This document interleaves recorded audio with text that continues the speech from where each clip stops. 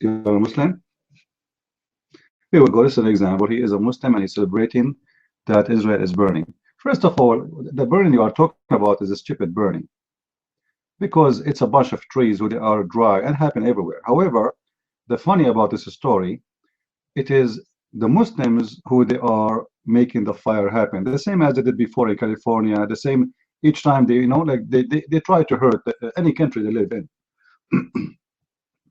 But my friend, I saw the Muslims saying that Allah is burning Israel because they forbid Muslims from doing Allahu Akbar. And then we find that they arrested more than 28 Muslim terrorists. They are putting fire in the dry wood everywhere. Same time, let us see. Threat has been detected. Oh boy, I thought I turned it off. Let us say, who is the one his country is burning? Everyone knows that the countries are burning are not our countries. It's your country, my friend. And please here, don't focus too much with the word my friend, because Muslims, they have no friends, as we know. Chapter 5, verse 51. But we are being nice, we use it. Let us see which country of Islam is not burning. Saudi Arabia, they are in war with Yemen. Yemen is burning, Saudi Arabia is burning. Egypt, Algeria, Libya, Tunisia, Somalia, Eritrea, Mauritania, Syria, even Turkey, Iraq, Afghanistan, Pakistan. I mean, should I continue forever? All your countries is in a chaos. And the stupid Muslims, they come to say, Allah is cursing Israel, my friend. He is burning Israel by burning some trees. What is left of your countries, my friend? What is left? I mean, seriously, millions of you are running away from your Islamic countries because it is nothing but a scam. It's a disaster. You Muslims cannot have your own country. If not America, all the Gulf countries right now will be burning. We are the one who protect you. The second Trump, he take his thumb out of the Gulf, Saudi will become ashes. Kuwait will become ashes, Emirat will become ashes, Qatar will become ashes, Iran will become ashes. All of you Muslims, you cannot live in peace. You have to kill each other. This is the fact. And the only reason for you to have peace right now for some countries, not all of them, because America have special interest in those countries. That's it.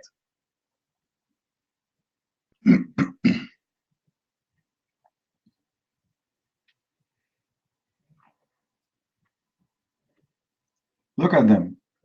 They say they are 1.4 billion Muslims, and they cannot fight 6 million country. A million, the inhabitant of this country is 6 millions. Isn't it amazing? Your God is very weak, my friend. Your God is potato.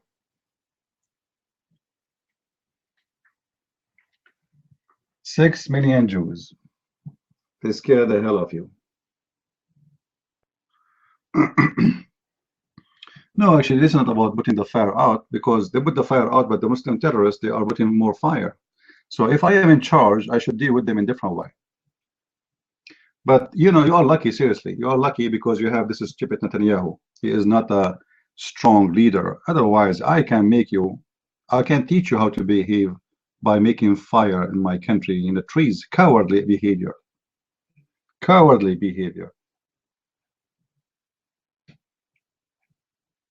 Give me Israel for 2 months. Give me the leadership of Israel for 2 months.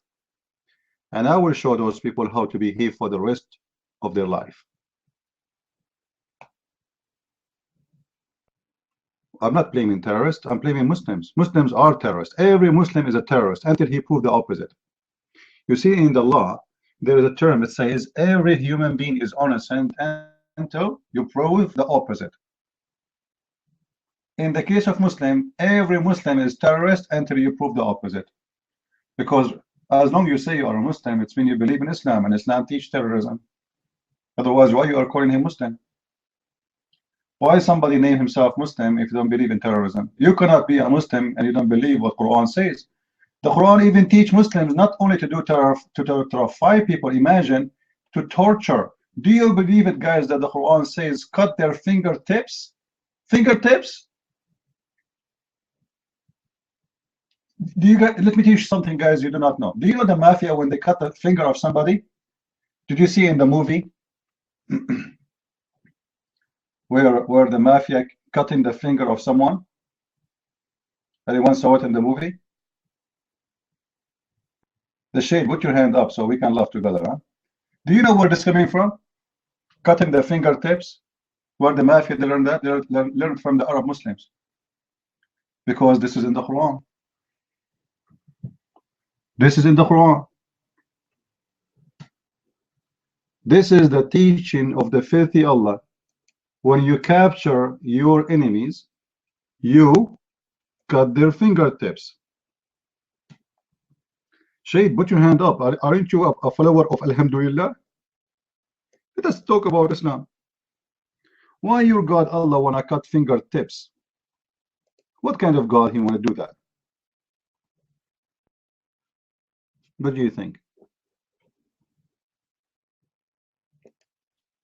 You know, the Muslims are complaining that the CIA, when they capture a terrorist, they put him in the water for some time, make him believe he will be drowned. But they don't complain about what Islam teach. When you capture somebody, what you do to him. You crucify him, you cut his hands, you cut his feet, you put nails in his eyes. After you put them in the fire, you cut their fingertips, you cut their neck. They don't complain about that. Chapter 8, verse number 12. The mic is yours, Mr. Shade. Go ahead.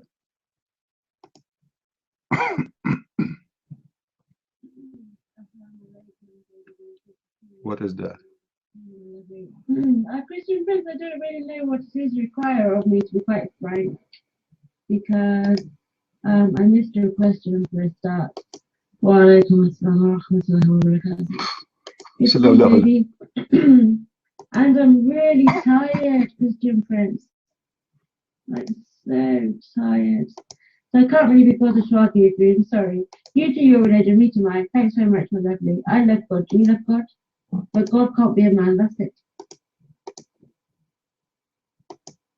Hello. Is it me you're looking for? This is a horny, rich woman who found a husband in the mosque. Nobody want to marry her, so she converted to Islam. And all what she learned about Islam, I have your religion, I have my religion, you have yours, you have mine. Nobody want to marry you. Is that the truth? And then a Muslim in the internet, he want to get a green card or want to come to England, he said, I will marry you even if he's 19 years old. I know the situation, trust me, I know. Now listen, you said to me, I have your religion, you have my religion, I have yours, okay? Don't you think this is stupid what you say? She is quoting for us from her prophet, the potato Muhammad. Muhammad, he have a chapter in the Quran. It says, oh, you believe, oh kuffar. I believe not in what you believe, and you believe not in what I believe, and you will not believe in what I believe, so I will not believe in what you believe, and you will not believe in what I believe, so we believe in what I believe, and I will not believe in what I believe, and you will not believe in what I believe, I will not believe in your belief. However, if you have your belief, I have mine. This is the most stupid chapter ever. The whole chapter is toward you have your belief, I have mine. Let us change the words and show you how stupid it is. Oh, you kuffar, I eat not what you eat, and you eat not what I eat, and I will not eat what you eat, and you will not do eat what I eat, so will not I eat what you eat, and you will not eat what you eat. However, I have my food, you have yours.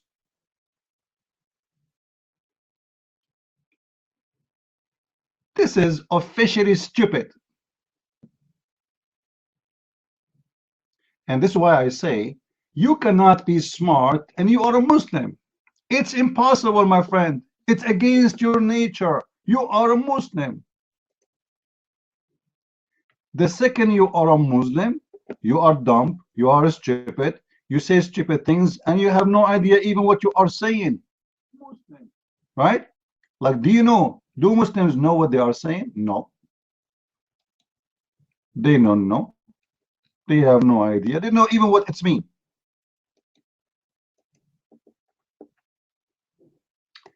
How are you, Night Barber? So, Night Barber, why your God Allah wanna cut the fingertips of the prisoners? What for? What is the benefit of cutting fingertips?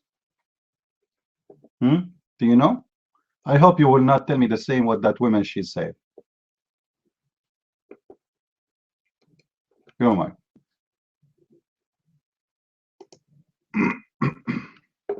It doesn't say you cut the finger of a prison.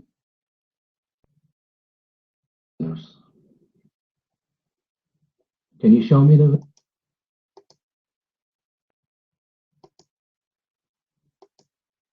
Abdul, what do you mean show me the verse? I just told you the verse. What's wrong with you? Chapter 8, verse number 12. The mic is yours. Go ahead.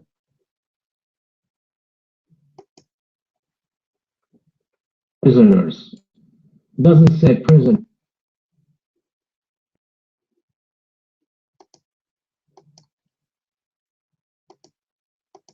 Let me show you the stupidity of Muslims. Guys, how many times I said Muslims are stupid by they are gifted. They are gifted. And what is the gift? They are stupid. I'm not insulting.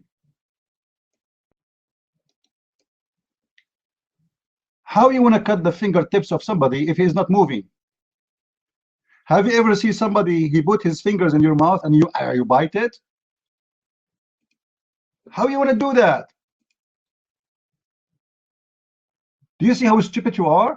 How you can cut the fingertips of somebody unless he is a prisoner? Huh? How you can do it? You're my.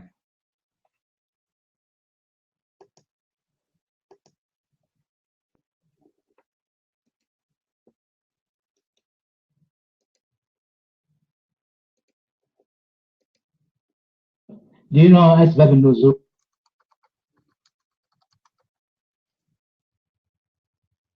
Do you know what the verse reveals?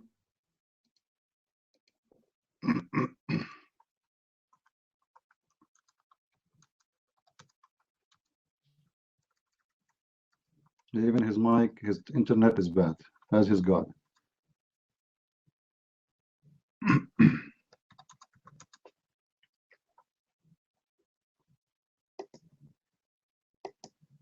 You know, Nightmare, I don't, it doesn't, I'm going to change the name of my room. I will make it Muslims are gifted with stupidity. You know the book of Asbab al-Nuzul? Sure, I know the book of Asbab al-Nuzul. Read it for me. Do you have a brain? How you can cut the fingertips of somebody if he is moving? You are in war, and now your sword will hit his fingertips? Why? He is fixing it in front of you. He says, okay, cut it, cut it. Do you see how stupid those people are? Unbelievable. Muslims are gifted with stupidity. I insist. They have a special gift, yes, but their gift is being stupid. The second you are a Muslim, the second you became stupid, and your stupidity is amazing. Beyond your imagination, my friend. And this is why I have difficulty to find a smart Muslim. Actually, a smart Muslim is mission impossible.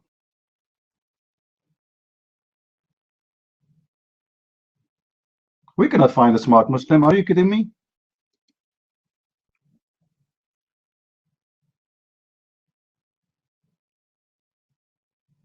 Once, just to give you an example of a smart Muslim, I told him, why you Muslims, you have your holiday is a Friday. He said, because it is after Thursday. What? Huh? Said, yeah, because it's after Thursday, so always after Thursday it's holiday for us. I said, I know. After, Abdul, I'm asking you why it's Friday, so we know what day it is. Why it's Friday?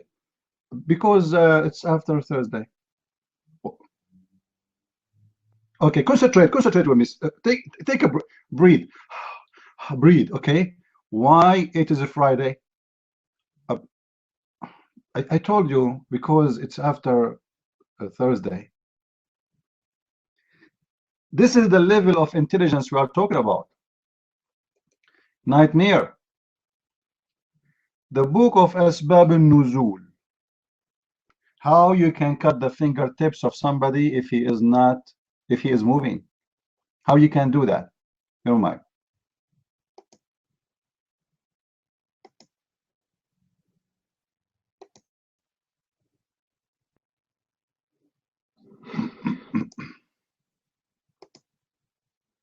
Okay.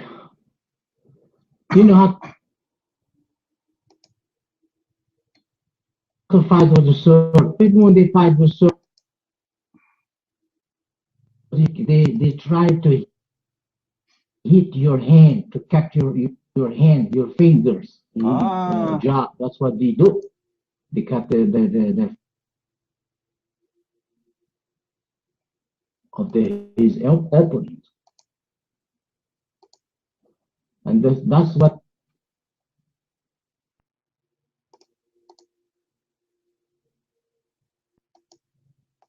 Guys, when two people they are fighting in the sword, his target is to hit your finger, not your body. He leave the huge body to kill, and now he is going to hit your finger. When I say to you Muslims are stupid by nature, I mean it. When you fight by the sword, you are going to hit his finger? What about his chest? Which one is easier to hit?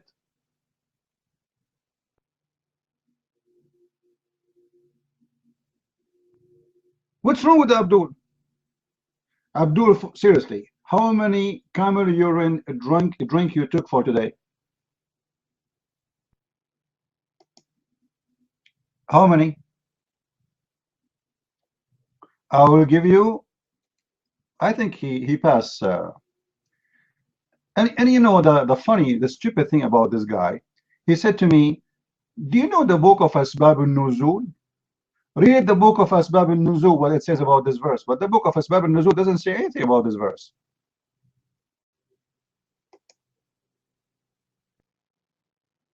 It doesn't say anything. This is the additional proof that he's stupid. I hope he will come back.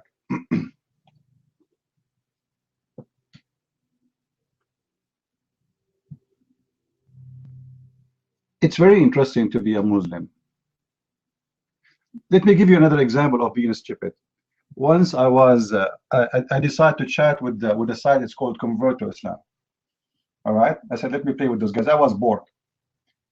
I was in the coffee shop waiting for a Christian minister. They will introduce me to other one. I will do a seminar in their church. Anyway, so I open my computer in the coffee shop and I start chatting with them and I ask them the question.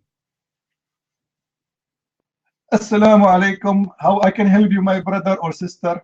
This is the Muslims right now. Remember, this is a site to convert people to Islam. They are doing missionary.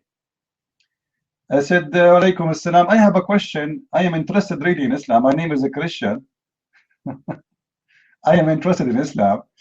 I have a question. She said, sure, my friend. Go ahead. May Allah bless you. Very nice, you know, because supposedly they want to convert you.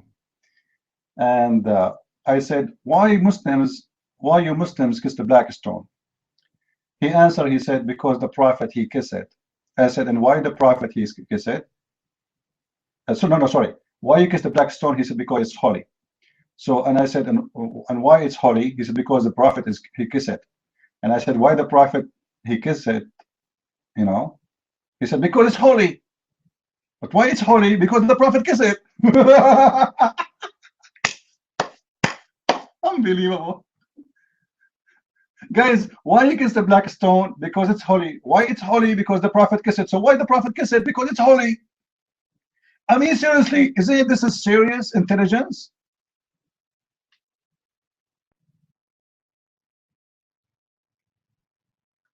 Those people, they have a serious intelligence. Their intelligence is beyond your imagination, my friend.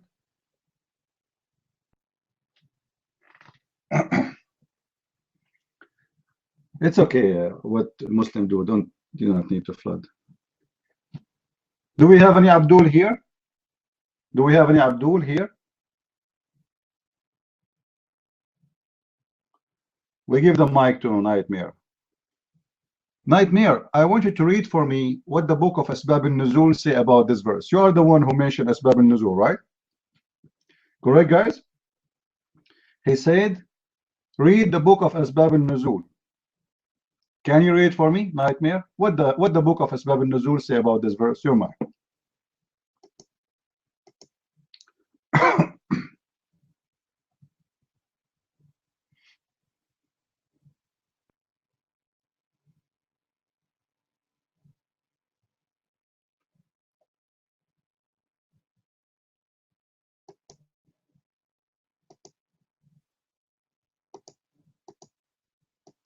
Barbar.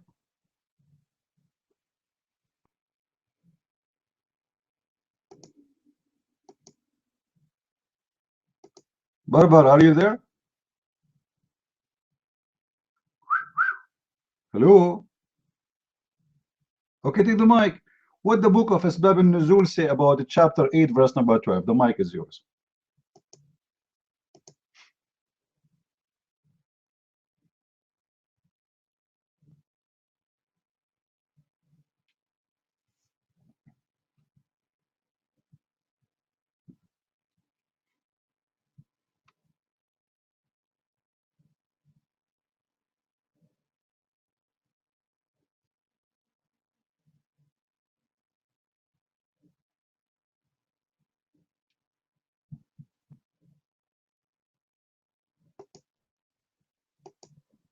Tatam tatam tatam tatam tatam tatam tatam.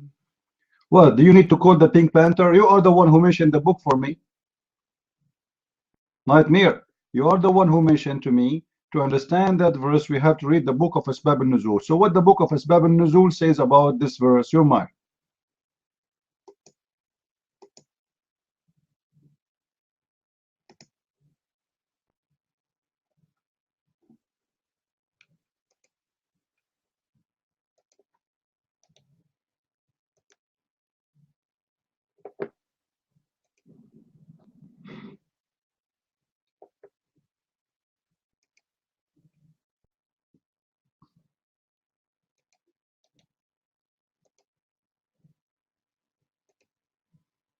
What's happening with this guy?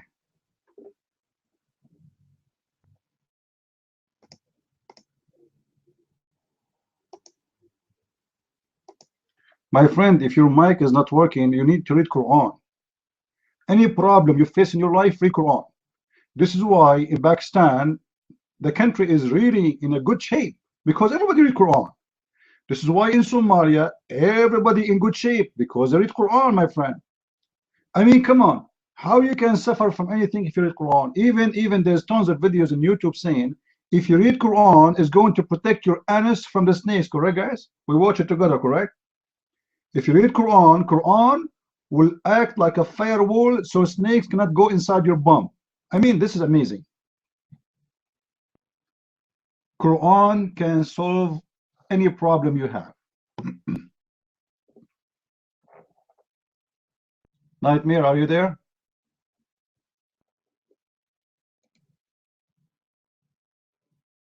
Who is a Muslim? Have a mic here.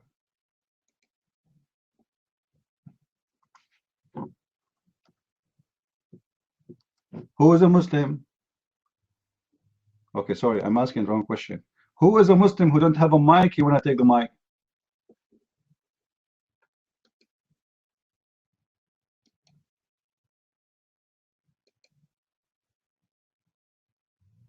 Anyone? I mean, seriously, guys, if you see those people in YouTube, you know, they are challenging me, they want to debate me, they want to torture me, they want to expose me. but we open our, I open my chat room almost three times a week at least, and I don't see them. I want to find the Muslim who wanna destroy me.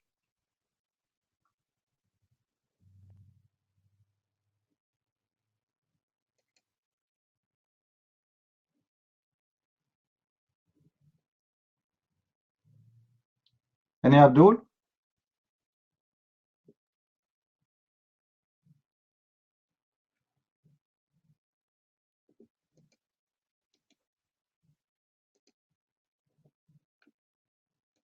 Any Abdul?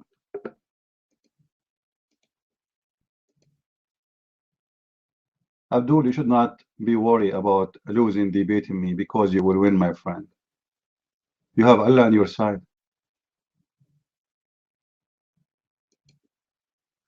You have Allah on your side, my friend. Like, come on.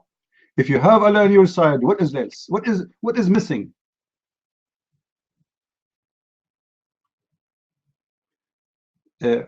Roughneck, don't use bad words in my room again as yesterday or the day before. Otherwise, I will bounce you again. Just warning for you. Be careful, huh?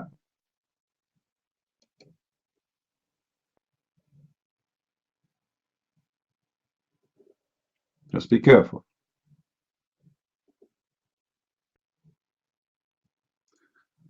Do we have any Muslim here?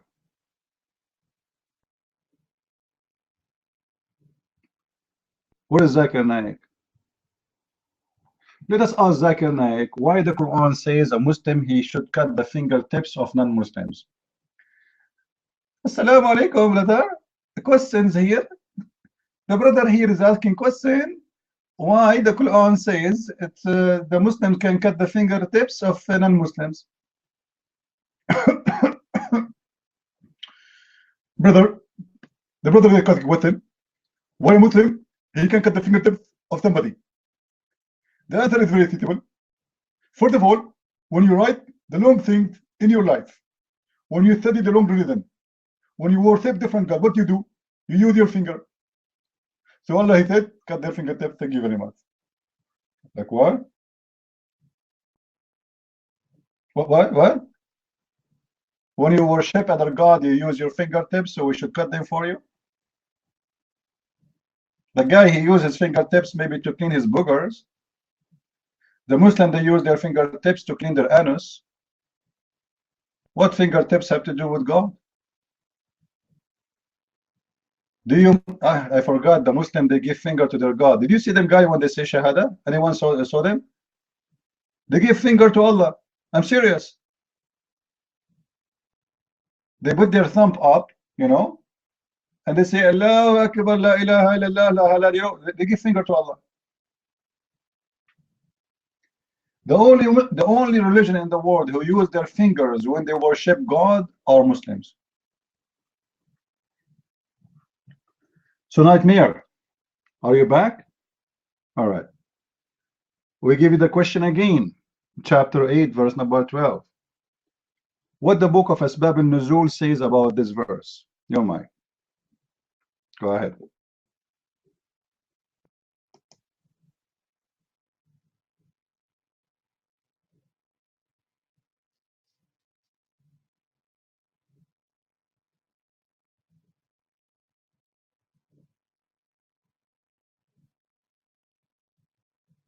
This one, Ibn Abbas says.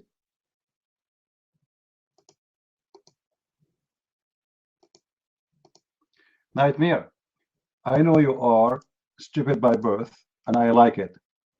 But this is not my problem, should not be my problem. You said you want to read the book of Asbab al-Nuzul. Aren't you the one who said to me, read the book of Asbab al-Nuzul? So before you go, Ibn Abbas, tell me what Asbab al-Nuzul says about this verse. You mind? Before you go to that one, what the book of Asbab al-Nuzul says about this verse.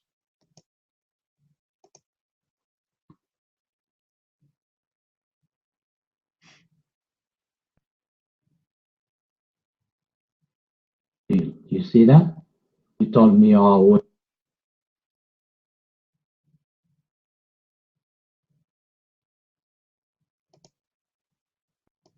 What?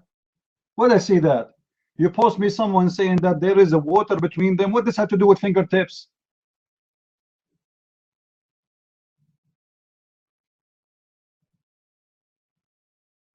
Are you crazy? Why you need to cut their fingertips? Can we have a Muslim? He have a mic is functioning.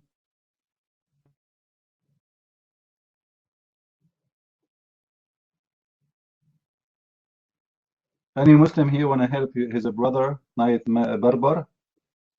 Barbar, what is the book of Asbab al-Nuzul saying about cutting fingertips? Tell me. I'm waiting for the answer. Your mic.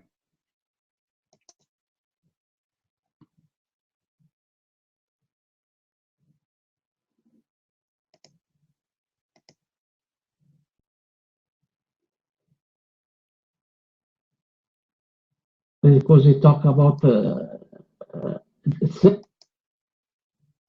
What?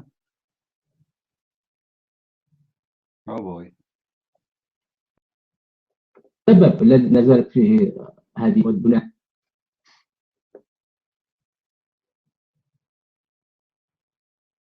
معركة بدر. That's part. You know, what do you think? This is We can't understand a word of what you are saying, and what you are saying is very stupid. We know it came because of a war, you idiot. But why you want to cut their fingertips?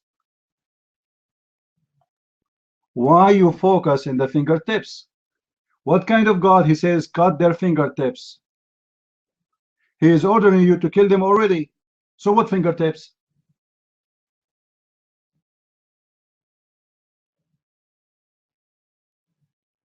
He's already telling you killing them, cut their neck. You see, cut their neck. So in ISIS they cut the necks of somebody. They are doing what the Quran says. Cut their necks. Now what fingertips have to do with this? Why you want to cut their fingertips?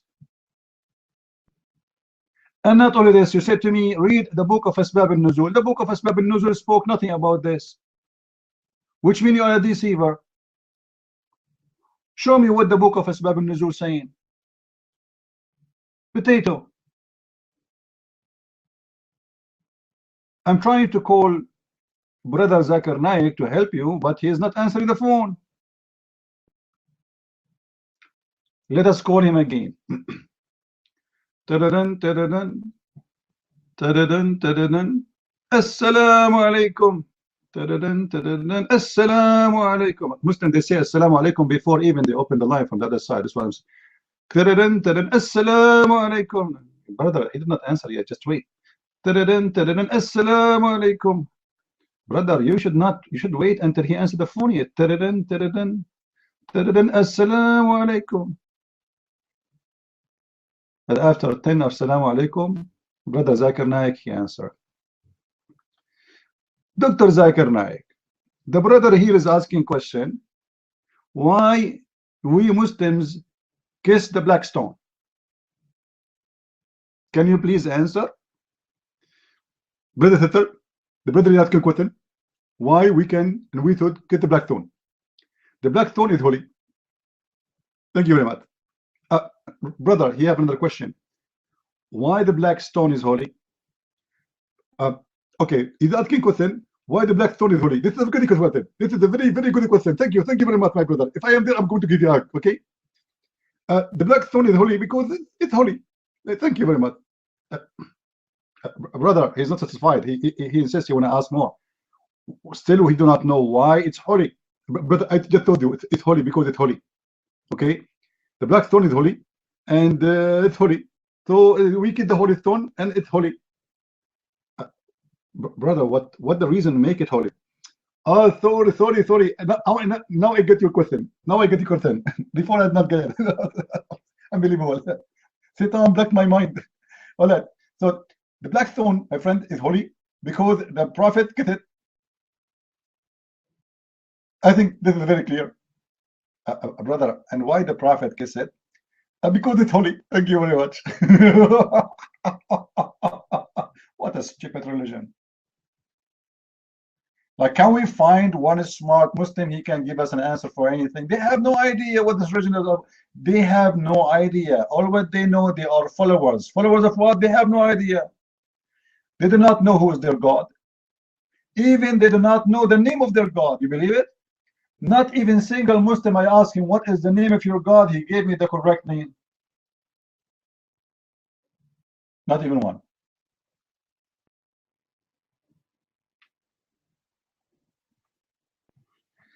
Let us hear what do Muslims know, want to say, and then I hope some Muslims will come to the mic and we will hear more of them. Please, guys, invite your friends, and if you are watching us in YouTube, don't forget to subscribe. And at the end of the month, Allah is going to give out versions, and I mean really versions. Okay, that's really versions. Versions, the one you cannot even imagine. I mean, big Turkey version. All right, go ahead. What Muslims know?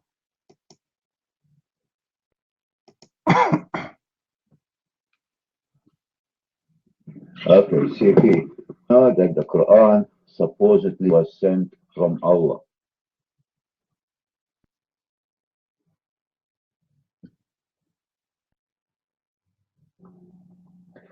And the Quran.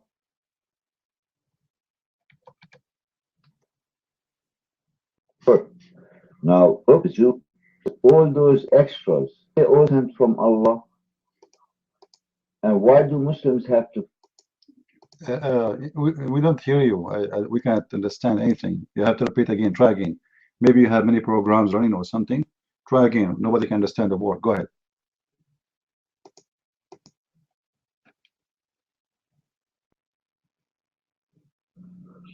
Okay, can you hear me now? Okay, my voice is good? Okay. Now we know that the Quran supposedly to be the true book of Allah. It's the word of Allah. That was the book that was sent to Muhammad. Now, Asbab al-Nuzul, Hadith, Tafsir, all those others, the other extras that Muslims supposedly and they should follow by, are they also sent by Allah? I mean, can they prove they are true as much as they can claim that the Quran is true? Michael Jews.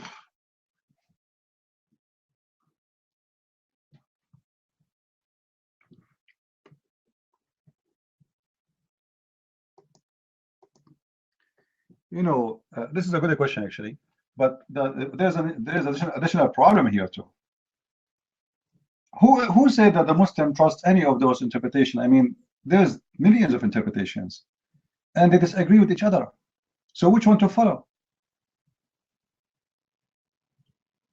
Like this will be a question to say if the Muslims have one interpretation or explanation for any verse, but they don't. And not only this, when a scholar he make interpretation, then another scholar he will make interpretation of the first scholar, because let us say he admit that this guy is his teacher. So as an example, the book of Sahih al-Bukhari, then the interpretation of Fath al-Bari of Sahih al-Bukhari, then the interpretation of Fath al-Bari of Sahih al-Bukhari, and then the interpretation of the interpretation of the interpretation of the interpretation, and after all the interpretation, nobody knows what they mean. Like, I wish even they know what it's mean. Do you remember the chapter, the one speak about Noon? Who remember Noon? Anyone remember Noon? The chapter Noon. The chapter Noon, just to give you an example, all right? Not like exclusive. It's an example. When we ask a Muslim, Allah, he says Noon. What Noon mean? We go to the interpretation. We go to the interpretation because supposedly we will understand what Noon mean in the interpretation. And look what we will find in the interpretation, my friend. Hold on. I will make you dizzy. When you read this interpretation, trust me, I will make you dizzy. Hold on. If you are a Britnet, please sit down on the floor. because seriously, you will get dizzy when you read this interpretation. Just one interpretation. I'm not going to read the rest. Just one interpretation. Oh boy.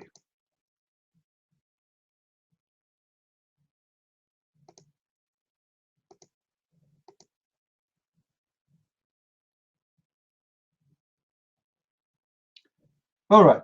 This is the interpretation of Ibn Abbas. A nightmare. He loved Ibn Abbas.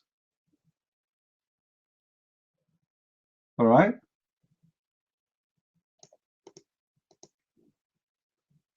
Let us read together what the interpretation of Ibn Abbas say about a letter. A letter.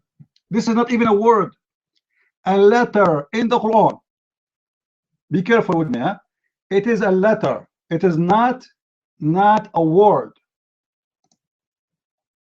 And from the derivation of the authority of Ibn Abbas, which is the cousin of Muhammad, the highest authority of Islam, all right, he said, regarding Allah saying Noon, Noon, he says, Allah swear by Noon. Allahu Akbar, he swear by Noon.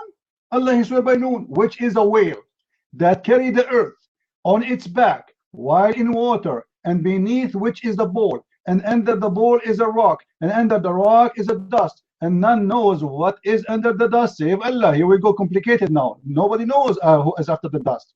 The name of the whale is Luish, and it says his name is Lotaya, and the name of the bull is Bahamut, and some they say the name of the name is Telahut or Liwana. The whale is in the sea called Adwad, and it's like a small ball in a huge sea. The sea is a Hollywood rock whereby there is 4,000 cracks, and from each crack water spring out of the earth.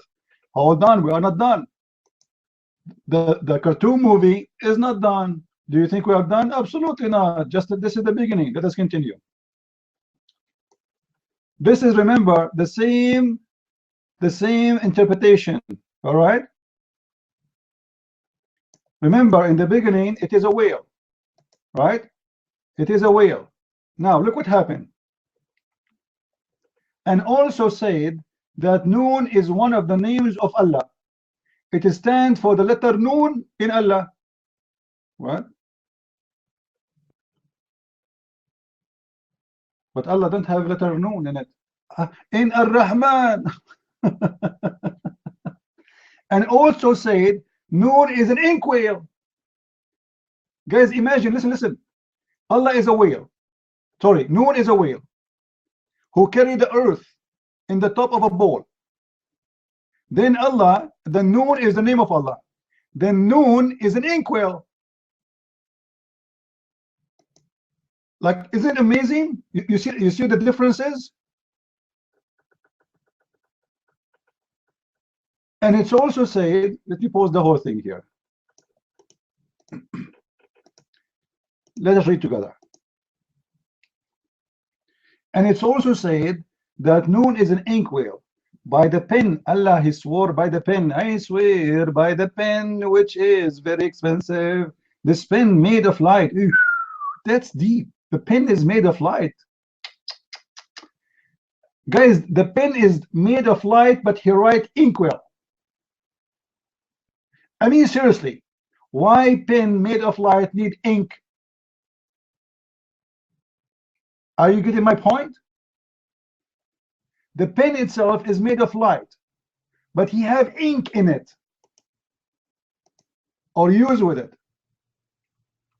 I know laser pen, they don't need ink at all. They can write without ink, my friend. Let us continue. So Allah, he swear by the pen, and Allah, okay, the pen is made of light, and it is the height of equal the distance between the heaven and the earth. Eesh. How big this pen is. Guys, do you see how big it is? This pen, which Allah, he write with, for sure Allah is big. Come on, Allah Akbar. What Akbar mean? Allah mean bigger. So the pen is so long. It's exactly the same distance between the earth and the heaven. Why you need it so big?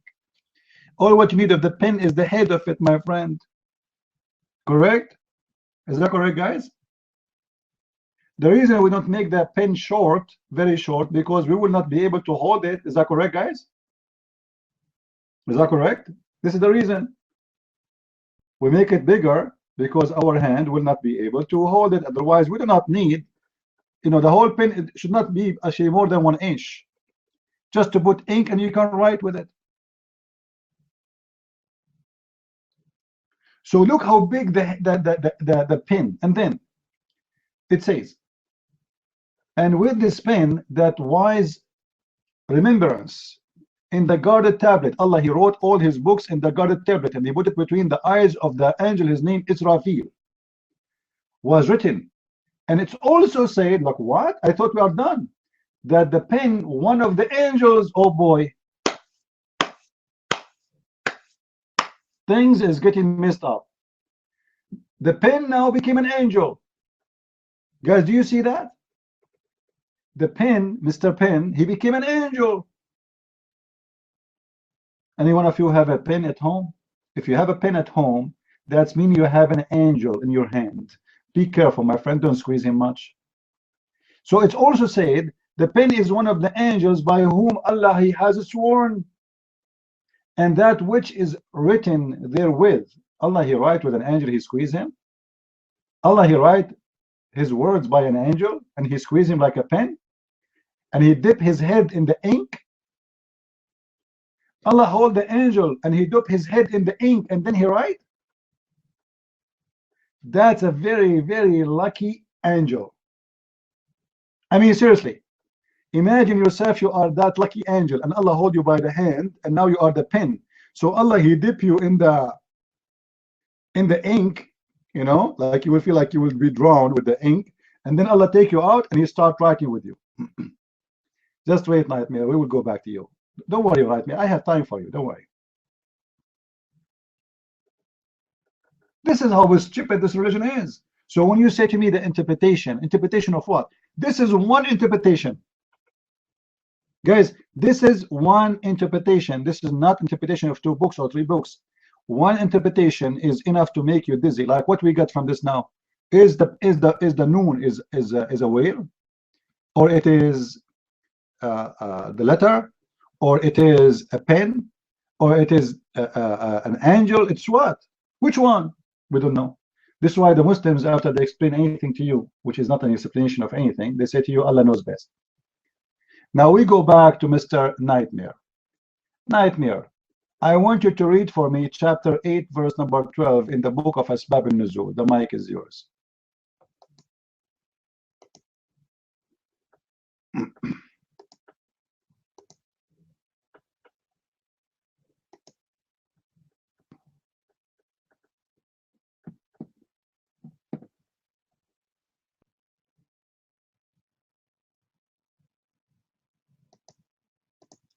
Guys, just to show you how stupid this guy is, he went and he came back to post for me that it says that cut their fingertips mean cut their the ends. Well, this is the thing, fingertips, you idiot, isn't it? And why? The question why? Can you find me one smart Abdul? The question why you need to cut their fingertips? Why? You are cutting their necks already. They are dead.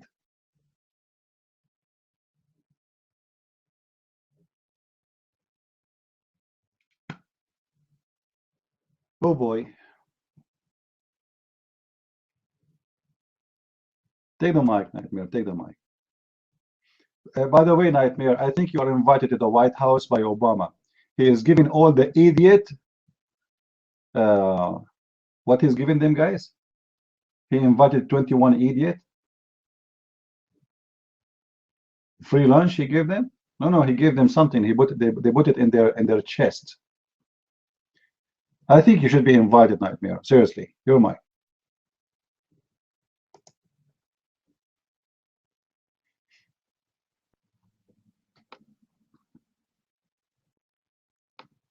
Anytime I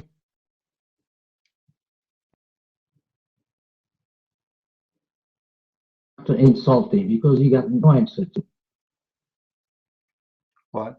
This is war. When the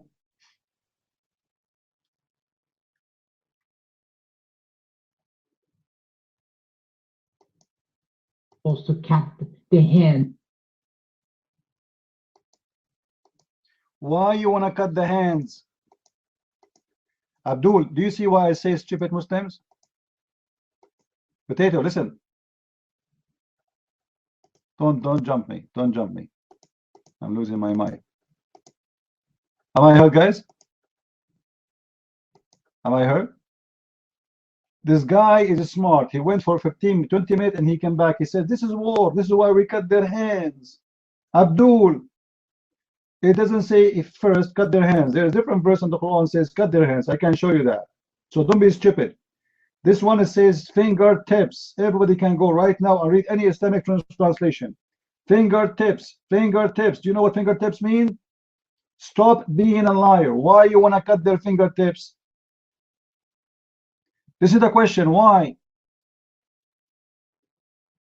Either you are cutting their fingertips after you kill them, or you are cutting their fingertips after you arrest them. Otherwise, you can't cut fingertips of anyone. So he come back to say to us, this is war. We know it's war.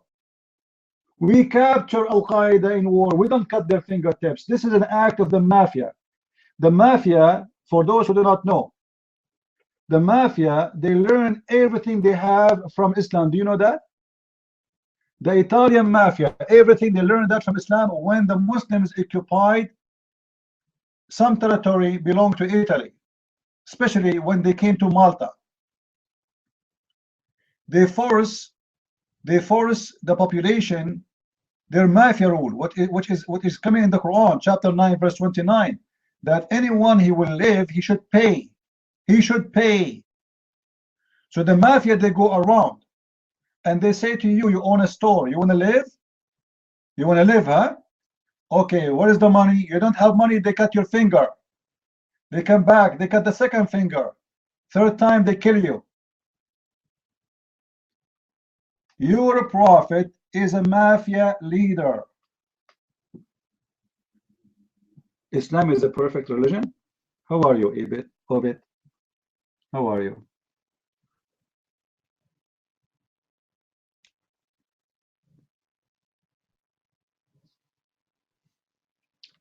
Nightmare is showing you how stupid he is. He is saying that Allah, he ordered to kill to hit the kuffar in their neck and to cut their hands and their legs. This is what we are talking about. Your God is a filthy God. You killed them. Why you want to cut their hands? Why you want to cut their legs? Why you want to cut their fingertips? Your God is a hateful God. He enjoys torture. Okay, I'll give you the mic. Your mic. Let us see.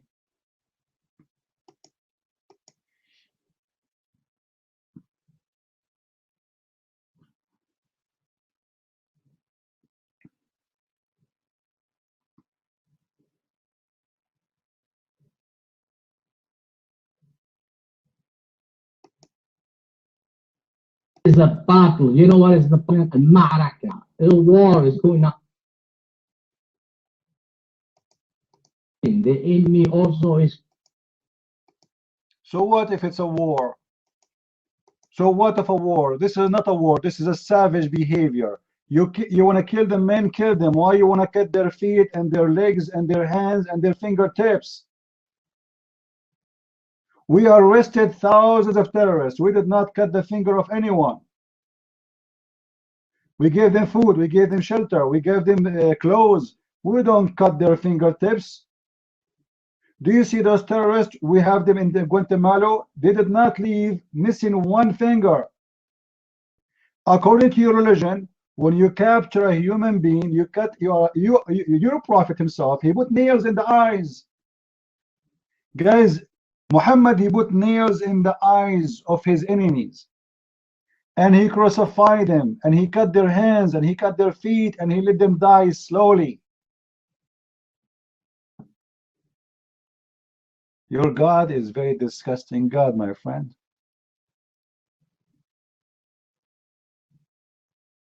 No, we don't do that during the war. This is a lie. We don't do that. We don't do that. Nobody do that. This is a torture. This is not a war, no more. This is a person, you have him handed in your hand.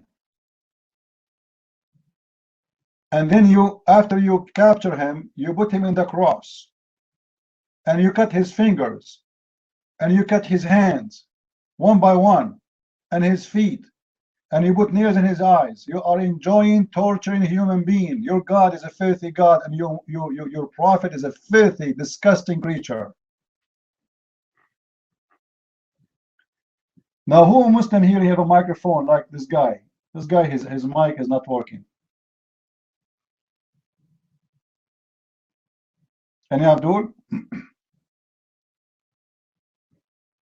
Well, you know, nice. When you say Muslims, they use their anus to hide the pump. Well, this is invention, my friend, and we are not against invention. I mean, seriously, think about it.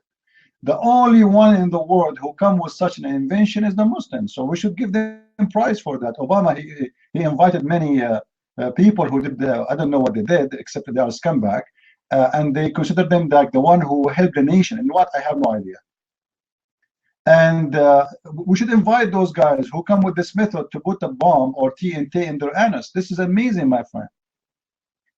Actually, there's a fatwa that a man, he can if a man, he can if a man, if the purpose is to extend his anus so he can put some TNT or C4 in his anus so he can do jihad. It's halal.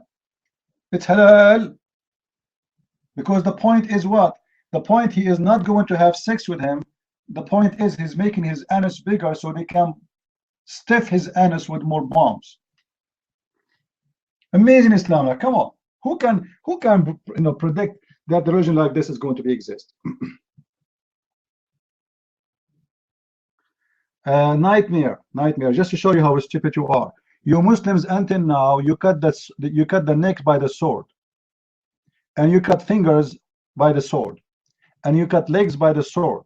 So this is not for the time of Muhammad. This is for every time. So stop saying what you are saying. Secondly, if you want to kill the person who is fighting you, fine. Why you are cutting his fingertips? And why you are cutting his feet? Why you want to do that? Why you want to put them in the cross? Why you want to crucify them? I will give you last chance to talk the mic, because each time you take the mic, we don't hear you. Go ahead, try again.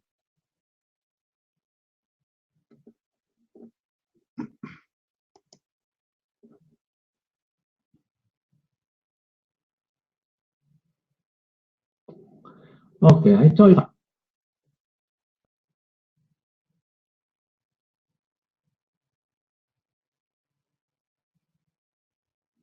Sword we have to cut.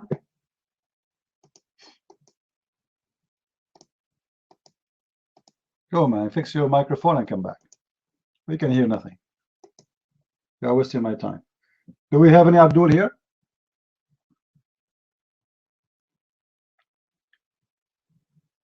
Muslims are people of hate. Even when they capture a human being, they don't just kill him. They enjoy torture. And by the way, torture is a sign of illness. It's not a sign of healthy brain. I understand you have an enemy, you wanna kill him, he wanna kill you, whatever the reason is. But when you start torturing, it's mean you have illness and you are full of hate. It's not going to satisfy you that you killed your enemy. No. Before you make him dead, you need to satisfy your hate. This is why the Quran speaks about satisfying the hate. As an example, the Quran speaks that when you are torturing them and killing them, Allah will heal the hate in your chest.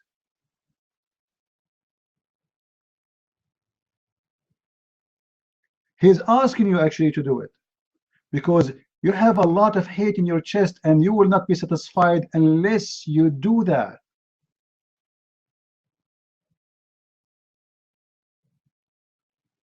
This is what Islam is about, my friend.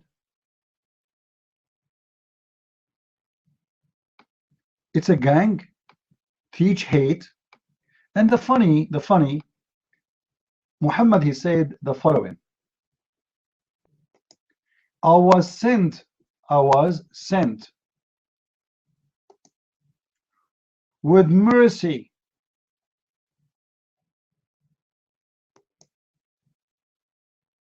by the sword.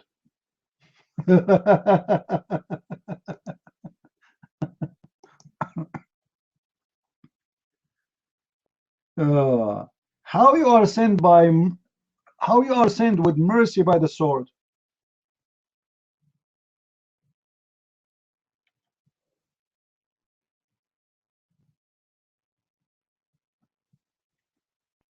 He sent with mercy by the sword, which means Muhammad is saying to you, I am being merciful by killing you and torturing you, because Muslim, they will say to you, you know, when you do that, you are getting blessing of making the Muslims happy. Even you are a bad person, Allah is happy right now. He saw that your blood is shed. He saw the Muslim is happy, cutting your fingers, cutting your parts, cutting your testicles, cutting your balls, cutting your fingertips, cutting your feet, cutting your hands. Allah is happy. Let me show you the hadith.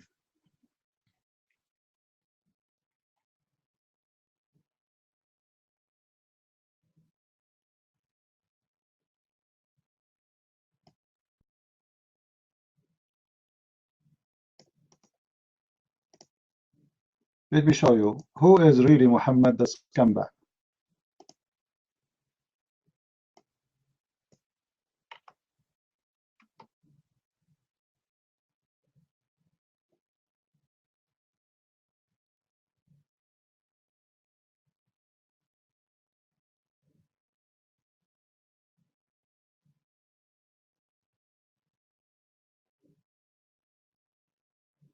Let's see, I'm just looking for the hadith in English so you can read it in English.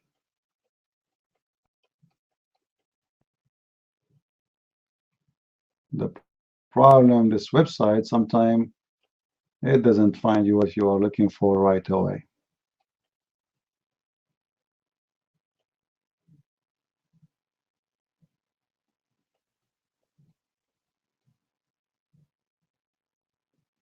Anyway, if I find it, I will post it for you in English. So Muhammad is saying,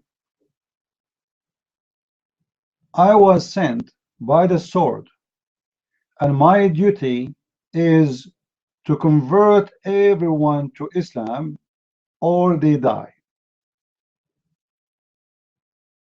Or they die.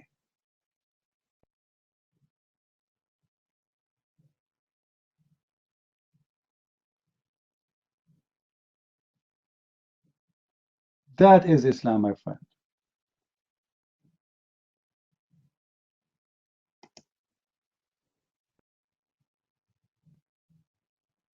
Do we have any Muslim here? You have a microphone which works.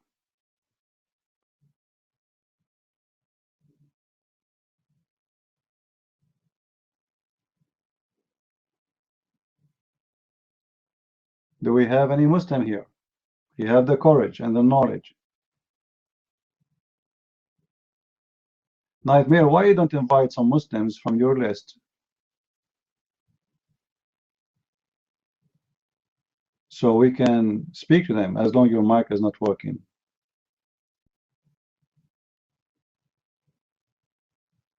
Guys, those people are at war with Muhammad. Well, let me tell you something, Mr. Abdul. Anyone don't accept Islam, he is in war. So Muhammad, he want to kill them for no crime. For no crime. Just they don't want to accept Islam. They are in war with Muhammad. So what war with Muhammad mean? What do you mean war with Muhammad? All your crime is you don't want to believe in this prophet.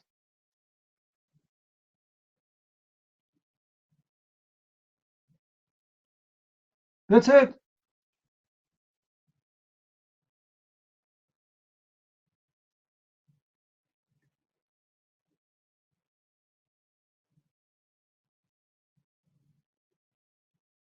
As an example, there's a tribe, Bani al-Mustaliq.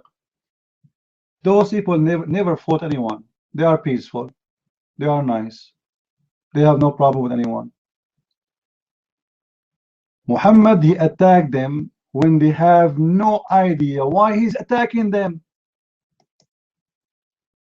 And he stole their money and their jewelries and their women and their children. And he slaughtered all the men who can fight. Let's read this. This is from the Muslim books, not from my books and not my translation. Let me make the text bigger so everybody can see it.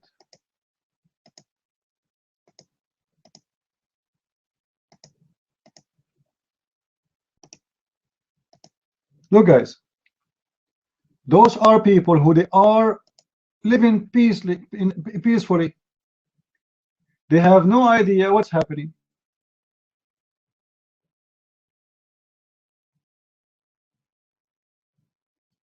He attacked them when those people, they are feeding their animals,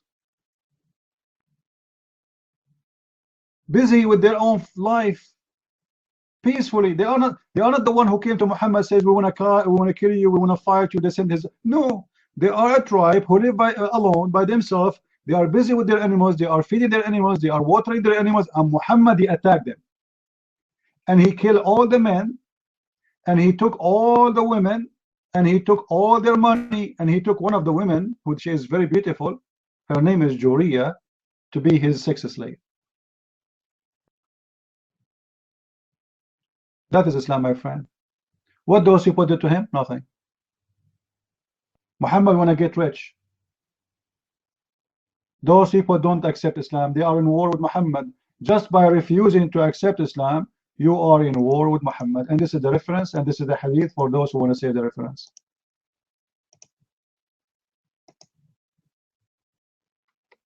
So when a Muslim, he says to you, this is in war with anyone who don't accept Islam, he is in war with Muhammad.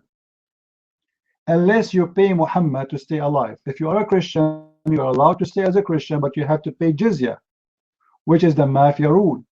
The Muslim, in their false translation, they say to you, jizya is nothing but a tax. That's a big fat lie.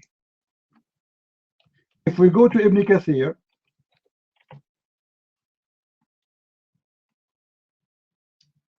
interpretation, Ibn Kathir is a very high respected scholar between all the Muslim Abdul, just to let you know.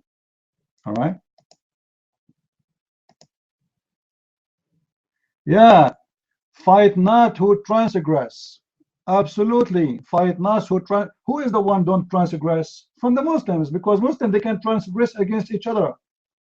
Same time, you idiot, that verse contains speaking about those who don't believe in Allah, those who have a treaty with them. And in the chapter of At-Tawbah, Allah, he said in At-Tawbah, wash your hands from all the treaties. Muhammad, when he was weak, he signed a treaty, peaceful treaty. Says, okay, you know what? You don't attack us, we don't attack you. But then Muhammad, he washed his hands from the treaty. Isn't it your God who washed his hand from the treaty, nightmare? Yes or no? Who is the one who washed his hand from the treaty of peace? With those who don't want to accept Islam, which Muhammad is attacking them with no justification. Tell everybody in the room, who is the one who canceled the treaty? Your mind.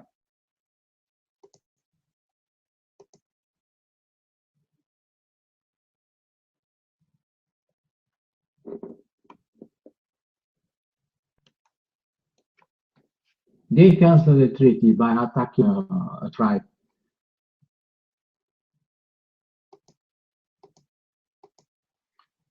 You want to take a challenge? Open source At-Tawbah right now.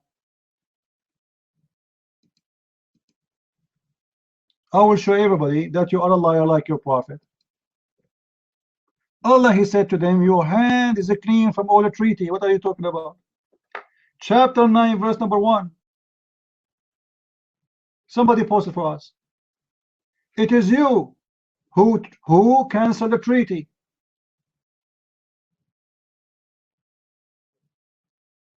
Why you are lying? You might. Can somebody post chapter 9, verse number 1? Thank you. Do you see it? Why you are lying? You do not need to cancel the treaty if somebody is attacking you anyway. Automatically it's cancelled. The one who is canceling it is Allah, because Muhammad now is strong. He made a treaty when he was weak, until he gathered his army and get stronger, and he attacked and he slaughtered them.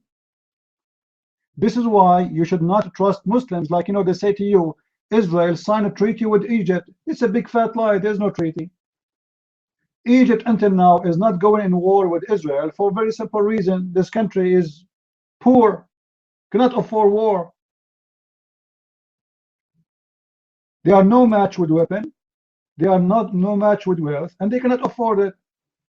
This is why they signed the peace of treaty, but they don't believe in peace. Every Muslim in Egypt, he believed that Israel should be burned alive. And this is why right now, if you go to Twitter and search for Israel is burning in Arabic, the Muslims are celebrating the fire in Israel, including those who have a treaty. Jordan, Egypt, even the biggest friend of Israel, the one who claimed to be a friend, Qatar, which is the #1 enemy to Israel.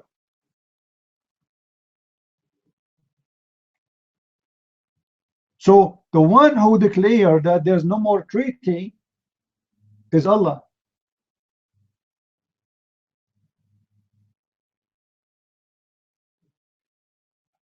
Anyone want to have treaty with Muslim, he must be stupid, mental.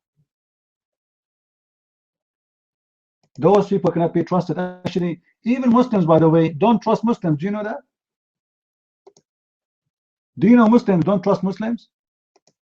Even when it's come to their money, they don't put their banks in Islamic banks. They go and put it in Europe. Only stupid Muslim, he trusts a Muslim.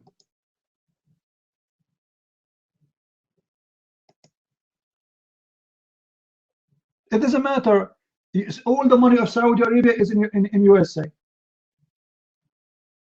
They don't put it in imagine, guys, the king, he owned the bank. He don't trust his own bank.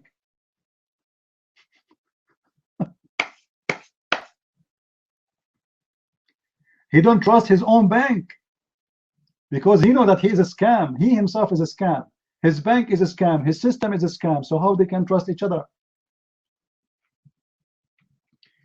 Just to show you how much you can trust Muslims. Do you know who killed the grandsons of Muhammad? Do you know? Anyone have an idea? Who cut the head of the grandson of Muhammad? Muslims.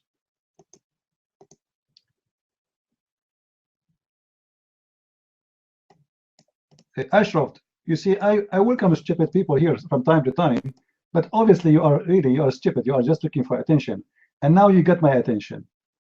You're in my ban list. We will never see you here again. Say hi to Allah, okay? Here we go. I just added you in the ban list. I understand in this program there's a lot of people, they are on medication. I understand, but don't exceed the limit of stupidity. Get out of here. Next time, don't come here without your mom.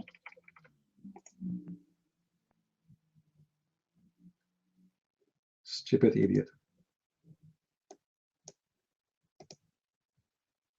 The grandsons of Muhammad, they were killed by Muslims. Do you know what they did to them when they killed them? Anyone knows? Do you know what they did to the grandsons of Muhammad? They cut their heads and they put it in a stick and they were playing billy ball with it. Those are the grandsons of the Prophet.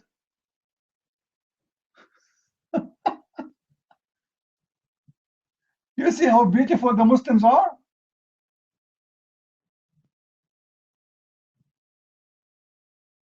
Nobody is safe from their hands.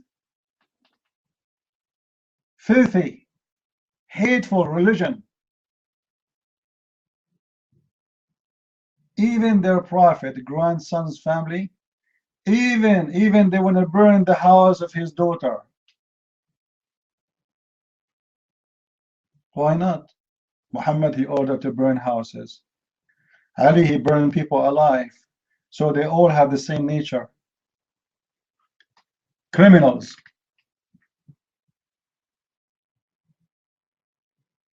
Criminal God with a criminal followers, with a criminal prophet, with a criminal book, with a criminal and hateful, disgusting rules.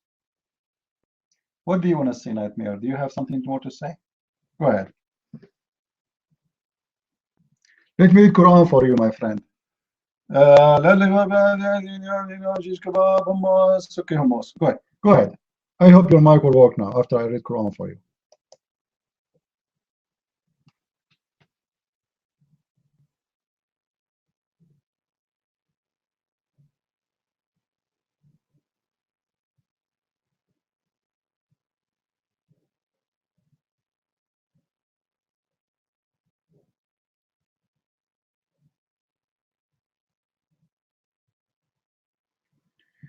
Oh boy.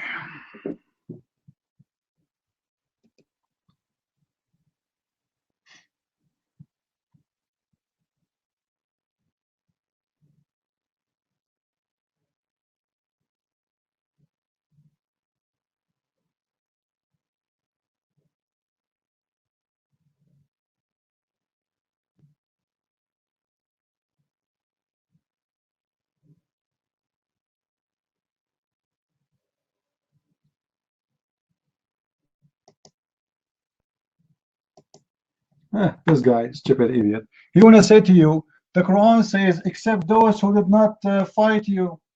You know, the treaty is cancelled with those who fought you. This is a stupid lie, because simply read with me, Abdul. Read with me. None of the disbelievers fought Muhammad. And this is my challenge for you. Who is the exception? Who is the one who was not included in the fight? Nobody. They fought everybody. And nobody attacked them.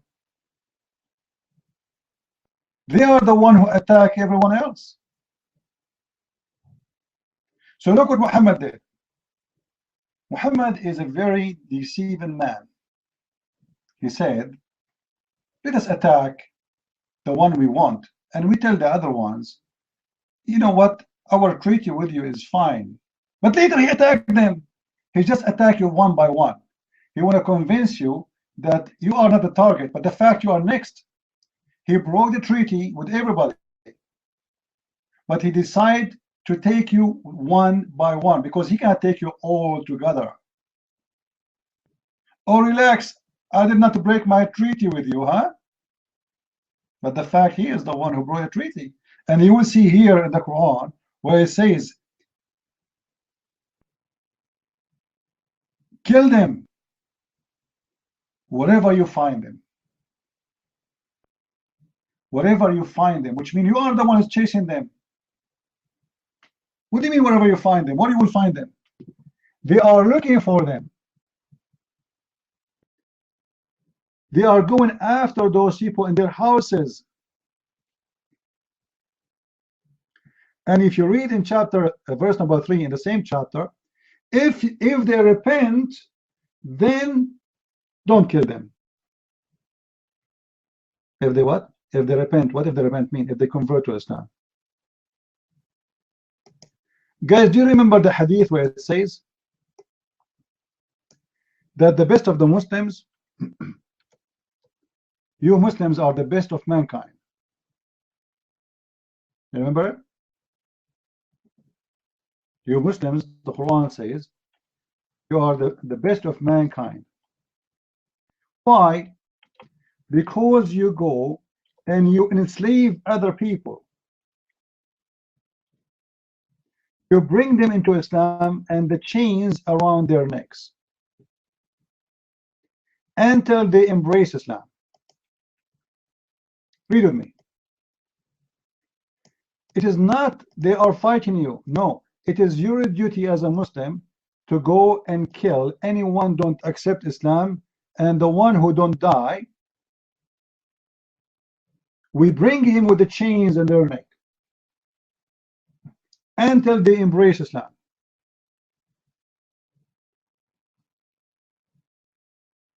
Do you see it? You are the best of the people ever raised up to the benefit of mankind. Chapter 3, verse 110. The best for mankind are those who bring them, which mean the kuffar, the non-Muslims, with a chain around their necks till they embrace Islam. So what is the best? You know who said that? This is Abu Hurairah, he's saying that. And Abu Hurairah is the one who report what your prophet said. He's not saying his own.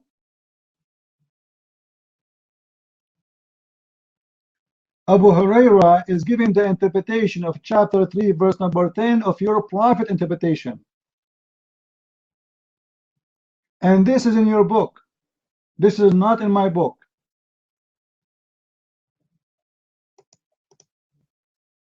Hold on. Open. This is coming from Al-Bukhari. So why you Muslim don't say to him you're wrong? Guys, this is written in their book. How come they have it there if it's wrong? Are you saying this is wrong and you have it in your book and you don't have a problem with it? Why you put it there? You Muslim learn from the wrong? But because this will expose your religion, now you are saying, oh, this is not the prophet saying that. It was the prophet saying that for the last 1400 years. Right now, it's not the prophet saying that.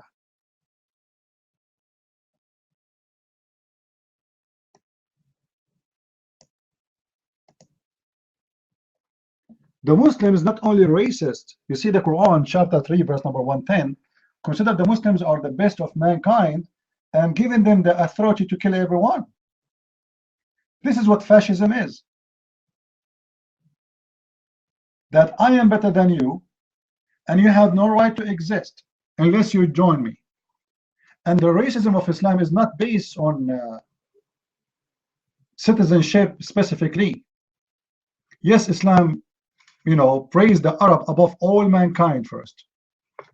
You see, Muhammad, he said, the best of mankind is the Muslims.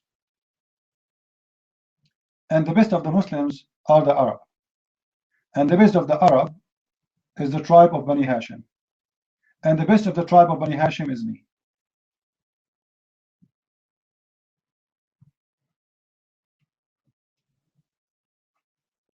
Islam is based on racism as ethnic, yes, but Islam cover all races with one coat, that is the cult of the religion of Islam.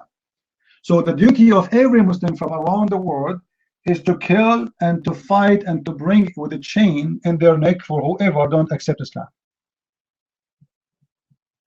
Anyone don't accept Islam, we have to bring him in the chains in their neck. Just yesterday, they attacked a Christian Catholic nun house for old retirement place, and they slaughter the Muslim terrorists. They slaughter an old Catholic nun for no reason, 75, 80 years old. You believe it? This is how disgusting they are. You bring them, you give them food, you give them shelter, and then they want to kill you.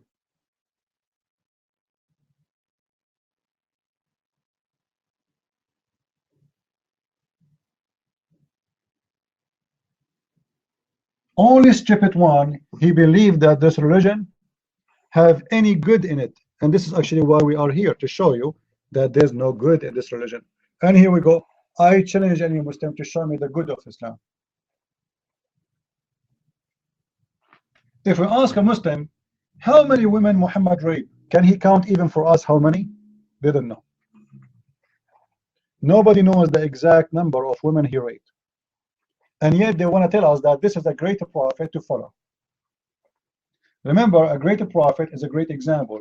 Great example mean we can rape women too.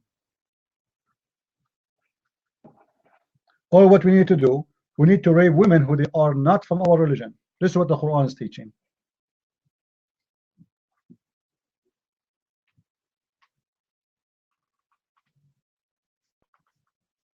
Look what he posts for us, this idiot, in Arabic. He says, you are the best of people of mankind because you order others to obey Allah. This is what Abu Huraira is saying. You have to order order. Stupid idiot, nightmare. You have to order others, not to preach to others. You have to order. How you can order? How you can order others to do something, to worship Allah or to follow Allah or to obey Allah? How you can obey? How you can ask people to obey Allah without saying the word order?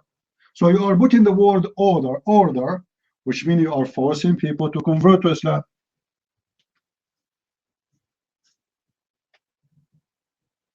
Right?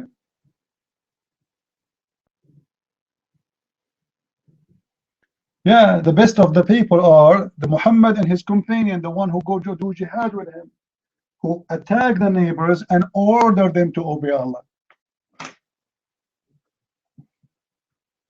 Do we have any Muslim here? You have a microphone.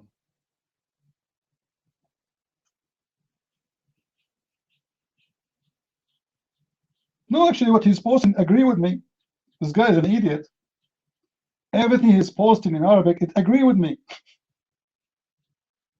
He is saying they order the non-Muslims to obey Allah. How you can order them?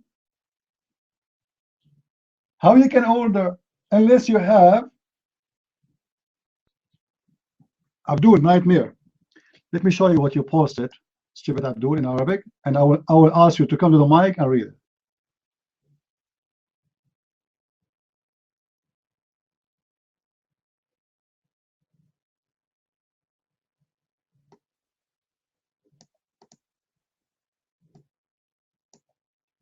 This is your last post, right?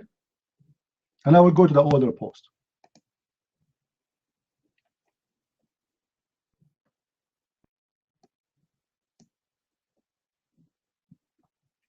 Does it say that the Muslims, they should obey Muhammad and his companion? Yes or no? Nightmare. Does it say that? Yes or no?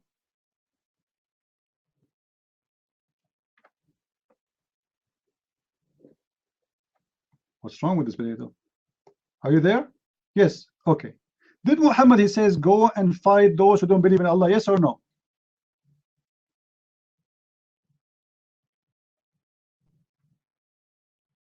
Did Muhammad says, what do you mean where?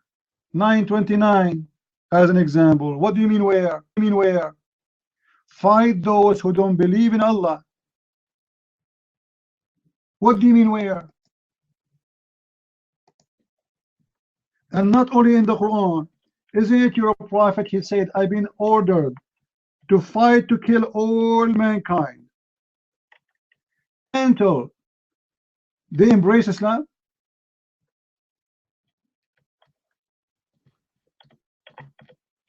Let me show you the hadith in English too. So you need to obey Allah and the companion of the Prophet. Okay, how you obey them? By forcing Islam, by doing what Muhammad message says to you. They've been ordered to fight all mankind and kill them unless they convert to Islam. Here we go. This is the statement of your prophet, the scumbag. Let us see what it says. Now don't tell me this is Abu Huraira. This is your prophet talking. Not to non-Muslim, yeah, not to non-Muslims, yeah. Look what it says. The Messenger of Allah said, I have been commanded to fight the people, which means all people. Tell. They testify, and there is not, okay, and the Muhammad is a slave and his messenger. And they establish salat. They have to pray. Not only they have to say shahada, no, they have to pray. And they have to pay the zakat. They have to pay him money. And if they do this, their blood and their life and their property are secured. So what the condition is? To fight the people, you idiot, the people, mankind. It says, أُقَاتِلُ النَّاسَ جَمِيعًا النَّاسَ جَمِيعًا, all mankind. Idiot, liar. أُقَاتِلُ النَّاسِ, what does الناس mean? Human being. all human beings. أقاتل الناس. حتى I've been ordered to fight a human. The human. الناس. What الناس mean? What الناس mean? Take the mic. Take the mic. Tell me what الناس mean. Go ahead.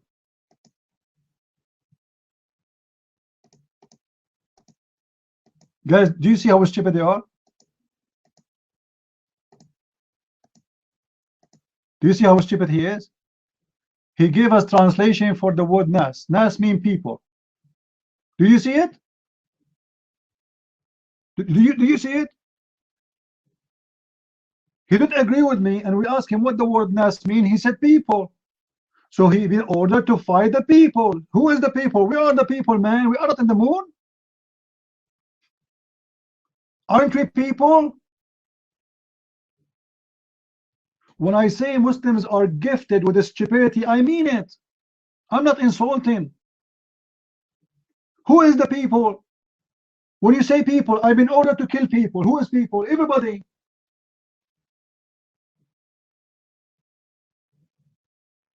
Every community. He said people. Stupid. People are mankind, you idiot. Unbelievable. So people are what? People are chicken? When you say I've been ordered to kill people, who are they people? Who are they? Okay, come to the mic and tell us who. Who are they, the word people? Your mic.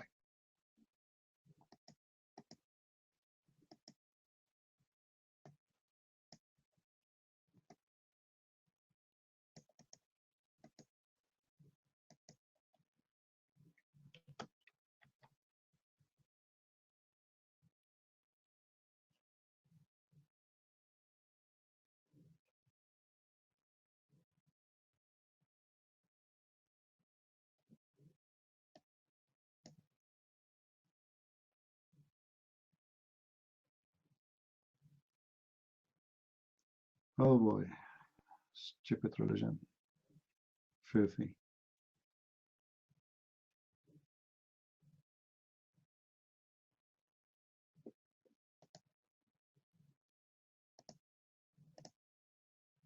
What a stupid religion.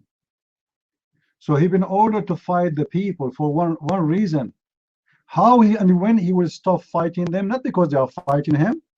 This is to prove all the lies when they say if they fight me. Islam is in war with everybody unless you accept Islam. This is what Muhammad's saying. I've been ordered to fight all mankind, the people, until they accept Islam. And not only that, they do the prayer. And not only that, they pay me the money. And not only that, they slaughter what we slaughter. And not only that, they pray as we pray. And not only that, they obey the law of Allah. And then, and only then, I will stop killing them.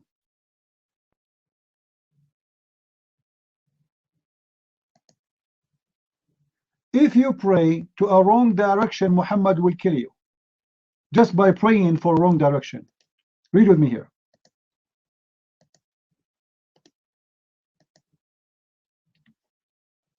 The Prophet said, I commanded to fight with men.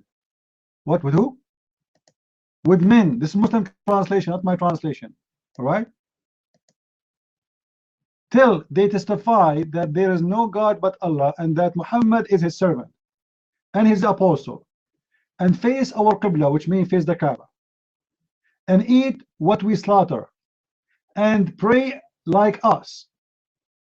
When they do that, their life and their property are unlawful unless and except if they disobey the law of Allah. So if you do all those things, I will not kill them. So how you can save and secure your property? You have not only to convert to Islam, you have to pray like Muhammad. Same direction, same movement, same words. Not only that, you have to eat the same sandwich Muhammad he eat, same food he eat, same what he slaughter. You pray like him, you fast like him, you obey Allah, but not like him, because Muhammad never obey Allah, remember. And then and only then Muhammad will not kill you. What does that mean? The scumbag Muhammad saying, I'm going to kill you all unless you convert to Islam. As you see, he didn't say, I am ordered to fight those who they are fighting me. No. The only reason to fight you, that because you are not accepting Islam.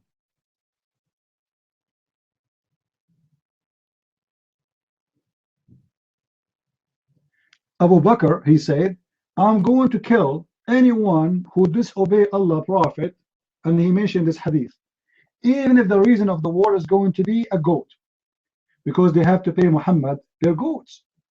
At that time, not everybody had money. So they go, let us say you have 10 sheep. They say 10 goats, they take a 1 goat from them for Muhammad. So even if someone, he refrained from giving us the goat, we will kill him.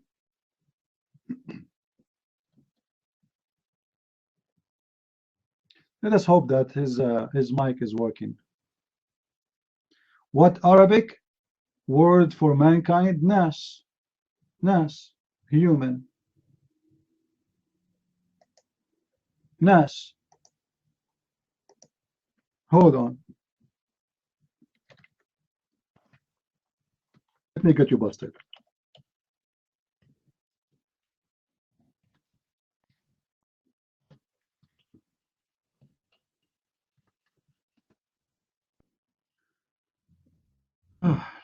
Let me get you busted, Abdul. Hold on.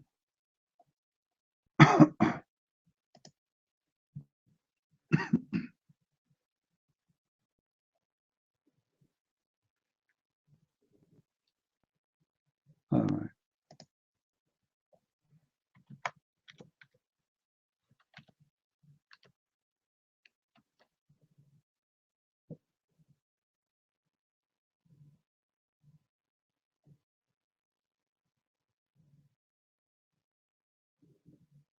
Guys, this is the Arabic Islamic Dictionary, Al-Ma'ani.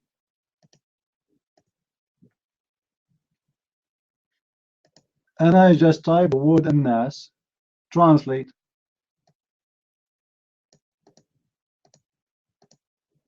All right.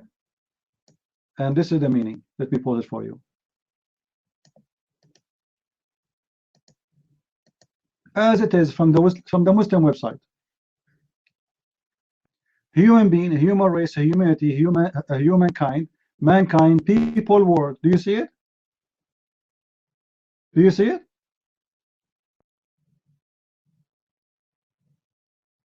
This is Muslim website. Human being, human race, humanity, humankind, mankind, people, the world. Apologize for lying, nightmare. You're mine.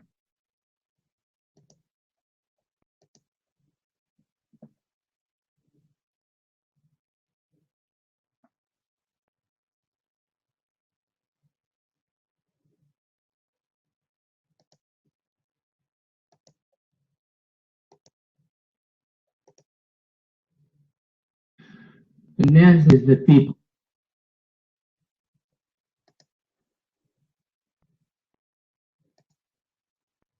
That's wrong. Guys, the Nas is the people. This is what we are saying. The people, people. You stupid idiot. People mean mankind. You idiot. Supposedly now he's fixing it, but he make it blind. Well, your Islamic dictionary, this is Abdul, isn't this is the same website you gave me the other day? Isn't it, this is the same website?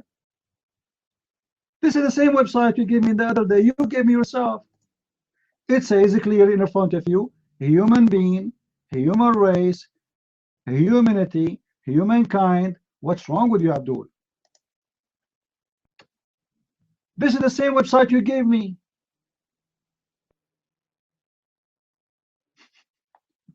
What a scumbag like your prophet. He gave me the website and now he don't want it.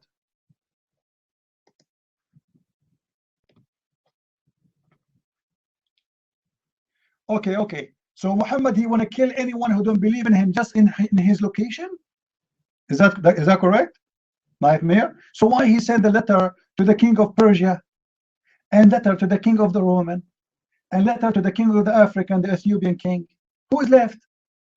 Who is left? Saying convert or else. What a stupid scumbag you are. And then he launched war with the Persian and the Roman. Who is left? The Eskimo, yeah.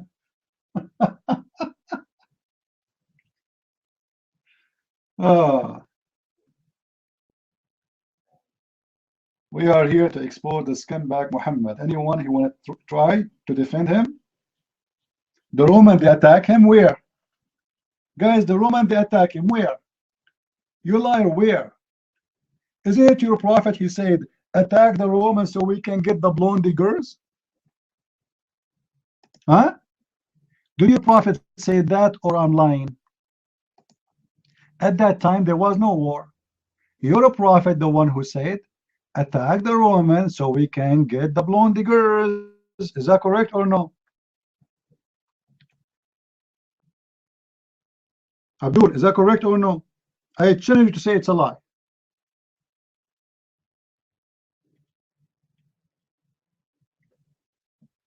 Abdul, I challenge you to say it's a lie.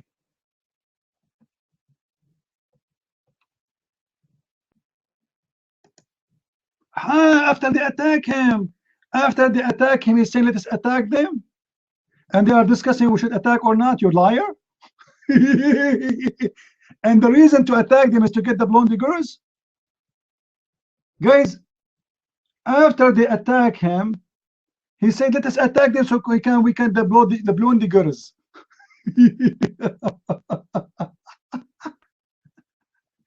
If they attack you, you do not need to say the blondie girls. They attack you, you attack them. I lied? Okay, hold on. Here we go. Hold on. Let me get you busted again.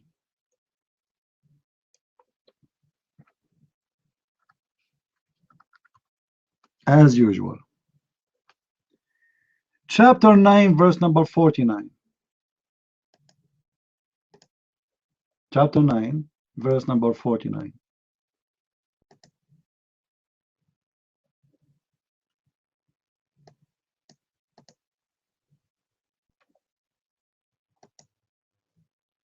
Oh, my page is freezing. Hold on.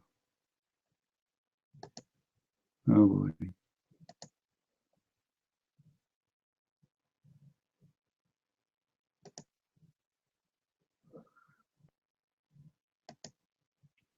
Let us open a different browser for now. Hold on.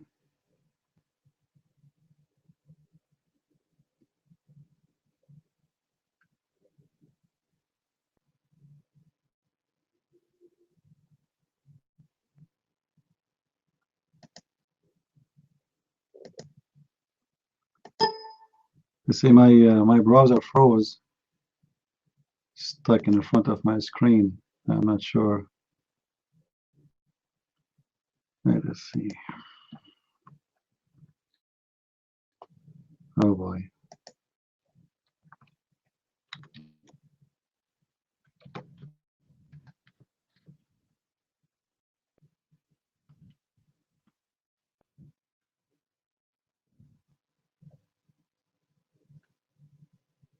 I will make you read by your own eyes, Abdul. All right? And I will make everybody here laugh at you.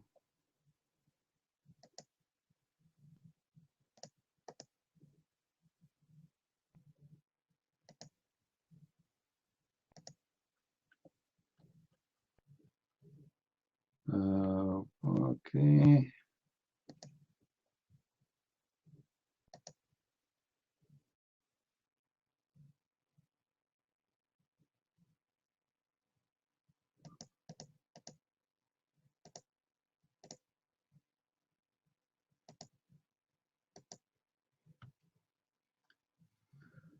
All right. Guys, this guy, he keeps saying to me the book of Asbab al-Nuzul, right? Did he say that? He liked the book of Asbab al-Nuzul? All right. This is the book of Asbab al-Nuzul. You're a prophet. Nobody attack him. He is seducing Muslim men to go for war so they can get the blondie girls. The mic is yours. Read for us. Your mic.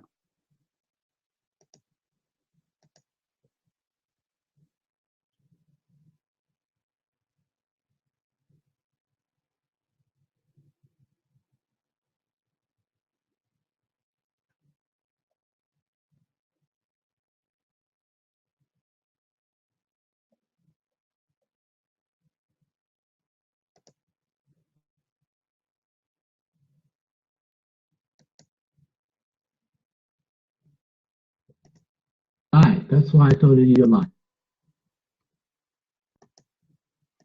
Abdul, the one he lie, he is the one who's giving proof. I'm giving a proof that you are the liar. I'm giving a proof that you are the liar. How come? You're a prophet seducing men to get the blondie girls to go to war and nobody attack him. I gave you the book of Asbab al-Nuzul. Do you want me to give you Ibn Abbas? Your favorite scholar? Here we go. We go to Ibn Abbas. Here we go. Let us get you busted officially.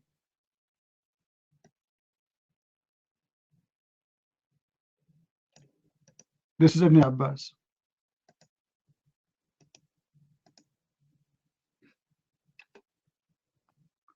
Muhammad, he called a man who said, don't seduce me with women, a hypocrite.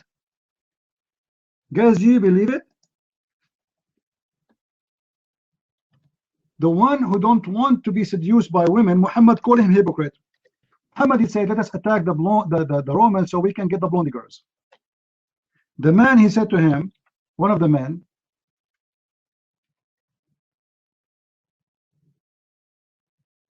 don't seduce me with women. Muhammad called him hypocrite.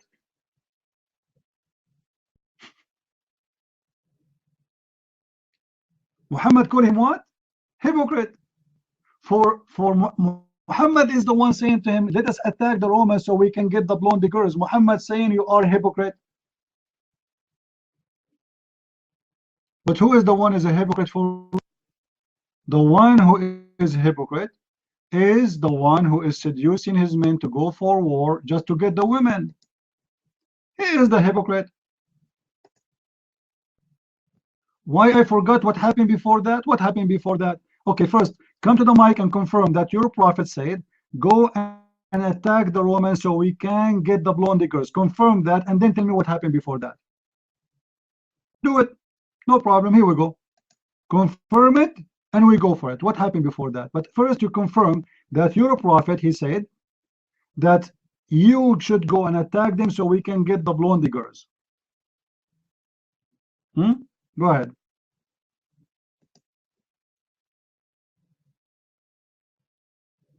No, that's not the reason why they want to fight, to get the block.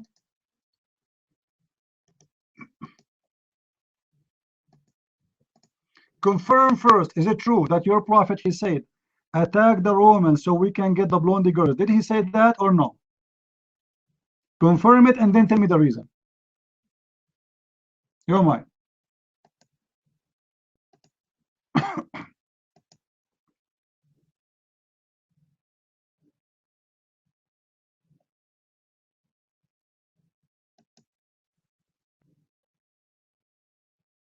To fight, you have to go and read him.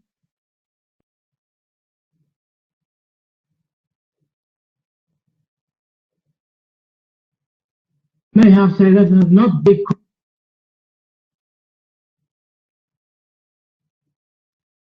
blondie woman. No, you have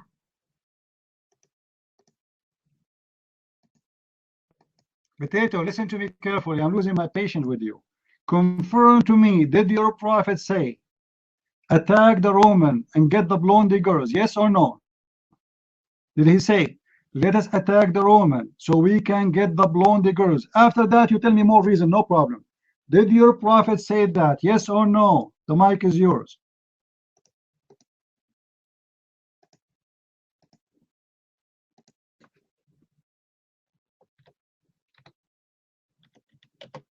معركة هتعمل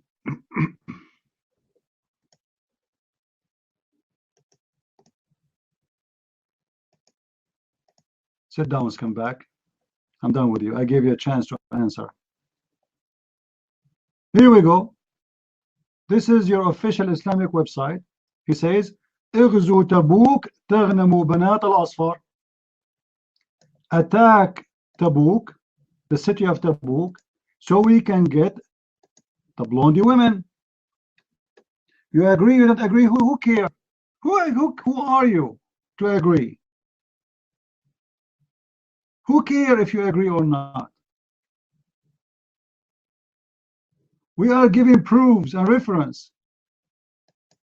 And this is Tafsir al-Tabari. Anyone who wants, you can take the Arabic book as it is and you can translate in Google. Here we go. We give reference. We don't give a joke here. Attack the Romans so we can get the blondie girls. Let us attack our neighbors so we can get the blondie girls.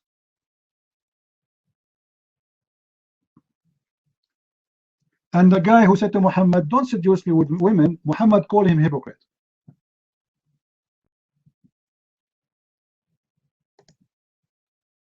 You believe it? The whole war is about going to get the blondie girls.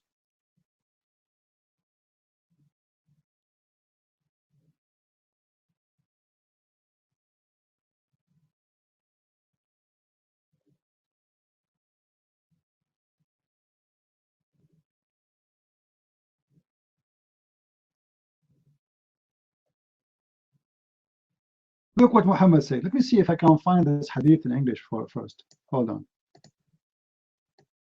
I hope it's in English, but maybe they will not translate.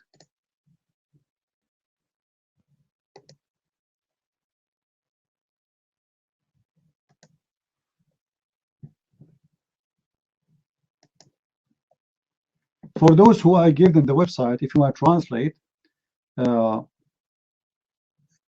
just to show you where it says that. All right. Do you see where it says in that website the number 16786? Do you see it? If you open this website, this is a Muslim website, 100%. Go down where it says the number, you will see the in the right side, 16786. Yeah, it says there. حدثنا, narration by the Prophet said, اغزو تغنموا بنات الأصفر. Attack the Roman, you get the blondie girls. If they are attacked, there's no reason to say to them, attack, we get the blondie girls. He is encouraging them to go for war just for the blondie girls. That's all.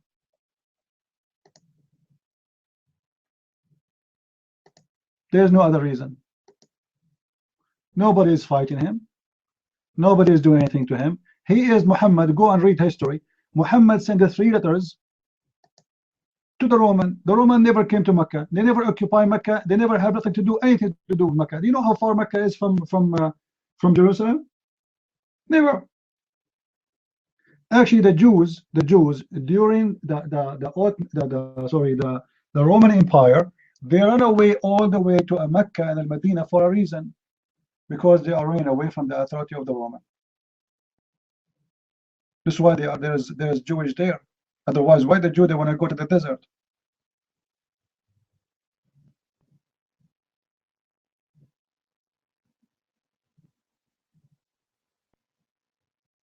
Because the Roman never occupied that territory, and they have no interest for a very simple reason. It's a desert. It's a desert. There's nothing there.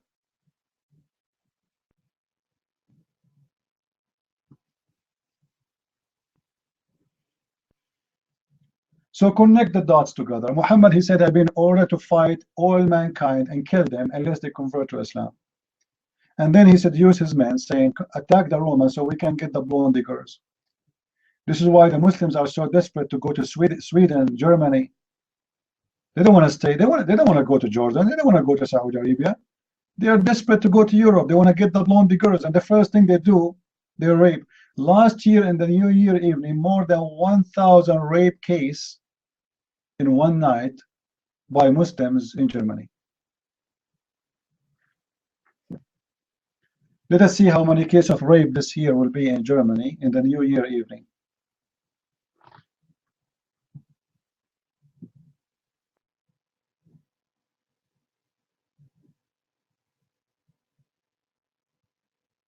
Do we have any brave Muslim here? Come and debate me and get the blonde girls from Allah. Don't you want to get the blonde girls? Who is here blonde in the room? Who is here blonde? Nobody here blonde? I'm the only blonde here? Oh boy.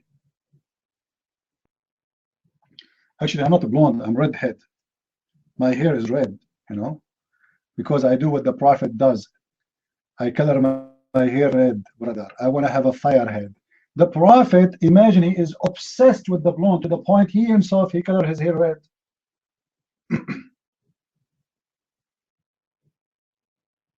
As if you saw me before, lady, right? The Prophet of Allah, he have obsession with blonde and with red head, to the point he himself, he colored his hair red, his beard red. And not only that, there's a hadith forbidding the Muslims from coloring their hair black. It's forbidden for Muslims to have a black hair.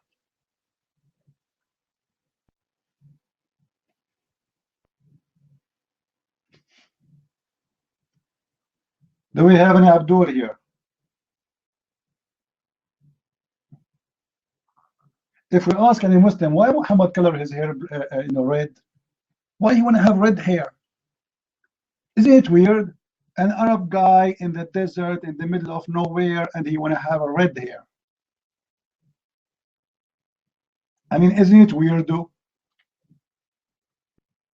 And this was 1400 years ago. Don't tell me this is fashion. Was it fashion?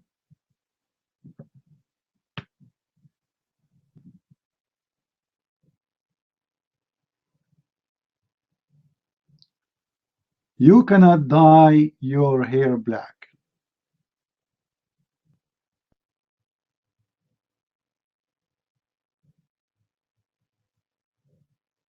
For black hair is black, and the Prophet, he hated black. Do we have any Muslim here? Except this idiot with his mic, it doesn't work anyway. Any Abdul here?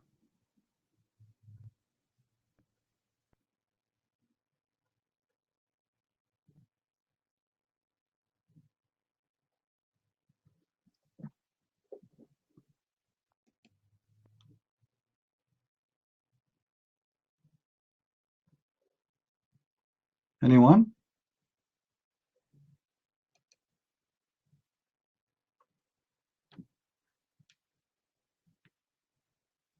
By the way, there is a question. Until now, the Muslims are not answering me. Should a woman, Muslim woman, dye her hair in her private part area red?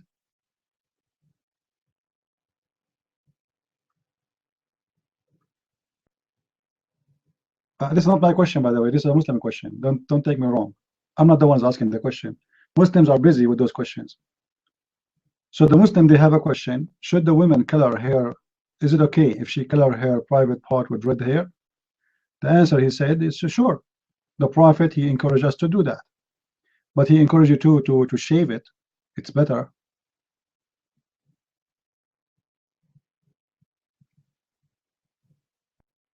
Yeah. You know, Muhammad, he said, it's written it's written in the vagina of a Muslim woman the names of every man who will sleep with her. I'm trying not to use the F word, but this is how it is, the F word. So I would say the word sleep. So it's written in the Muslim woman vagina the names of the men who will sleep with her. And I think the reason she should shave her vagina because maybe the angel will not be able to write down the names or something like that. I'm not sure. I mean, think about it. It's going to be a really very hard mission to write down the names, and or maybe you cannot read the names. I don't know. I don't know what the reason. Seriously, this is mysterious. There's a mysterious reason behind this.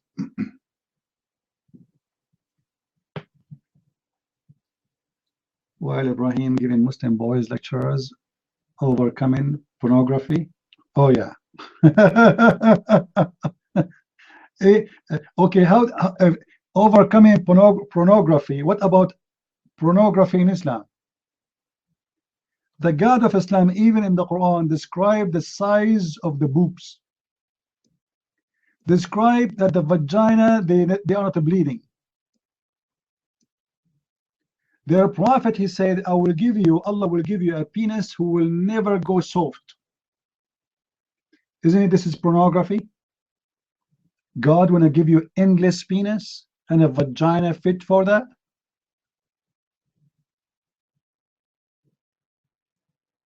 Actually, there's a hadith, and if any of you have it, post it in the room. Isn't it Muhammad, he said, in the heaven there's market and there's no buying or selling in this market except images of men and women? And if you desire an image, you go and have sex with it? What's the hate for us, guys, if you have it? Save me from looking for it again. The first Playboy magazine exists in the whole universe, is made and designed by Allah. And this Playboy magazine say that there is images of men and women, which means it's not women only. Men and women in the magazine, as you see in front of you. And a man in the heaven, the Muslim man, he will go to that bazaar, that market, that mall. And in this mall, there's buying and selling, yes, but the only product there is images of men and women. And if the man have a desire, he jump into the image and he have sex with it.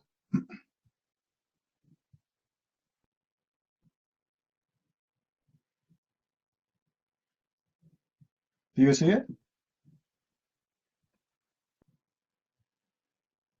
What do you mean unreal? It happened, it happened. I saw it myself.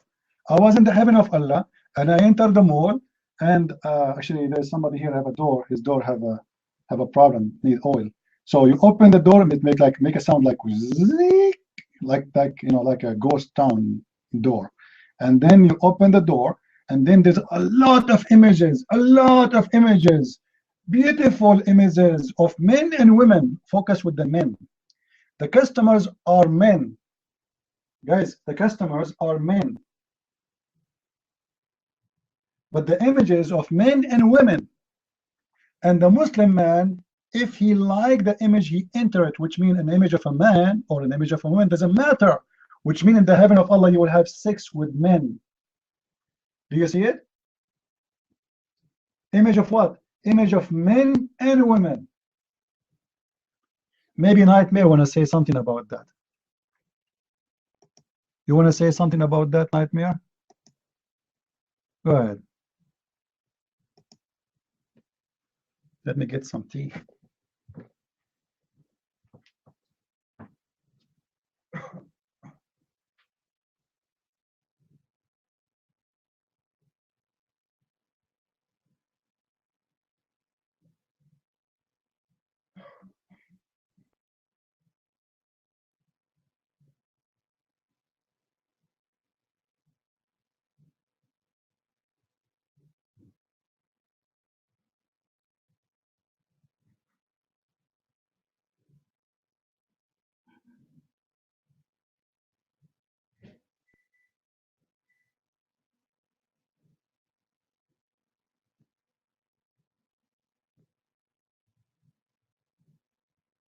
What happened to this guy? Nightmare. Let me read Quran for you. So your mic might work. Hummus, shish kebab, hummus, shish kebab, camel urine. Mix it together, make a nice salad. Allahu Akbar. Now try.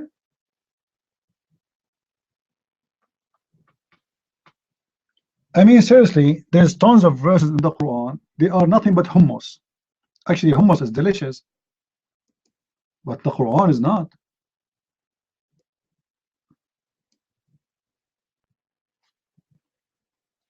As an example, I will give you an example.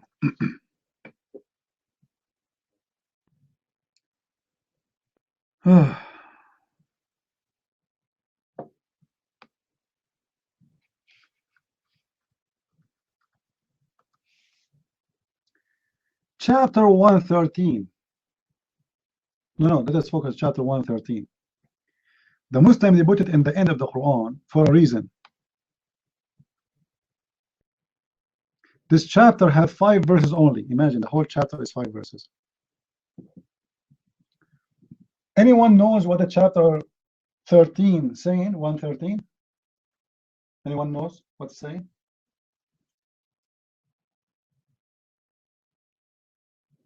Can somebody post for us, starting from verse number 1? No. 113, verse number 1, 2, 3, 4, 5.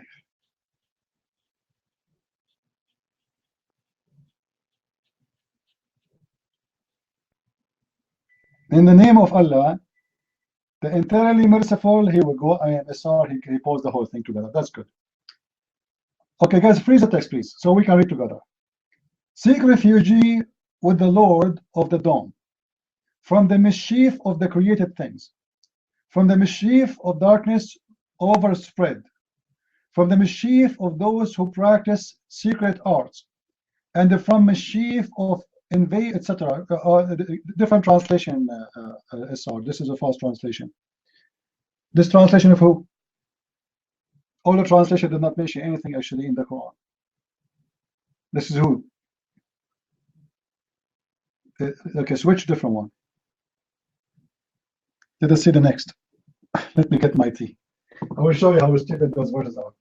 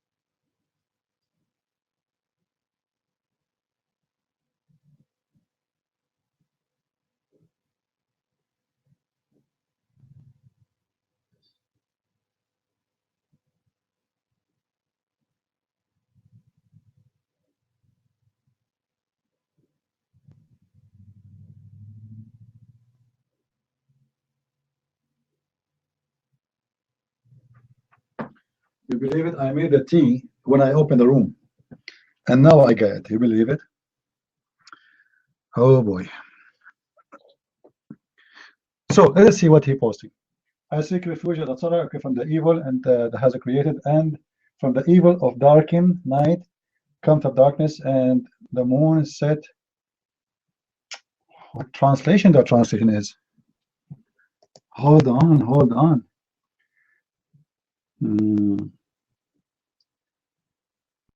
The second one is translation of who? Hold on, let me see the translation there, and I will tell you which one to post. Oh boy. Okay, try Shakir. Try Shakir. Translation of Shakir. Try Shakir.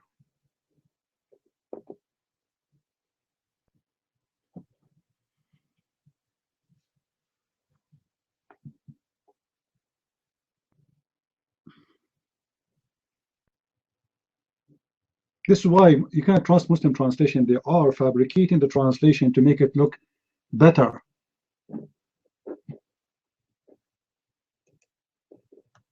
Did you find Shakir?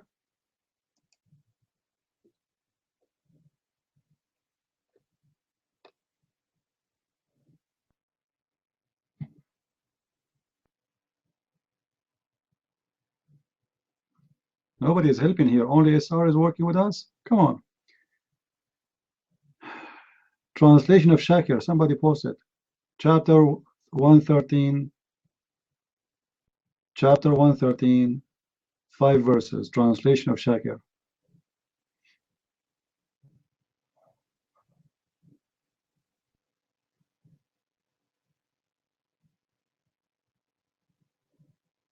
There's no 18, my friend. The whole chapter is 5 verses.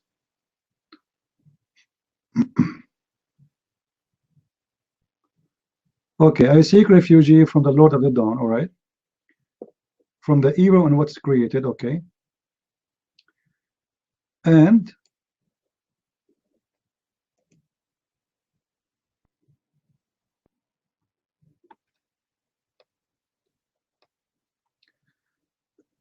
you know, actually, just to show you how Muslims they lie to you in translation, I will start from verse number 4.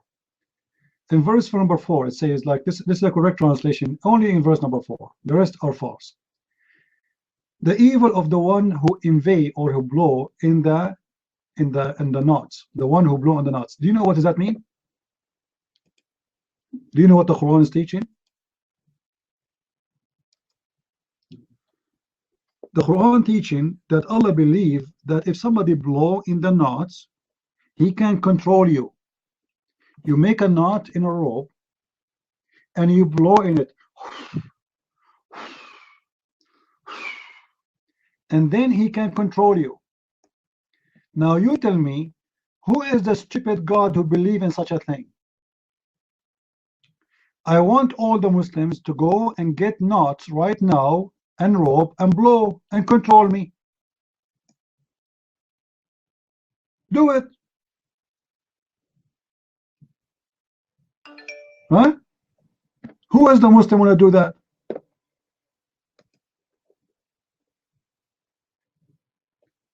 What kind of God he believe in this?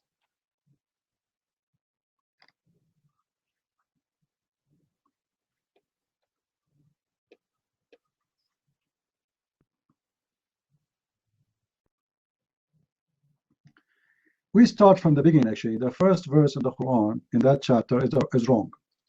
قُلْ أَعُوذُ بِاللَّهِ بِرَبِّ الْفَلَقِ. Anyone knows what al-falaq is? Who knows what al-falaq is? I'm drinking tea. Falaq, yes. Guys, imagine Allah, he says, he's saying to the Muslims, but supposedly Allah is saying there, which is very funny. Allah is saying to who? We don't know. I seek refuge with the Lord of the prison of hell. Rabbul Falaq is the prison of hell. And it is a prison in hell, it's called Falaq. And it's called Falaq because Allah will, also the Lord of this hell prison, he will he will tie you with two things, and he will he try to make you two pieces from your anus, all right,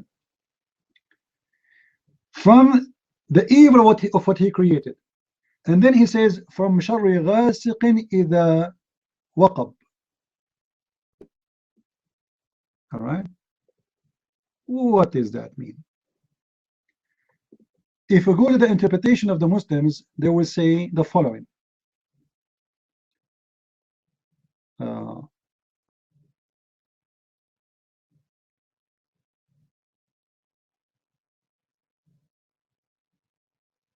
Just to give you the names, so the Muslims, they will not say to me, I am making things up.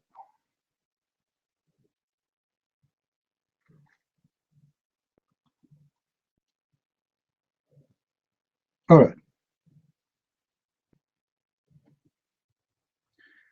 From Muhammad ibn Sa'ad and Thani an Ibn Abbas. Remember, This is Ibn Abbas. He is explaining the verse number 3, which is saying, وَمِن شَرِّ غَاسِقٍ إِذَا وَقَبْ. And I will show you how the translation in English have totally different meaning.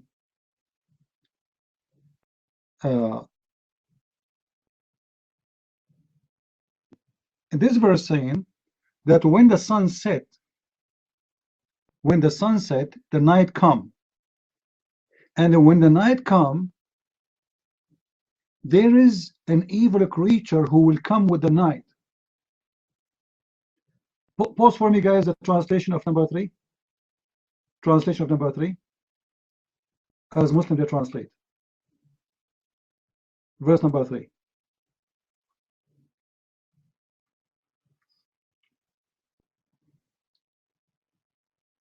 Can somebody post it? From the evil of darkness when it enters and intense. What is that? What is the darkness when intense? The Muslim believe that when the darkness comes, shaitan come. Shaitan come. For he is a black, so he cannot be seen at night. All right? Do you see the logic? For he is a black, the Satan is black. Remember, we mentioned that many times. So the Satan is a black, and take a note here. I'm not the one saying Satan is black. I'm saying Islam saying that. So the Satan who is a black, he come when became so dark at night. He don't come when in the daytime supposedly. And then when he come, he do his evil. And then in verse number 4, Shaitan and those who love Shaitan, he start practicing their magic. And how they do their magic? They make a knot for you and they blow in it. And then verse number 5 is speaking about somebody who do envy. I'm saying the word correctly. Pause for me, please, number 5.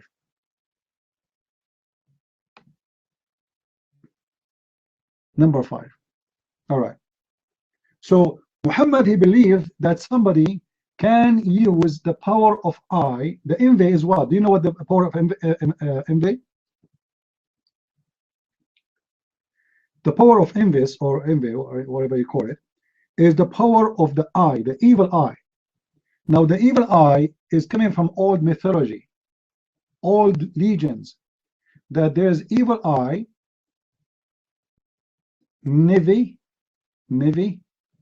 is that how you say it? Nevi? So the evil eye can envy. So the evil eye is the one who can hurt you by that power. That power is the eye, which is you can search about it. Where is the envy eye is coming from? This exists in many cultures and many regions around the world, not only in Arabia. So the stupid Muhammad, he believed in all those garbage, and he is teaching his followers that those are real. He is teaching that this is real.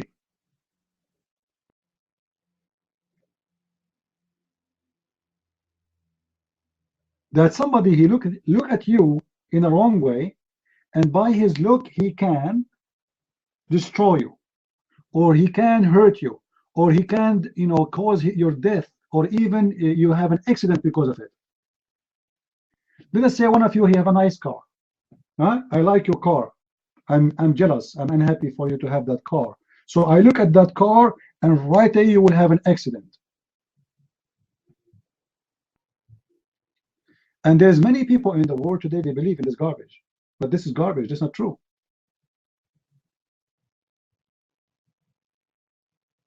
This is not true.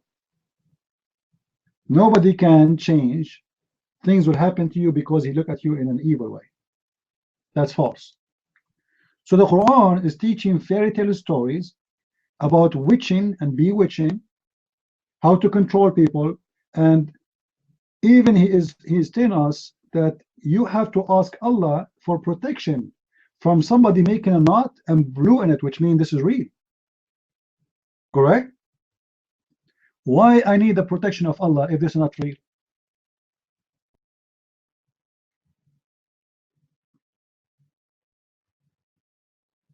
Any Muslim want to tell me?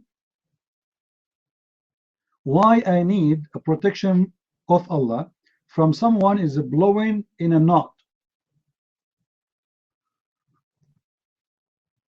You Muslims, how come you don't blow knots to control Israel? Go and buy like 10 million knots, and right now start blowing in them. By the morning, Israel will be dead.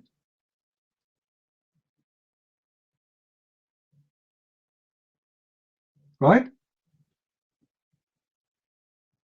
Who of you here don't like me in the room? If you don't like me, give me one. Please think. Okay, who else? Come on, don't be shy. It's okay, You know, Allah will forgive you, my friend. Christ, okay, who else? Who don't like me too? Because I'm going to Amazon right now and I will buy a long rope and I will make knots for each one of you. And I will blow in it. I will say, Chet Smith is gone. Next, who? Who's next, my enemy? Who? Huh? I will make a knot for every one of you. I mean, how stupid you Muslims to believe in this garbage? We have a scary thought here. Scary thought. I hope you will not insult 100 insult before you take the mic. Let's see how many times he will insult. Your mic, scary thought. A scary thought. Have you ever tried to practice blowing in the knots to control somebody? Have you ever practiced that, your mic?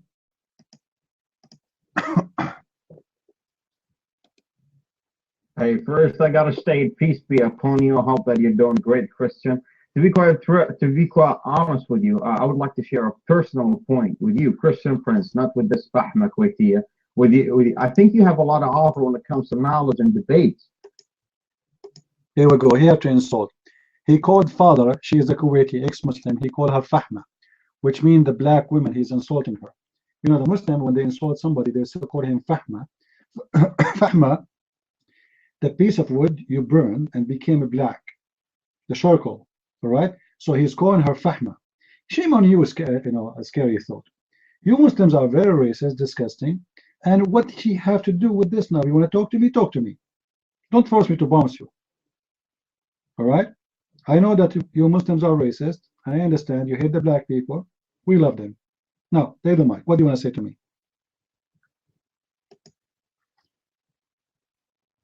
Man, I was praising you. I was singing your praises. I thought that you were going to thank me for the dedicated and generous adjectives. Telling you that you can handle a debate, and I would love to start one. But sometime Newton said that, not me. Actions comes with reaction. She behaves like a slut. She profits out of her behind. This فحمة الكويتية بعد كبدي نكت اللغة. Sit down, you stupid idiot. I told you, if you want to insult her, I will ban you again. Scary. This is the last time I speak to you. If you insult her one more time, I will ban you. You want to talk to me? Talk to me. Be a man. You are a coward Muslim who's going after women. If you are a man, you want to pick up a fight? Fight with me. Take the mic. Last chance. Your mic.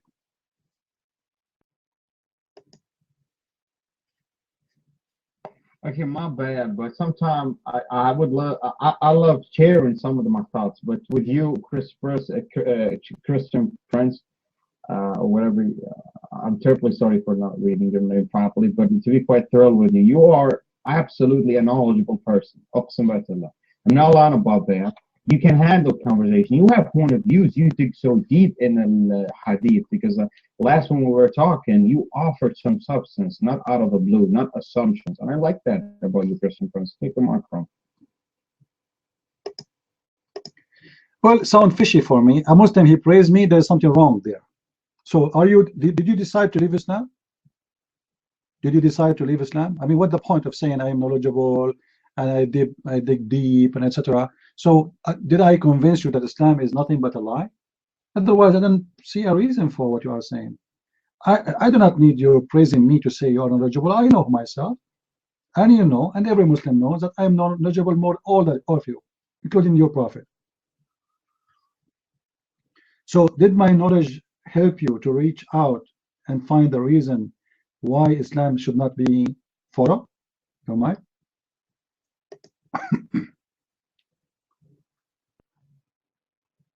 Well, I wasn't stating the obvious, but sometimes those who hit the pipe and influenced by weed and narcotics act like that. Yeah, Christian Prince, you didn't influence me. You would rather influence a toothless, a crack whore who is consume drugs on a daily basis. But you wouldn't. Hold on. As long as you are talking about crack and whore. Well, let me ask you, did your prophet marry a whore? Did your prophet marry a whore who was accused that she is sleeping around your mind? That's a stupid question will come out of a cocaine addict. You're so stupid and dumb like a truck of drugs. Why you don't ask me to prove it? The Quran says that. The Quran says that the Muslims accuse your prophet wife that she is a whore and she was sleeping with the guy. His name is Safwan. Obviously, you have no knowledge, right? Don't tell me you do not know. Let us read the Quran together. If we go in the Quran, chapter 24, verse number 11, what this chapter is speaking of? Isn't it speaking about your prophet wife having sex around with men who they are younger than Muhammad, your mind? I challenge you to give me the interpretation for chapter 24, verse number 11. I claim that this is about your prophet wife accused to have sex around behind her husband. Yes or no, your mind?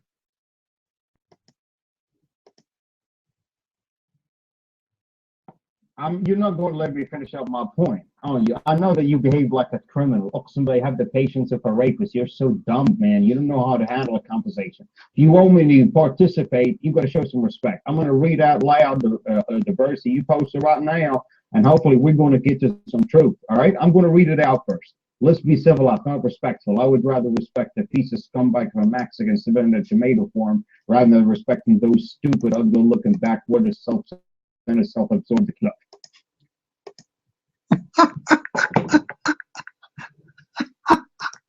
What a filthy creature you are. You Muslims are racist to everybody. You hate everybody, don't you? What Mexican, what black, what's wrong with you? You hate everybody, don't you? The Mexican are bad, the black are bad. What does this have to do with my topic? Why you are insulting the Mexican and the black people now? I understand. You are a Muslim. You are a Muslim. Right? So now, are you going to answer or what? The verse is speaking that your prophet wife, she was accused to be a whore. Am I lying or this is true? You're mine.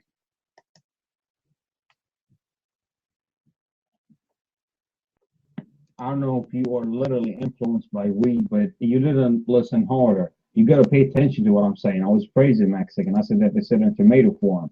Unlike you, broke as fuck, living in a mental bankruptcy. You understand that? You don't have no morals. You don't know how to. Well, the one who have no moral is the one who his wife sleep around, and there is 3 witnesses at least. They saw her, and her legs was up, making a victory sign, and yet he did not divorce her. What do you say? He stayed with her.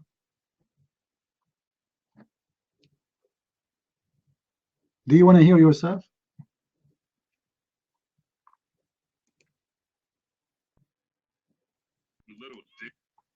Huh? You 1 mile an hour walking, no running ass feet, dragging turtle son of a bitch. Now, Rudy, you can't go your entire life insulting people like that. The hell I can't, you bitch ass toupee wearing fish-eyed 2-year college degree earning, no wife or kids having mustard stain on the shirt, kindergarten teaching ass, diploma handing dress wearing funny hat ass, first generation in your family to graduate college ass, love at first sight ass, 3 sugars, 2 creams in a coffee, first date having romantically compatible ass, independent woman, big titty, make me the happiest man in the world ass, love of my life ass, till death do us part, I do vowing, ring wearing, tiny embryonic ass, no fingerprints having, 3rd trimester son of. This is you. This is the stupid you. Your mouth is like a stinky sink disposal machine. Can't you speak like a human being for a second without insulting? Can't you?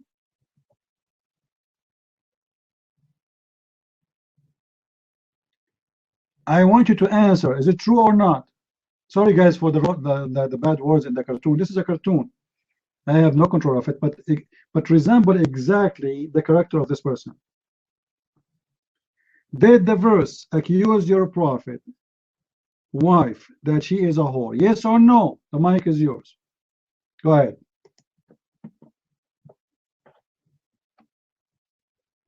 Did someone, I don't know, drop you over your head? Do you understand? I think your English is pretty much qualified to pick up the differences between accents. My accent is something, although I try to hide it because it's just kind of hard for people to understand me. But the one that Answer the question. Is it true your prophet was accused to be, your prophet wife accused to be a whore? Yes or no? Go mic.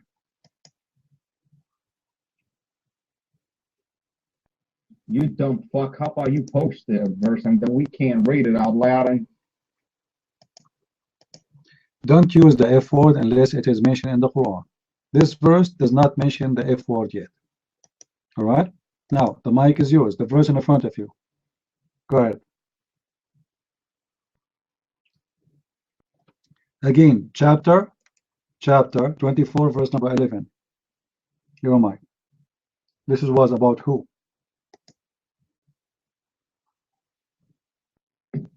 I'm trying to find it in here so that I can read it. I mean, I don't know why you getting all shady with names of the chapter. You just state the number. That's not how we do it. I mean, when we talk about Quran, you mentioned the surah. You don't talk about the. We mentioned the surah, the chapter of An-Nur, verse number 11. Your mic. And the verse in front of you in English. Go ahead. Well, let me read it out loud first so that we can get a pretty much good clue what we're talking about. Those of for word a body among yourself. Think it not a be with you. The country is good for you, even in my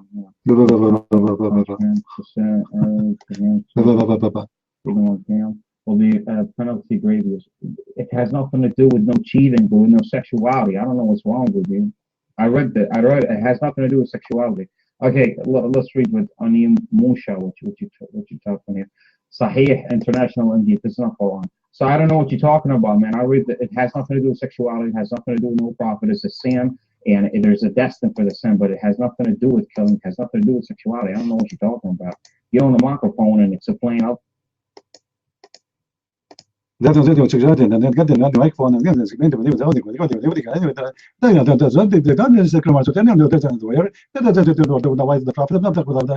on, take a break, man. It does. If you are an idiot, this is your problem, not my problem. Here we go. They accuse your prophet wife that she is having sex with the guy. His name is Safwan ibn al-Mu'attal.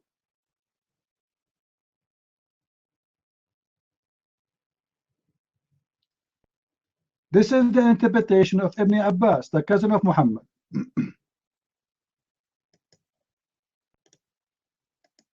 Even they are naming the one who was doing her. Come to the mic and read. And this is the link, your official Islamic website, and this is your translation.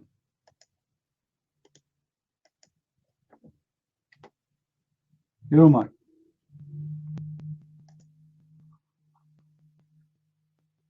Christian, in a very personal scale, you're gonna understand that I believe that you're not Orthodox, you're Catholic, so you have differences.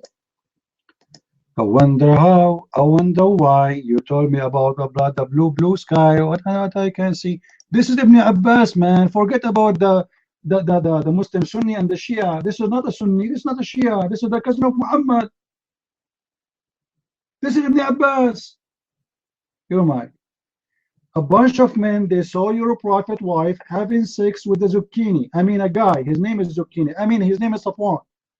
Do you see it? I'm not the one saying that. This is the cousin of your prophet. And he is not a Sunni. He is not a Shia. He is approved by both. He is approved by all Muslims. You're mine.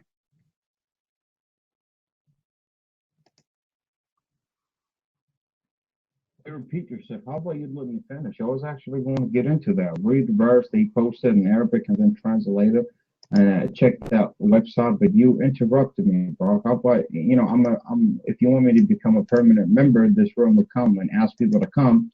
You gotta show some little bit of, you know, not respect. Stop complaining. I don't care if you became a permanent member. Somebody told you this is a club? What do you mean permanent member? We are all of us now, right now, we are member of the prostitution club of Aisha. The Prophet wife, she is a prostitute and she is sleeping around. And your Muslim brothers are accusing her, not the infidels, not the pagans, they are accusing her that she is a whore. And they saw her sleeping around. And I'm giving the proof. The mic is yours.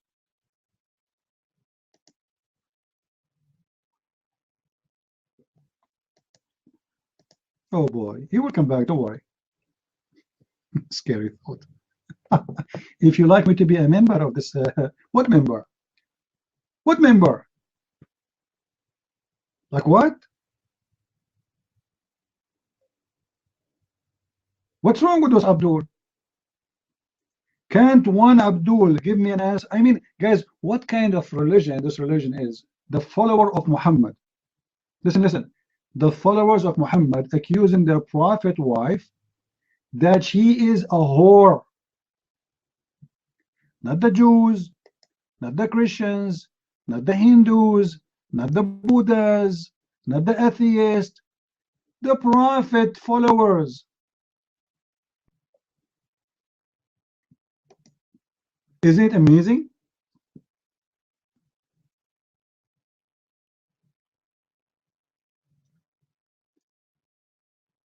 And not only that, do you remember, guys, the hadith we gave you before about Aisha decorating women to hand to men?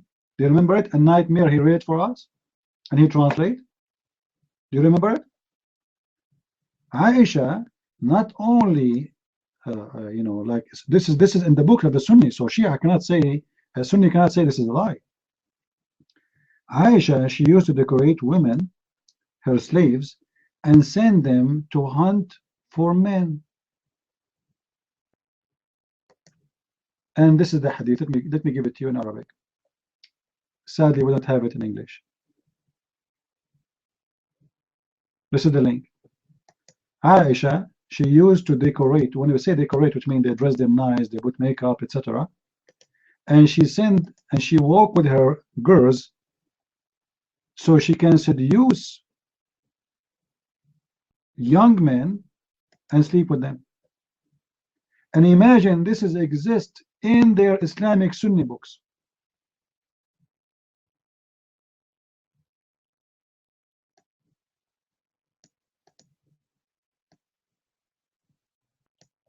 And the funny in Arabic it says نصطاد بها شبابا من قريش.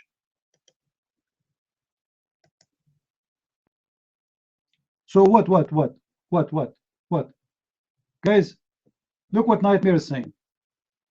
The ayah is about those who did lie about Aisha, Abdullah ibn Abi, وهو الذي تولى etc. وحسان ibn Sabit etc. and Bint Jahsh. Who is Bint Jahsh? Bint Jahsh is the sister of Zainab. They are family.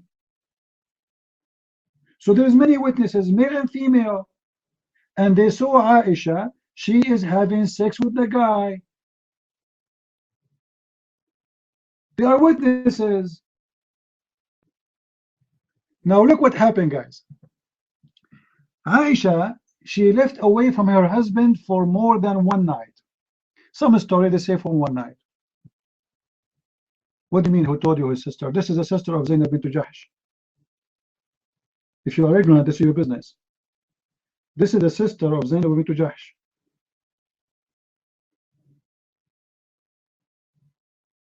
She, what do you mean where? Just don't be stupid, man. Just go and search. Go and search and come back. Bring your dad with you. Aisha, she disappeared for the whole day.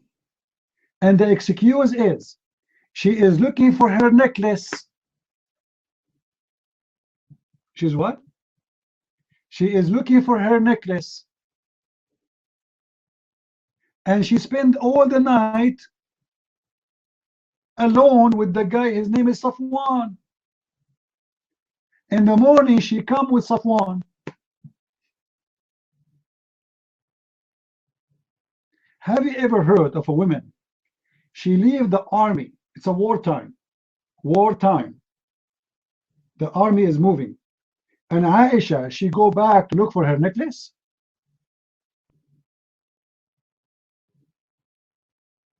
Anyone will believe in this garbage?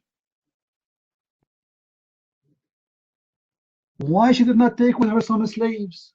What about taking some Muslim fighters with her? Her husband is the prophet. He is the king of this army. Why a woman? She will go alone. She sneak alone so she can be alone with the guy. His name is Safwan. Safwan is a very handsome boy, young, youth, close to the age of Aisha. He's maybe, maybe at that time, she's a teenage. And this guy, I think he is maybe 19, 21, So for sure, he is a hot guy for Aisha. Aisha, she is married to an old man, close to his 60. And it's very normal what happened. She's looking for a man so she can have fun with. Let us see what Nightmare want to say.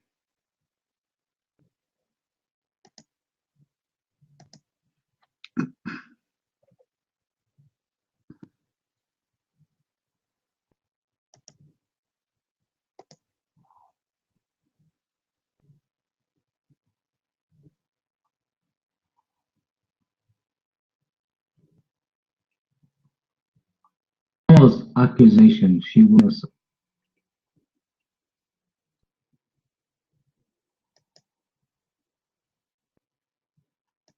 What is making it false accusation? Nightmare. What make it false accusation? What the proof Muhammad he gave that this is a false accusation? Nothing. Guys, have you ever heard of false accusation with no proof that it is false? There's a 3 witnesses, at least, if not 4. 3 men and 1 woman. And what Muhammad have approved that this is a false accusation? Nothing. He gave them a verse from Allah. Allah saying she is accused falsely. That's it. That's it. And then Muhammad, he did beat the hell of those who accuse her. For 3 weeks, Muhammad is waiting for Allah to give him an answer. The news is all over. The prophet's wife is a whore. Where is the proof that this is a false accusation? There's no proof. Muhammad even did not investigate. He just made up a verse saying that this is Allah saying that this is a lie.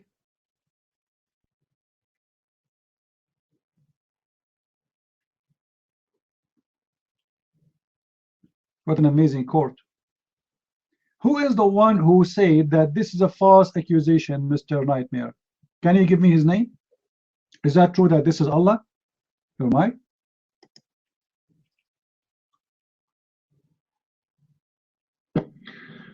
Okay. What is the evidence that it was true? Those people don't have evidence either.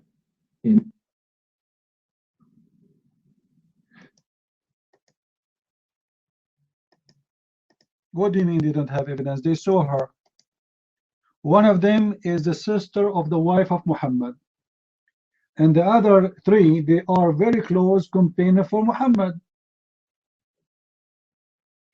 Those are the best of people, around Muhammad. They are the best. The best are saying that. One of them is a family of Muhammad. She is the sister-in-law of Muhammad.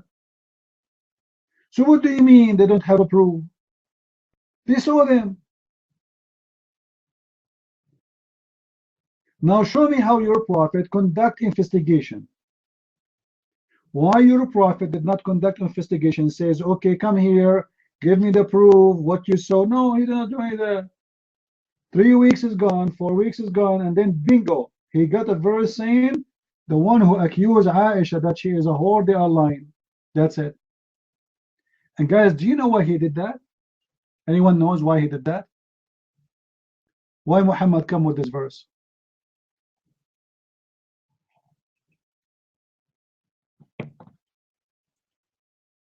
Muhammad, he have to come with this because Muhammad, he told them that Allah, he sent the bad ones to the bad ones, which means bad women to the bad men. الطالحات للطالحين والصالحات للصالحين. The bad women, they will marry bad men. The good women will marry good men. That's what Muhammad told them. So if Aisha is a whore, that means Muhammad is a whore. For he told them that bad women, Allah will make bad women fit with the bad men. Second reason, if Muhammad practiced the Sharia law in Aisha, he have to kill her. If he kill her, Abu Bakr will be so upset. And then he will lose Abu Bakr. And he will lose the family of Abu Bakr. He cannot do that. He cannot afford that. Number 3, if Muhammad approved that he is married to a woman sleeping around, that means he is, as everybody claimed, that he cannot have sex. This woman, obviously, she is not satisfied with her husband, so she is sleeping around. For the husband, he have a penis, which nothing can move it unless you turn the fan on. It's like a piece of a clothes. His penis is not working. It's not working. It move only when the fan is on or somebody fart. So Muhammad, he cannot say that. He cannot prove it. He cannot approve such a thing. So he have to save her. And Muhammad, he have no proof that she did not do that.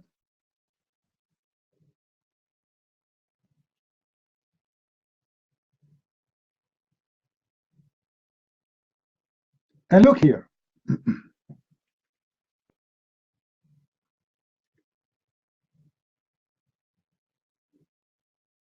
The verse saying, those who come with a lie, the group, they're group.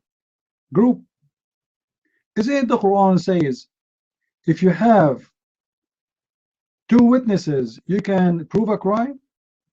After this verse, Muhammad, he changed the number of witnesses. He made them 4. There's a 3 men and 1 woman.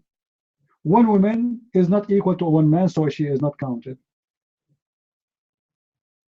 But 2 men are equal and enough to prove a crime. So Muhammad, he changed the number of witnesses from 2 witnesses to 4 witnesses. And now they are short of witnesses. So he increased the number of witnesses in order to save Aisha from being taken to the Sharia court. And look what he said. Somebody post again, guys, the verse 24, verse number 11. What you think was bad, it's good for you. What is the good in accusing Aisha that she is a whore? Just to show you the stupid logic of Muhammad. People are accusing her that she is a whore. Allah is saying, the one who accused her with that lie, and don't worry, the one what come to you look like evil, it turned to be good. What is good about it? What is good about accusing the Prophet wife that she is a whore? Stupid talk. Very stupid talk. Scary, where you go, man? You are the only Muslim whose mic is functioning and you leave. We are waiting for you until now to answer. So we gave you the interpretation of your scholar, your prophet cousin, and he is saying that this is about Aisha, and this is another hadith, and you speak Arabic. Aisha, she used to decorate women, and she go with them to hunt for young men. What do you say of that? Your mind.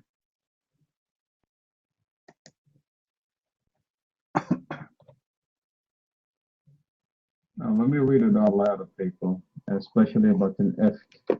إن الذين جاءوا بالإفك عصبة منكم لا تحسبوه شرا لكم بل هو خير لكم لكل امرئ منهم ما اكتسب من الإثم والذين تولوا والذي يتولى كبره منه له عذاب عظيم. Do you know anything about an ifk, or you're nothing but a يعني do you know what happened exactly in the ifk while Fatima, the daughter of Prophet Muhammad, had some sort of a debate with the first Khalifa at the time? Do you know these basic infos about that story?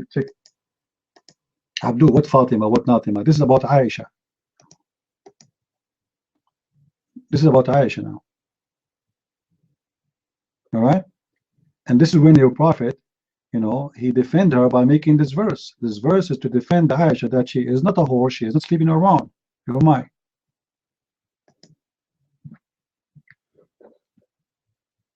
Come on, man, you gotta let me finish up the point. Like, I like your room, but you gotta show me some respect. Not respect, but let me finish the point, then comment. The thing is, about an if, she actually went with people to fight against Imam Ali Aisha. This is a story that all Muslims with all sects approve, and they agree upon, except for minor differences about the outcome.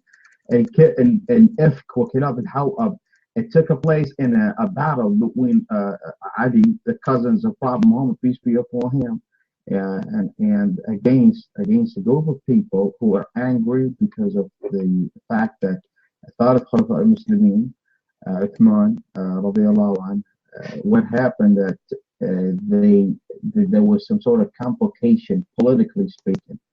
So this whole fight between... So Abdul, this verse came after your prophet died?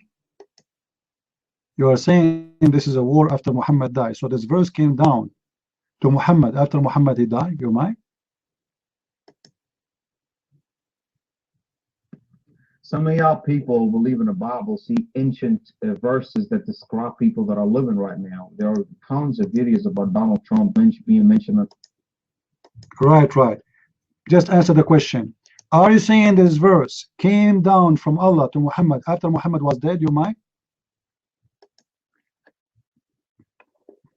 Quran is full of predictions. You know that there's Shaitan, you know there are enemies, and it's full of predictions, full of things that's going to happen to take place. So this is a prediction, or this is a verse happened when the war was happening with Uthman, as you said? You changed your mind in a second, man. You were just saying that this is something happened. I don't know, I cannot take the red dot from him. Maybe he disconnected. The red dot's stuck on him.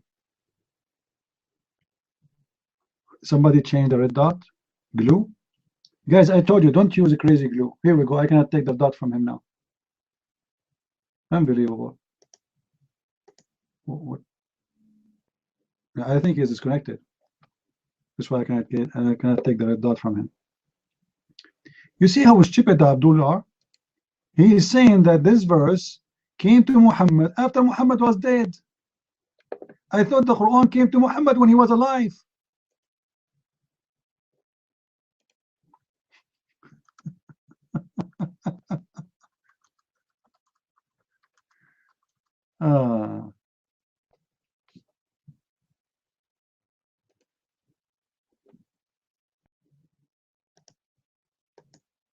Scary, go out of the room and come back.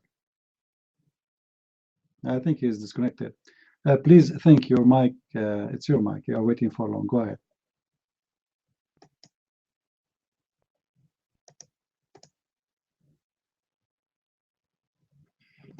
Thank you. Hello, everybody. God bless you all. Thank you, CP. It's a pleasure that you are here teaching us and making all these videos and stuff.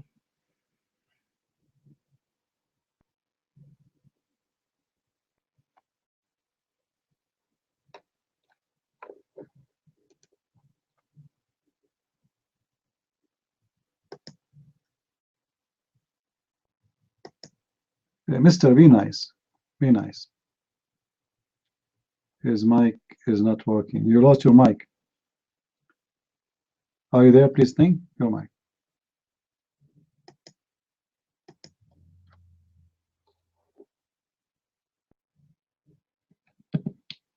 Can you hear me now? Can I be heard? Yeah. Look, I have nothing to do with Shaitan. I don't know what happened with the mic. Sorry.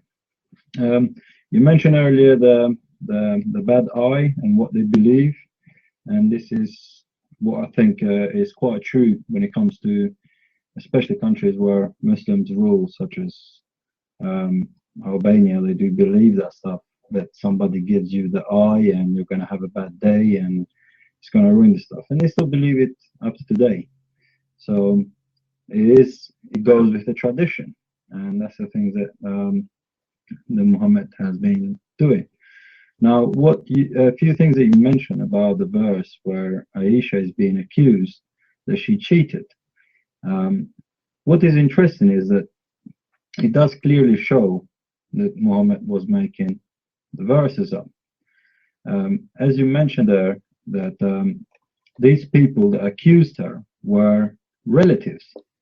If this was a tribe of Jews or a tribe of some other tribes, Muhammad would have just had them killed. It would have been simple. But these were close people, so he couldn't just go and kill them. And then what it is this was becoming embarrassing for Muhammad. So as it's becoming embarrassing, he had to come with something. So it must have been difficult for him to try and shut these people down. And the only way was that they had to make this verse as if it was something from Allah, to say that she has not cheated. But clearly it showed that she cheated, otherwise why rumors spread. Think about it. If these people are relatives or close friends and close in the community, if these people are Muslims also, would they make false accusation about the wife of their prophet? I don't think that would be possible. They wouldn't accuse the wife of the prophet. And also, the other question is, who would have been the first person to make a false claim? Surely they would have been killed by Muhammad. But what it is it must have been quite evident that everybody knew. So it would have been difficult to go and pick an individual and say you're lying, because a lot of people believed in it. So it shows a lot of people did believe in it. Another thing is, why is Allah giving all these revelations? I thought Quran was something that was eternal. Surely Muslims believe the Quran is eternal. And when you read verses in the Quran, it's all to do with revelation regarding Muhammad, the things that Muhammad did. Well, that's how I believe. That's how I know that Muslims believe that Quran is eternal. It existed forever. So it's always been. So, but when you read Quran, a lot of the verses are just what Muhammad did, where he went, and so forth. I just wanted to ask you a question, CP. Do Muslims on their prayer actually pray to Muhammad or make any direct link to praying to Muhammad? I just wanted to ask if there is such thing in their prayers. And if it is, would you be able to explain what it is and how they do it? And I would appreciate if you can do that. Another thing is, I wanted to say, I've spoken to somebody at the church that I go, is an international church. I spoke to the person there, who is part of the church. I passed your book to them. They actually told me that she told me that she read Nabil's book, but I gave her your book. She said that they do these things regarding Islam, and they would be interested in doing something nationwide about maybe doing some seminars that you do and stuff.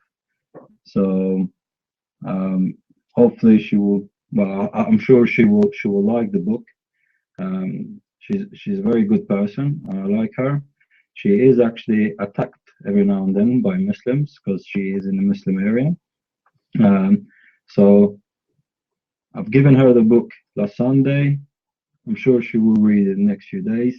I think she would probably contact you directly and stuff. So I hope that it will go well and that you may be able to come maybe in sometimes in future and preach to these people. They do actually have some underground teaching with actual ex-Muslims and stuff, which is nationwide and stuff.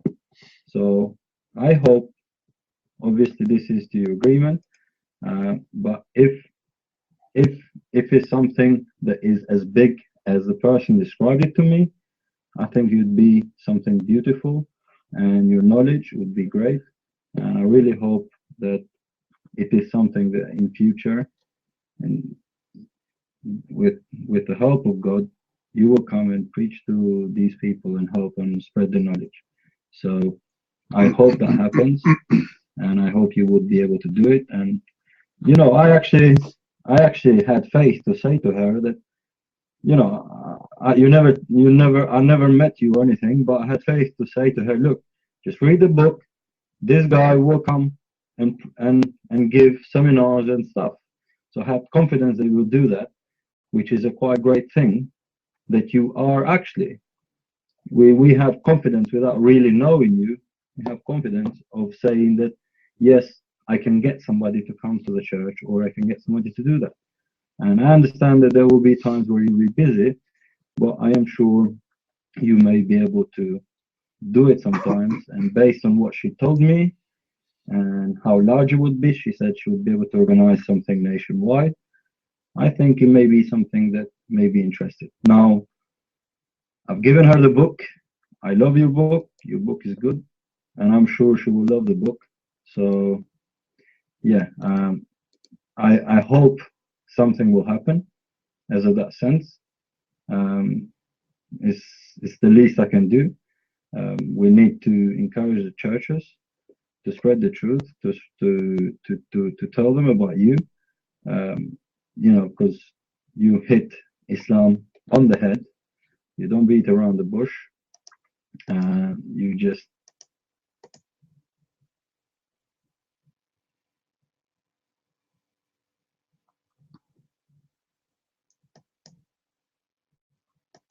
All right, please, you lost your camera. Anyway, as we said before, many times, I'm willing to go anytime. If they want me, I will go next week. All right? And don't forget to mention to them that we do it for free. For free. I don't get paid. All right? And this is a promise we keep.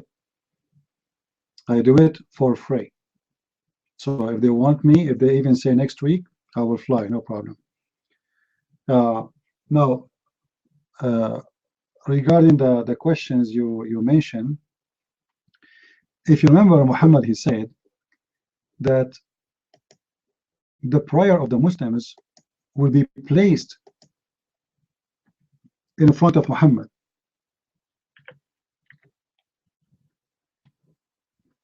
So the Muslim said to him, how our prayer is going to be placed in the front of you, you know, and you will be dead. And he's talking about the judgment day. All the Muslims' prayer is going to be placed in the front of Muhammad. And I'm looking for the hadith here. Here we go.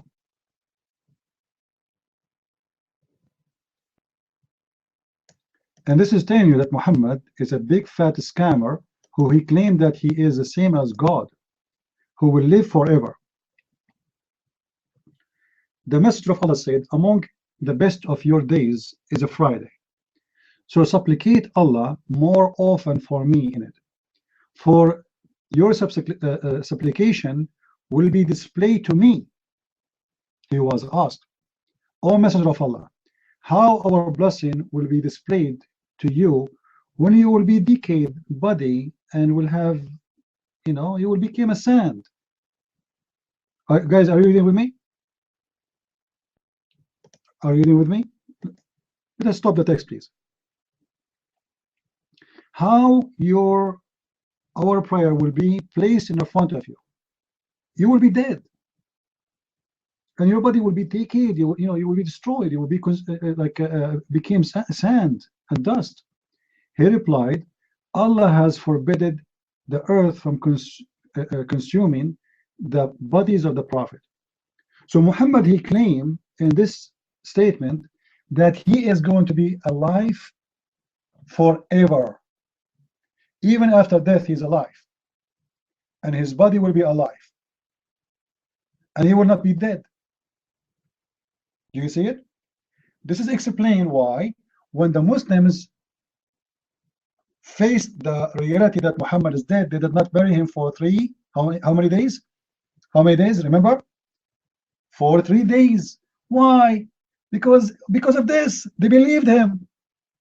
They believed this scumbag that his body will never decay. So they did not bury him. They said he said that his body will never be composed. So why we need to bury him? Leave him. He is our prophet. He will live forever. We die. He keep generation after generation. Muhammad is alive. He is sleeping. That's all. So they did not bury him for 3 days. And what happened after 3 days? Anyone remember? Anyone remember what happened? He stink. He stink, and his belly became like a balloon full of gas. This is very normal, by the way. When a human being, especially if you just ate, you know, and let us say you ate like 2 hours ago or 3 hours ago and you did not go to the bathroom, your stomach is full of food. And now you are dead. So this food will make a lot of gas, and that will make your belly, you will look like you are getting fat. So his belly becomes so fat, and his nails became blue and green, and he stink. All of this happened because they thought that what he said is true.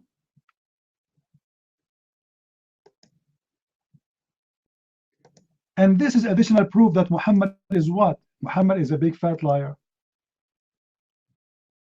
Because if Muhammad is a true prophet, what he said there should come to be true, correct? Remember, the hadith says, the hadith explained, the hadith says your body will be decayed, your body will be decomposed, your body will become like nothing. Muhammad, he confirmed that this is not true in the case of him. So the Muslim cannot say it is not literally about his body. You know what I mean? They cannot say it is about his body. It is about his body. Read it. And then we find that Muhammad, when he died, he stink. To the point, not only that, when Muhammad, he died, after 3 days, they should wash him. Supposedly, they wash him with his clothes because they could not take his clothes off. His flesh is rotten. His clothes is stuck in his flesh. They cannot do anything. And then Ibn Abbas, he said, ادفنوا صاحبكم فقد أنتن. Bury your friend. He smells disgusting.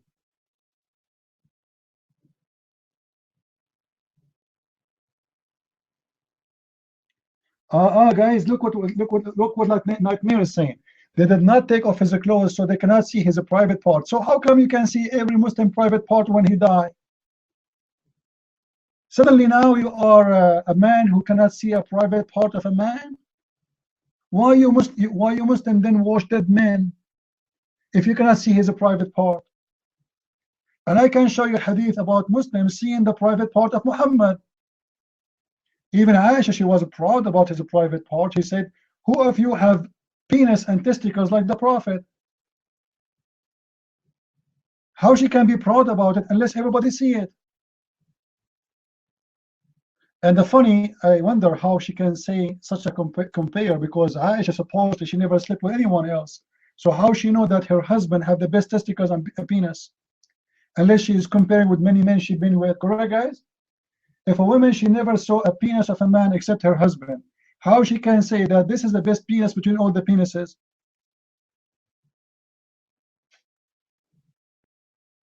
Imagine, that's stupid. And this is telling you that Aisha, she was a whore. Because what kind of a woman, imagine guys, we have a female here, we gave her the mic. She take the mic, she say, hey guys, let me tell you about my husband. He have the best penis. She must be a whore to say that. I mean, seriously, she must be a whore. What kind of a woman she will say such a statement?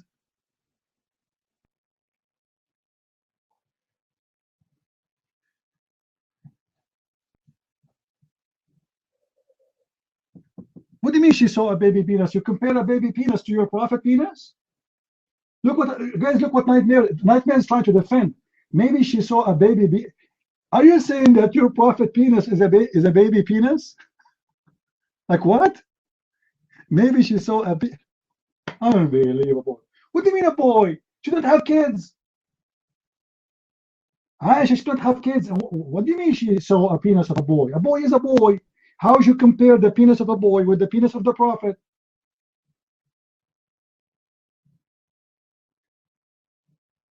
She's comparing the penis of Muhammad with 7-year-old boy penis, and she's saying that Muhammad is the best of penis between all the boys.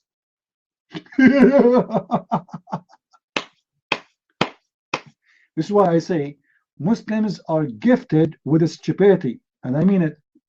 The mic is yours, Nightmare.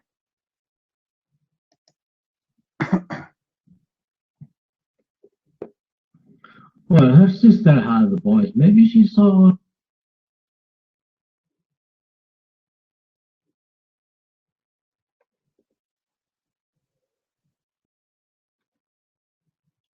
Maybe she saw. It's public. What? Your mom. Do you hear what I say? Yeah, her sister, she have a boy. Her sister, she have a boy. So you compare between the boy penis and you say to the men that the prophet have the best of the penises? This is stupid.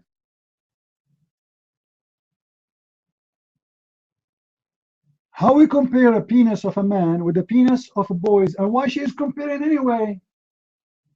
I mean, she could not find something more to be proud about except the penis of her prophet, her husband. Who of you have a better penis than my husband? Who of you here? Okay, all of you open the camera. All of you right now. Prophet Muhammad will open his camera and is going to show you his penis, and we are going to compare with on all the penises here. And the winner, he'll get Aisha. I mean, seriously, isn't it this is sick?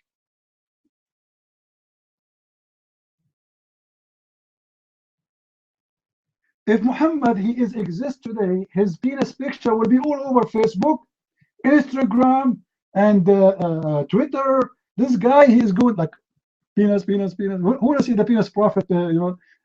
Imagine, guys, if Aisha at that time she have a camera and she have a Facebook and Twitter, she will take a picture of Muhammad penis and she will send it all over, and then the FBI, they will come to his house. Unbelievable, man.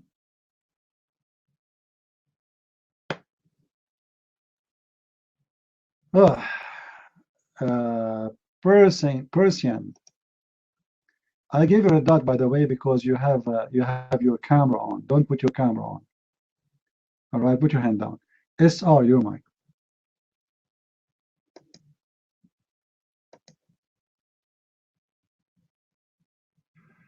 Mic check. So, excuse me. I hope everybody's had a blessed day today. Happy day after Thanksgiving to everybody in the United States.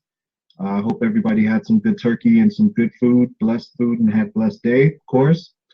So I was reading the hadith, or at least one of the hadith, in English about the accusation of Aisha having had committed adultery.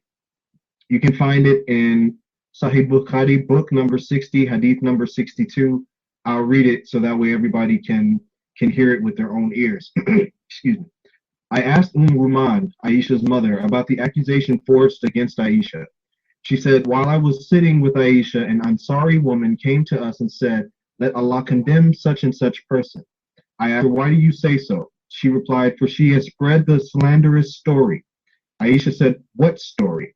The woman told her the story. Aisha asked, have Abu Bakr and Allah's messenger heard about it? She said, yes. Aisha fell down senseless on hearing that, and when she came to her senses, she got fever and shaking of the body. I'll stop at that point. Now, here's what, and I can't read the Arabic, but when you see that particular hadith, you see Aisha falling to the ground senseless, shaking her whole body and everything. Why would she do that if she were actually innocent? Why? Because Aisha knew from listening to Muhammad that anyone that is an adulterer or adulteress would be stoned to death. It's very, very revealing that in accordance with that also, the fact that the verses from the Quran about stoning adulterers to death were mysteriously eaten by a goat or a sheep. It seems very unusual to me. Now, I'm a very critical thinker, and it seems to me if you have verses coming from an alleged God saying that adulterers are to be stoned to death, and here I am being accused of adultery, that means that eventually I'm likely to be stoned to death. So I would do everything I can to try to make sure that those verses never appeared in the Quran at all. Never. And it seems very unusual that that particular verse and the verse about breastfeeding, adult breastfeedings, also wound up missing. It's very revealing also if you read the hadith that Muhammad's wives were not happy at the idea of being made to breastfeed grown men. So I think that the wives of Muhammad conspired to destroy the verses that would have made it very, very difficult for their lives.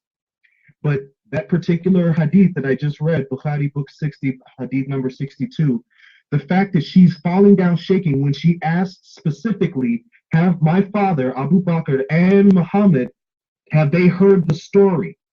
Have they heard this? And it was only when she found out that both of them had heard about it that she fell down to the ground. Because that means that her father knew that she had done something terrible. And obviously, anybody who has a daughter in their life knows that a daughter would never want to disobey their father or to disrespect their father. That would never happen. So the shame of coming about knowing that your father knows of your indiscretion is something that a daddy's girl would never do. And secondly, the Prophet Muhammad, false prophet, I should say, Muhammad, of course, if he finds out, like, oh my goodness, he's the Prophet of Allah, so of course he has to follow Allah's ruling, and Allah has ruled that adulterers be stoned to death. So that hadith really is revealing that Aisha has actually done what she was accused of having done. So I think that particular hadith, Nightmare Berber, if you want to read it, you can read it at your leisure. You can see with your own eyes the fear that she had in trembling and falling to the ground when it was revealed to Abu Bakr, her father, and to Muhammad, showing that she had been accused of adultery. It doesn't actually say that she was accused of adultery in that, but it's a slanderous story. The only slanderous accusation that was made against her was that she had an affair and was having an adulterous affair behind Muhammad's back. So when you take all of these things into consideration and think about them critically, if this were a court of law today in the 21st century, if we were to see that we have somebody accused of committing adultery, and then all of a sudden we have her asking, did this person find out? Did this person find out? Yes. And then she goes crazy and falls to the ground. It leads people to believe that she had actually done what she had been accused of doing in the first place. So for anyone who thinks that Aisha was not a whore, according to all these accusations and her own reaction to them, it would give us more reason than less to believe that she actually was an adulteress, as was the accusation rendered against her. So if you have a problem with these hadith, these are the people coming up, and these are Ansari women. These are just people these are just people just hearing this, and they're making these accusations as well. So what are the chances of a random person spreading a false accusation unless they had some reason to believe it was actually true? So this is what I have to say for all of the Muslims who think otherwise. Read your sources. Read your sources, and you will see how all of these things play together to prove all of the accusations made against Aisha were more likely true than less, and that Muhammad came up with these verses to vindicate Aisha, because if he hadn't, he would have had to kill Aisha, which means he would not be able to rape little girls anymore. And obviously, since we know that that was his favorite wife, we know that he would not have wanted for her to have been killed in order to have anybody else's daughters. Most certainly. So take that and think about it, Muslims. Mike 3.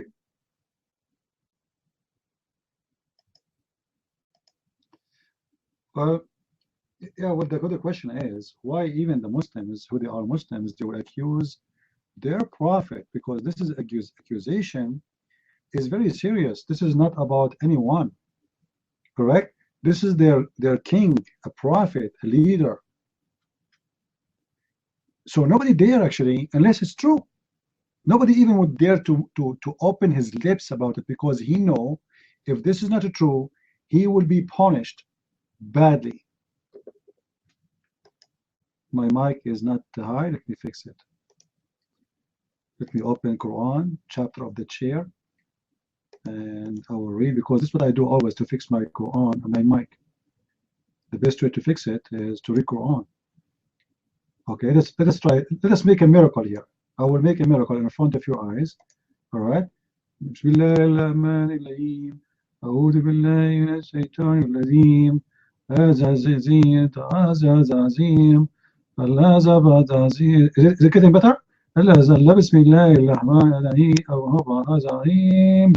I mean, unbelievable. It's better, right? See, and you say Islam has no miracle. Like, come on. I mean, seriously. You should consider, my friend. Look at this miracle, life miracle we just practice in front of your eyes. That's amazing and beautiful. You know, not only amazing, it's so beautiful. But I know you will not believe me anyway, right? You will say I was playing with the mic from my side. All right, all right.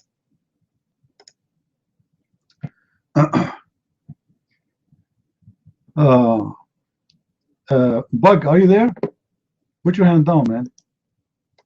Put your hand down. Please, guys, when you come to our room, don't open your camera, because the only one here is allowed to open his camera is Prophet Muhammad. He is the best between all men. He is very handsome because he's very white. Even under his arm is so white. Unbelievable how white under his arm. And his belly button is so beautiful. All right? And his eyebrows are not connected. Not like you. All right? And his face is more bright. What do you mean? I can play the video right now. I can play the video right now. Muslims speaking about all those things. What are you talking about? In YouTube.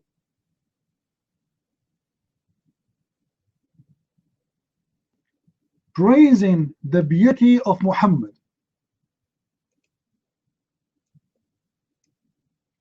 You can go right now and search description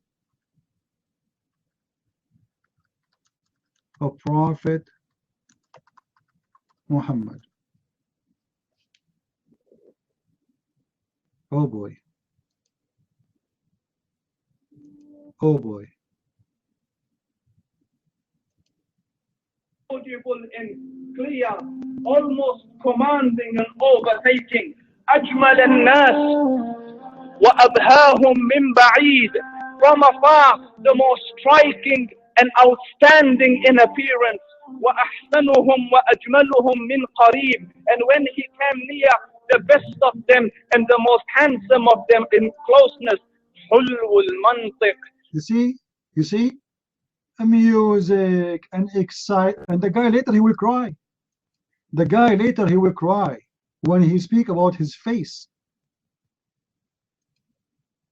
He will describe even his beard, his eyebrows. What are you talking about? He will tell you how tall he is, how, you know.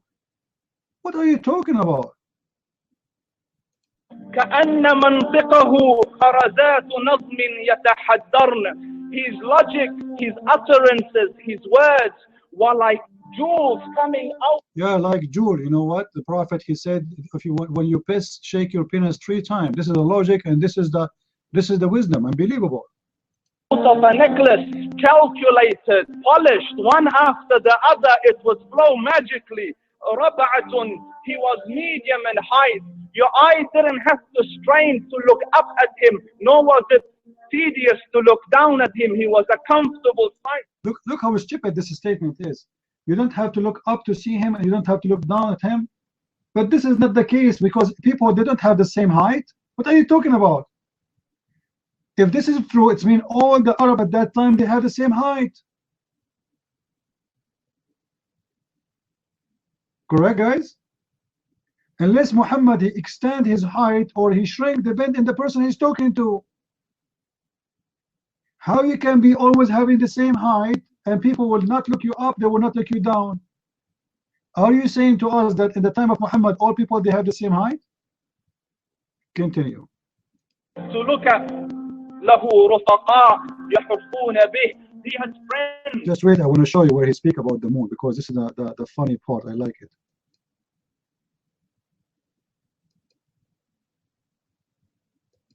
Hold on.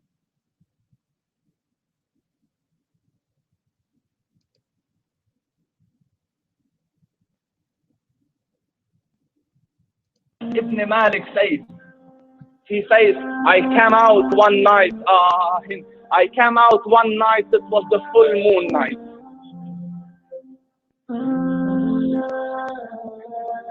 The guys, he was crying. The emotion, you should see in the video, he was crying. Once he come out at the night and he look at the moon. Okay, what happened? And I looked at the moon, and in the desert, understand, the moon is an awesome sight. It is smooth. It is radiant, it is clear, it is gentle compared to the scorching sun which they're used to. So the moon was the epitome of beauty. So he says, I came out at the full moon night and I looked at the moon and I saw it, beautiful, handsome. So I said, let me go see if the moon is more handsome or my prophet is more handsome. Hold on. Guys, this Arabian boy, suddenly he decided to make compare. Which is more handsome, the moon or the prophet? The same as Aisha comparing between the 7-year-old boy, as nightmare he claimed, which is false, penis and the penis of Muhammad. So Muhammad had the best penis, and now we will see if Muhammad is more beautiful than the moon. Right? There is a like somebody will win, somebody will lose. Who will win, who will lose? The prophet or the moon? The moon is more handsome or my prophet is more handsome. Let me see if that is more beautiful or the prophet is more beautiful. Have you ever heard of somebody speaking about his prophet who is a male, about saying the beautiful? The beautiful Muhammad? Muhammad, you are beautiful. Muhammad, you are so beautiful. Unbelievable, you are so pretty. The pretty Muhammad. The pretty Muhammad. He is going now to go in competition between him and the moon in the middle of the night. So I went and I saw him standing afar. So I looked at his face and I looked at the moon and I looked at his face and I looked at the moon and I looked at his face and I looked at the moon afar. I looked at his face. So I looked at his face and I looked at the moon and I looked at his face and I looked at the moon and I looked at his face and I looked at the moon. And he said, like, come on, how many times you need to look at his face and the moon? Like, don't you know that the face of Muhammad, you see him for 40 years? You see this idiot for the last 40 years of your life, and now you are looking at the face of Muhammad and the look of the moon. You saw the moon before, you saw Muhammad before. Like, is that the first time you see the face of Muhammad? Is it the first time you see the moon? So I look at the face of the Prophet, I look at the moon, I look at the face, I look at the moon, I look at the face, I look at the moon. I'm getting dizzy. I look at the face, I look at the moon, I look at the face, I look at the moon, I look at the face, I look. Somebody tell me to stop. I look at the face, I look at the moon, I look at the face. Sorry guys, the CD stop. I look at the face, I look at the moon, I look at the face. Okay, when we are going to receive the result?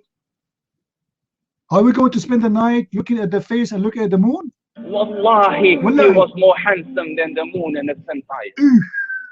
All of this to tell us that wallahi, wallahi, wallahi, Muhammad was more handsome than the moon.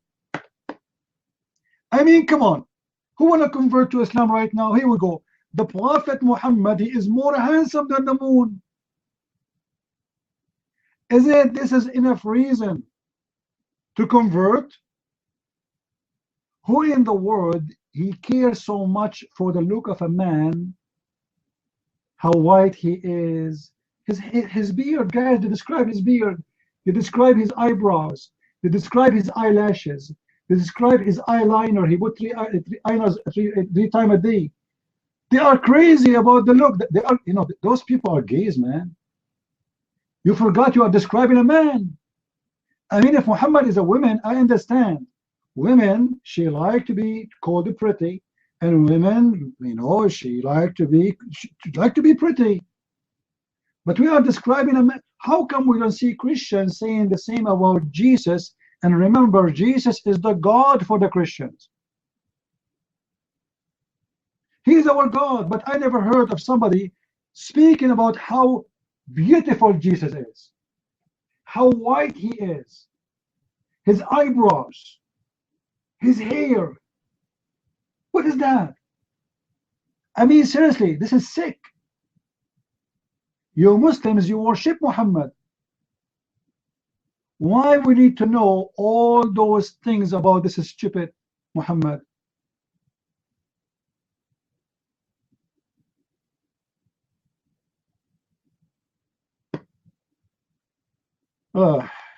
نايف، شخبارك يا نايف؟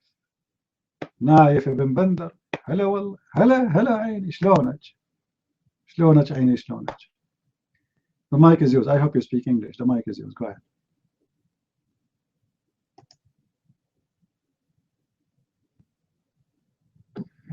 طيب منك هلا معك يا كريستيان برنس، كيف الحال؟ سلام المسيح في قلبك، مساك الله بالخير. طبعا الإنجليزية حقي ضعيفة مرة يعني، بس أنا مسلم عليك يعني كذا. Hello everybody here. طب كيف حالك؟ والله أنا قال لي واحد عن الروم حقك يا كريستيان برنس، كنت عندهم وقال لي في واحد عربي هنا عنده روم فادخل عنده تستفيد منه. أنا لقيتك أفضل من البخاري صراحة يعني، صلى الله عليه وسلم يا أخي. نبي نراجعك أنت تبقى الرسول يعني. أفضل من محمد صراحة. حياكم المسيح. Hello everybody. Good evening. اسمي نايف. My name is Naif from القطيف. Yeah, and I am Christian. And I am so happy that I meet brother friends today. Someone told me about him, about his good room. Hallelujah, hallelujah. That's يعني first time I come to English or second time I meet some brothers and sisters somewhere, and they told me about this fantastic room. يعني I'm sorry about my English is broken, but I can't feel like Prince is more than Sahabi. Sahabi يعني. I think Prince he was in the time of Muhammad sallallahu alayhi wa sallam. يعني. If you will say a prince, we will say Prince is the prophet of Arabs. But true prophet. يا جماعة الخير يعني محمد مات تحت السرير حقه 3 ليال وما حد يدري عنه يعني one Jewish giving him toxins. فيعني I don't want to talk about my experience, but we both hate Jesus Christ, and now we love Jesus Christ more than ourselves. يعني إيش لي بديش يسوس، وأنا أحبه واجد، والمسيح أفضل من أي دين ثاني. ترى المسيح يعني يعني أنا بس معلش أخوي كريستيان، يعني أنا بتكلم عربي وبحضر جنابك إذا تقدر تتكلم بالإنجليش. معلش أنا أتكلم ألماني وما أتكلم يعني إنجليش واجد يعني. أقول إن أنا صراحة يعني الفترة القليلة اللي قعدتها في الروم أنا استفدت منك، وصراحة يعني أنا أتشرف فيك، وحياك الله يا ولد الديرة، وأنا سعيد إني ألتقي واحد في هذا القسم من المملكة ومن الخليج، وهذا شيء طيب إن إحنا كلنا نلتقي ونقعد يعني يعني نسولف على حقيقة المسيحية وكذب هذا الدين ورسوله الداشر. والله يبارك يا فضل والبيضان. وصدقوني يا جماعة الخير، يعني أنا يعني خبروني عن برنس قبل يومين، كنت داخل يعني يعني في القسم الإنجليزي، قلت خلني أمارس اللغة، فقالوا إن برنس يعني من أحد الناس يعني اللي عرفوا طريق الحج وساعده. وصراحة يعني أنا صراحة يعني أنا فرحان واجد فيك يا برنس إني التقيتك. وأنا أبغى أقول إن إحنا كنا نكره المسيحية، وكنا نقول إن أهل الكتاب هذول على باطل، لكن من عرفنا طاري محمد هذا الداشر الورعنجي يعني سفاك الدماء، ولقينا ان المسيح هو حق، تركنا كل حاجه واقبلنا بالسيد المسيح.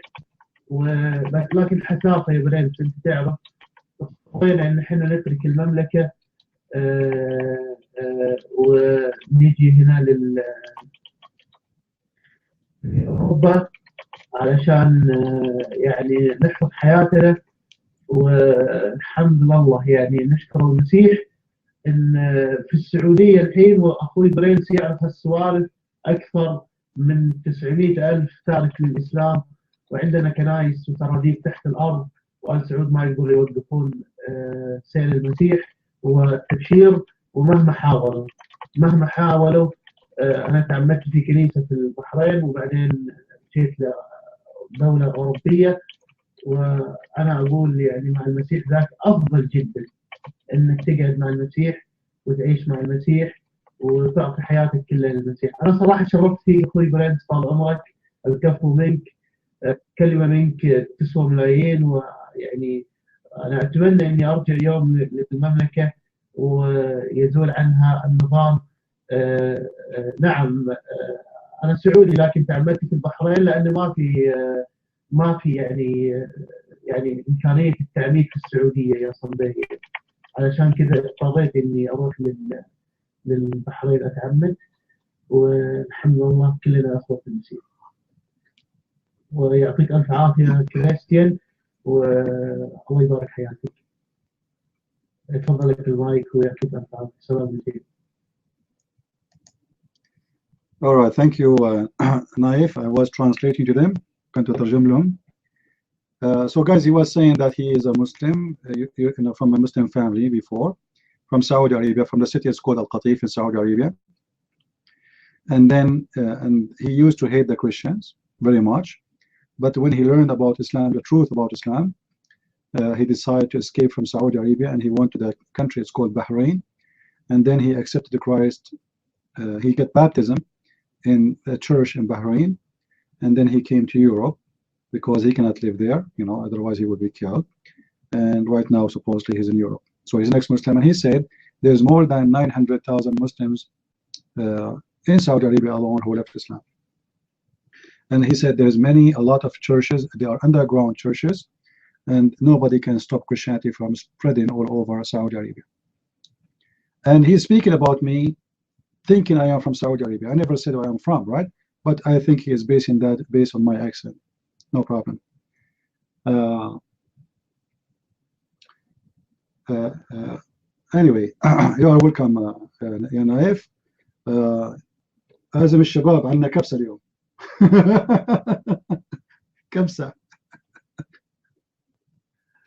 كبسة بالليمون يلا جيب الشباب. I'm saying to him, bring your friends. We have kabsa. Kabsa is a Saudi dish. They use meat and rice, but it's called it's cooked in a certain way. All right. Anyway, you are welcome, Naif, and feel free to invite your friends.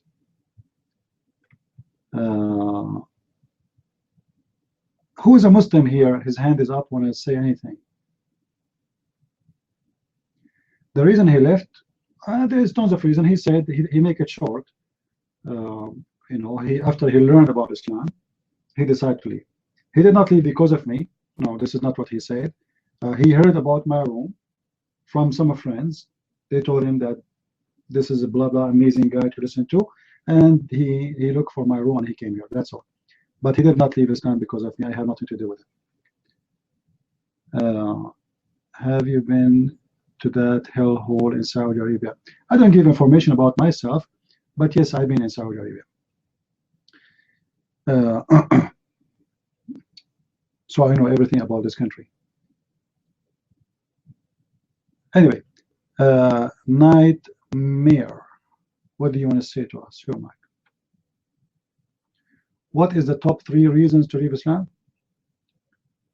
My friend, you cannot find one reason to leave Islam. What are you talking about? Islam is an amazing religion. Amazing religion. Imagine. Right now there is no Islam. How do you want to go to the bathroom? I mean, seriously, we will not be able to go to the bathroom. The Prophet, he taught us how to shake our penises 3 times. Have you ever tried to do it 4 times? You do it 4 times, he's going to fall apart. And then no woman will marry you. I mean, serious. This is the Prophet. He saved our future, my friend. There's a hadith says that before the Prophet he taught us everything, including how to do khara. علمنا كل شيء حتى الخراء. Do you know what does that mean? The Prophet, he taught us everything, including how to do poo-poo. Before Muhammad, the Arab in Saudi Arabia do not know how to do poo-poo. I think they used to do it from their nose. Brother, are you squeezing? Yes. Let me get a tissue. No poo-poo is coming. I see boogers only. The Muslims before Muhammad do not know how to do poo-poo. The Prophet, he taught them how to do poo-poo. Like, isn't it amazing? This is a miracle. From the time of Adam until the time of Muhammad, no human being knew how to do poo-poo. A disaster. So Muhammad, he came as a mercy for mankind. Otherwise, until now, none of us will know how to do poo-poo.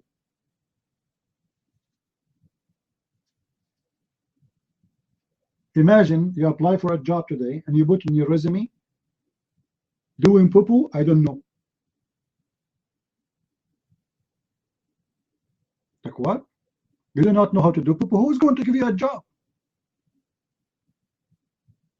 Who is going to give you a job if you do not know how to do poo-poo? That's amazing. This is why it was funny when the guy was speaking about the logic of the Prophet. You remember the hadith where Muhammad, he said that he discovered that the Jewish are rats. How Muhammad discovered that? What has God told him that? No. He noticed that the Jews and the rats don't drink camel milk. Here we go. Neo is posting the hadith. I mean, imagine. You see, Muhammad, he have his own way of logic. As long as the Jews don't drink camel milk and the rats don't drink camel milk, That means the rats are Orthodox Jews, which is proven by science. They are not Jews only, they are Orthodox Jews. But they are very conservative, my friend.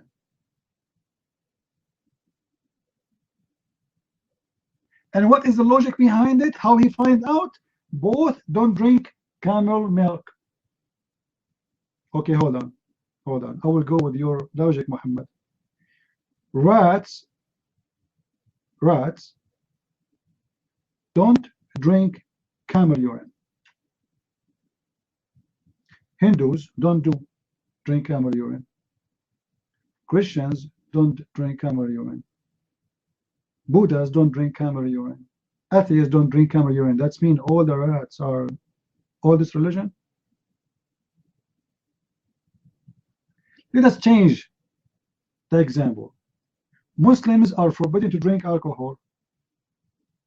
Rats don't drink alcohol. Does that mean rats are Muslims too? This is super intelligent religion, man. Like, come on. This guy is a very deep thinker. And by the way, there's a scientist, you can search his name, he's a Japanese scientist, his name, Yama, I do fabricate lies, Yama. He's very well known. He is a very well known Japanese scientist. His name exists in all Muslim websites. He have, no, not PhD. He have he have UFO degree, all right? Which means unknown, founded, I don't know, university or, I don't know what to say.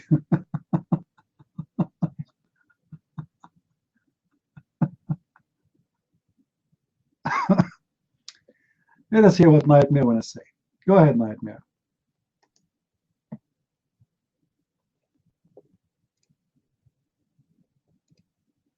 Do you hear me very well? You did not talk yet to hear you. Just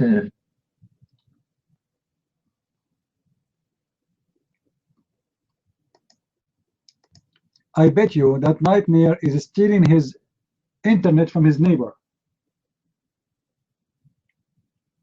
I can show you a fatwa right now. A Muslim, he posts a question in the fatwa website. I'm serious, I can show it to you.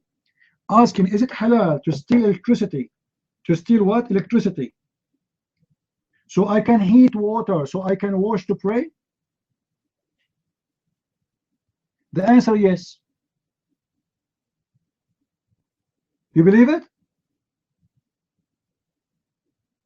So I will not be surprised if he is stealing his network from his neighbor because it's halal.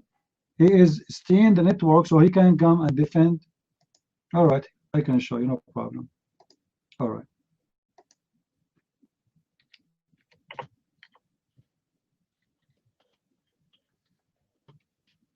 Hold on. And I read this fatwa a few years ago, but I think it's going to be there.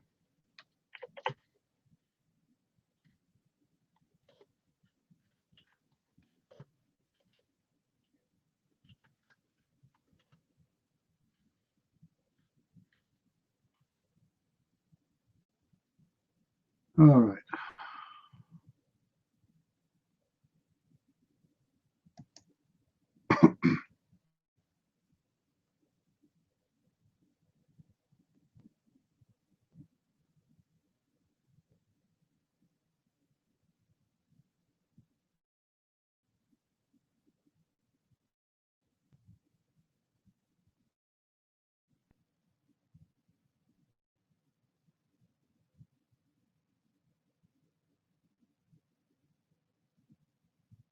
Actually, there's a hadith Muhammad he mentioned, and that gave the reason for the Muslims to steal, because Muhammad he says don't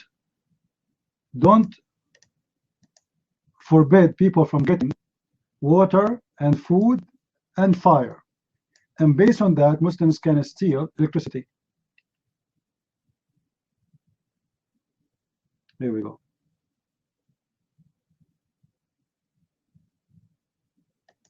and the one who charged you for that, he is a thief. So the Muslim believe that if somebody charges you, and the fire here is equal to the source of energy, if somebody charges you for that, he is a thief.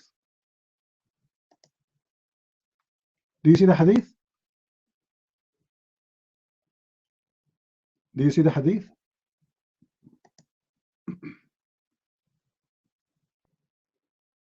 Nightmare, do you see it?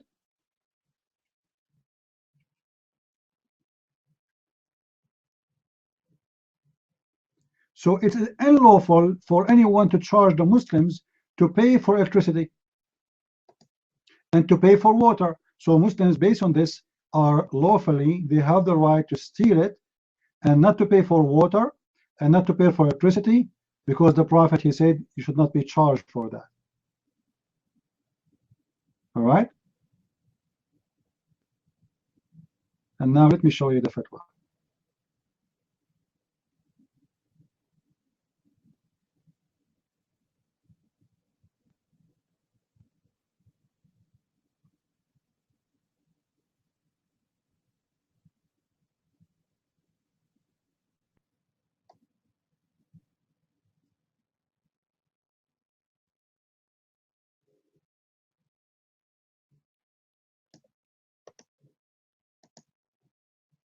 Read for me.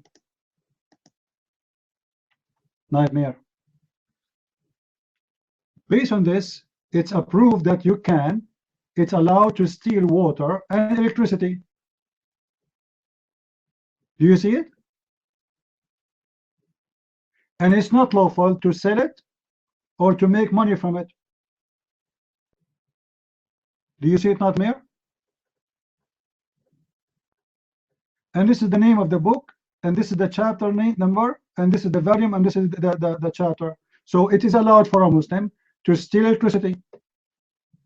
So what you are saying to me, show me. I understand you do not know your religion, as usual. And you come to a Christian Prince to show you that it's okay for a Muslim to steal electricity and to steal water. This is the stupid logic of Islam.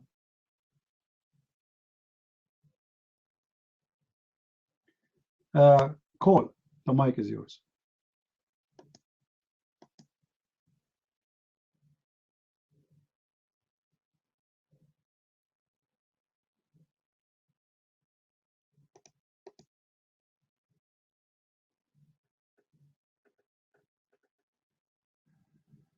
Is it my mic or? Okay, you can hear me. Okay. I got a couple of things here. To back up a bit, I know we were talking earlier today about Aisha's fornication, and I am seeing that you mentioned a hadith in Bukhari. If you could post that reference, because I couldn't find it from what you gave. Maybe my hadith collection is using a different reference system. If you could post it in the text, I'd like to look it up and save it for use later. I know Nightmare mentioned though, maybe Aisha had seen some boy's penis, which is kind of funny. For the sake of argument, Nightmare, if that is what it was, if she was in naive innocence trying to compare a boy's penis to a man and using that as a reference point, everybody else would have known better. They would have laughed and known that naive, and they would have referenced her as such. There's no evidence of that anywhere in the hadith or what have you. So that's I understand what you have to try to find a reason, but that's not a good one. That's not a good one at all. I got some other things I wanted to bring up. I was talking to some other Muslims here earlier in the week. Well, I noticed a difference in the basic point of view, the basic worldview when we were talking, and it was something that I had not considered, but really makes a big deal. This guy started out, he was talking about when we look at religion and we're trying to get close to God, what things are most important. He was a Muslim, by the way. His point was that the first thing we should determine was whether something is from God. You know, he thought that the most important part, you know, we should determine whether it's from God or not. And I disagree slightly. I mentioned that before you can know whether something is from God or not, you have to know God. You know, if you don't know God, then how can you judge whether something is from God or the devil or from an angel or from Hillary Clinton, Trump, me, anybody? If you don't know God, you can't identify whether it's from God or not. So I mentioned, you know, well, God, you know, Muslims, they tend to focus on the power of God. I hear that a lot in their polemics against Christians. You know, well, God can do this and God can do that. Now, normally when they say God is, when they try to argue that God is so powerful, they follow that right up with the things that God can't do. But they always focus on the power, and that's the argument that they make. I mentioned that God is holy. You know, God is righteousness. You should look at that, you know, the goodness of God, and don't really ask yourself what can God do or not do, because he can't do anything except be unholy, you know. And you should look for that and use that to identify God. You know, God can't be unrighteous, so to speak. And so the guy asked me, what is righteousness? You know, like, what is righteousness? And that wasn't a rhetorical question or setup. You know, I thought it was a joke when he said it. You know, what's righteousness? You know, and so I replied, you know, the great commandments: love God with all your strength, love your neighbor as yourself. You know, love your enemies, yada yada. He pushed back on that. The guy honestly did not know what righteousness was. You know, and I thought to myself, you know, how can you actually know God if you don't know what righteousness is? If you honestly don't know holiness or goodness when you see it, how can you know something is from God? You know, it reminded me of a couple of things that I'd actually heard before in CP's room, you know, but he said them. I thought them as just, you know, passing jokes, you know, because CP is entertaining, so I didn't think much of it. The first thing I remembered was, you know, something like today his room is what is Allah and what is Islam. Sometimes he'll name it who is Allah and what is Islam. And he mentioned the guy came in and asked him why he named his room that. And he replied, you know, well, I find that most Muslims don't know who is Allah. Do you know who is Allah? Which the guy couldn't explain it.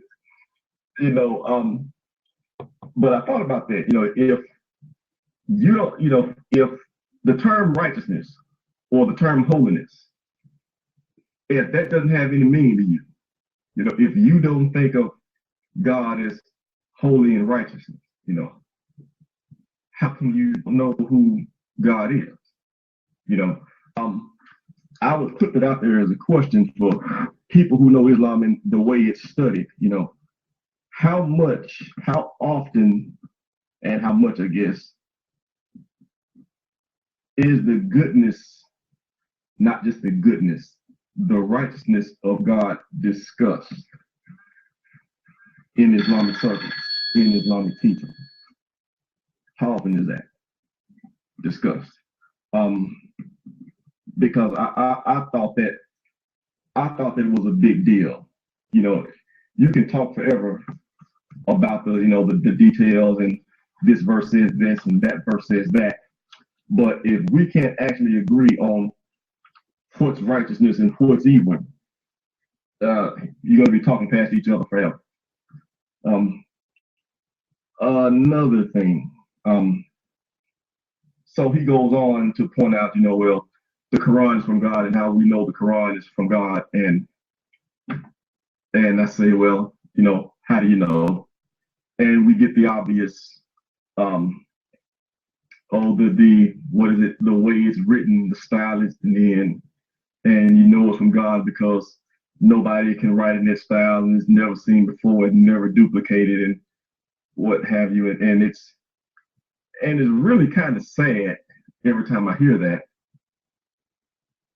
You know, it's so subjective and it's frankly ridiculous. I mean, if that's all you've got, you know, that the style in which it was written, the prose it was written in is so great that it's got to be from God. It's frankly ridiculous, and it's hard to take it seriously and respond to that. And he goes on to point out the scientific miracles, which we've been over that a million times, you know. When I mentioned the errors, though, he goes through great lengths to make leaps and bounds to try to explain the errors, like Abdul Karnain finding the sun setting in the pool of water. You know, he goes say, well, man, you know, that's not what it means. It means what his perception, you know, which that's not what it says in any of the translations that I've read. If any of the Arabic speakers here knows for a fact that it mentions his perception of it, I would ask you to explain that. I've never read it where it says that's what they saw. The way I read it is God told them that he actually saw it. He actually saw it in setting in a pool of water. But it's a bit of mental gymnastics. Well, a good bit of mental gymnastics that they go through when you point stuff like that out to them. I know I mentioned on the topic of how do I say it? People dying from other sin, for the sins of others, you know, as relates to Jesus dying for the sins of others. I mentioned that was actually mentioned in the Quran, not the Quran, I'm sorry, not in the Quran, in Islam. And I refer to Sahih Muslim 6665. Forgive me, I don't know the book references and such. But basically the way it goes is at the day of judgment, the day of resurrection, that each Muslim will have delivered to him a Jew or a Christian. Yeah, that one. Will have delivered to him a Jew or a Christian, and it'll say that is your recompense for hellfire. My Lord, I haven't seen that in the Quran. If you've got a reference to that Quran verse posted, I'd like to see it. So this guy explains, which will be my second question. He says, well, in Islam, when every person is born, they get a place in heaven and a place in hell, Muslim or other. And when you die, you go to one place or the other. If you're Muslim, you get your place in heaven. And if you are not, if you're not, you get your place in hell. And he said that's what that Sahih Muslim was referring to. Now, if you're like me, you're thinking that doesn't say anything at all about rescuing somebody from hellfire.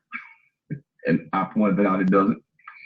And he, of course, had no reference to support, to connect that to the Sahih Muslim reference. He had none at all. So, you just move on from it. But still, I would ask if there is any reference or any evidence in Islamic sources, this concept of everybody being born with a place in heaven and a place in hell. I'd never heard that before. So I don't know if it was just BS he was making up or not, because he had no evidence for it. But still, here to learn, the better you understand somebody, the easier it is to talk to them. So that's all I've got for right now. Let me see here. Forgive me, I actually take notes as I listen to this.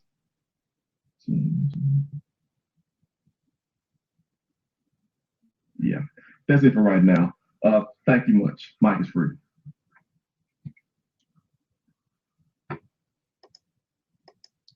All right. Look what Nightmare he posed for us. He said, he posed an opinion about what his prophet said, that there is someone don't agree that you can steal water, because he's saying that this is the prophet was talking about something is not owned. Well, your prophet, he forbid you from owning that. Your prophet, he forbid you from owning that. So how you can protect what is owned? I showed you the hadith where your prophet said you cannot own that. Unbelievable. How are you, Scary? You are back, Scary? Scary, you're back? Are you sure? Did you tell the daddy and mommy you are here? Let us see how many insults he will make in a second. Your mic, Scary. What do you want to say to us?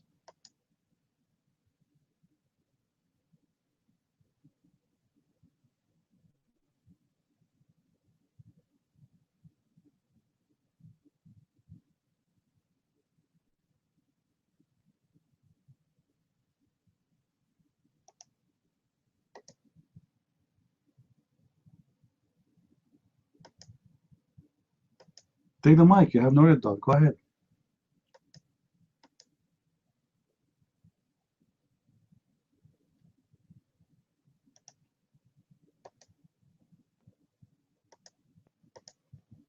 Oh, I cannot take the red dot off.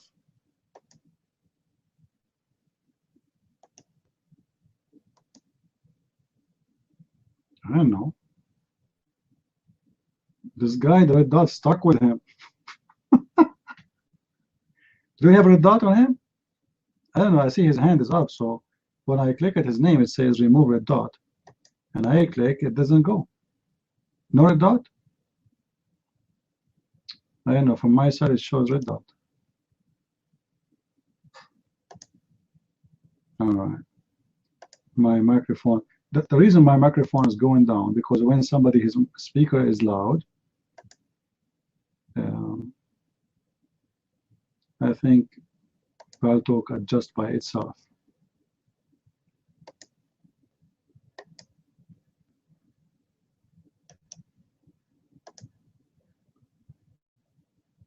Right, recording.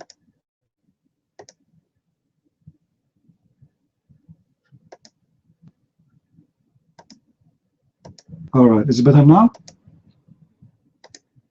Is my microphone better? Okay, good. Scary. I know what's wrong with you. Your mic, Nightmare. What do you want to say?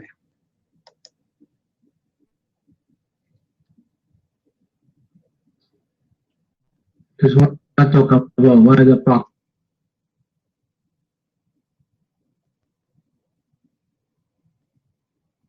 had to fight to the robot, not for the women. We can't understand any words what we are saying. Simon, your mic.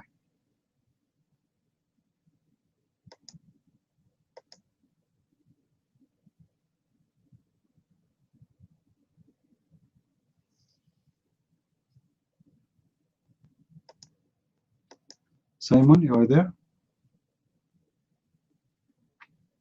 Your mic.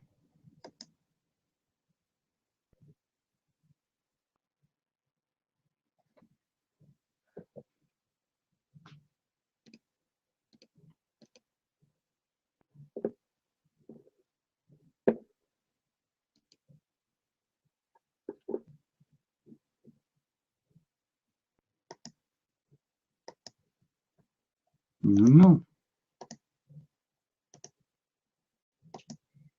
Any Muslim here?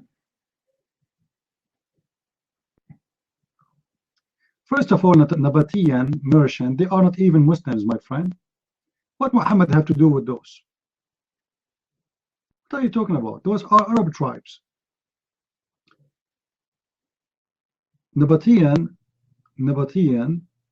then the Roman king had prepared a great army to convincing some of the Arab tribe like Lavam, Judim, Ghassan, etc. But those are Christians.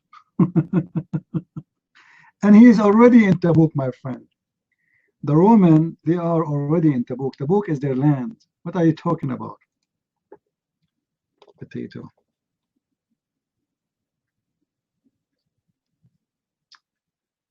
Okay, Simon, you're mine.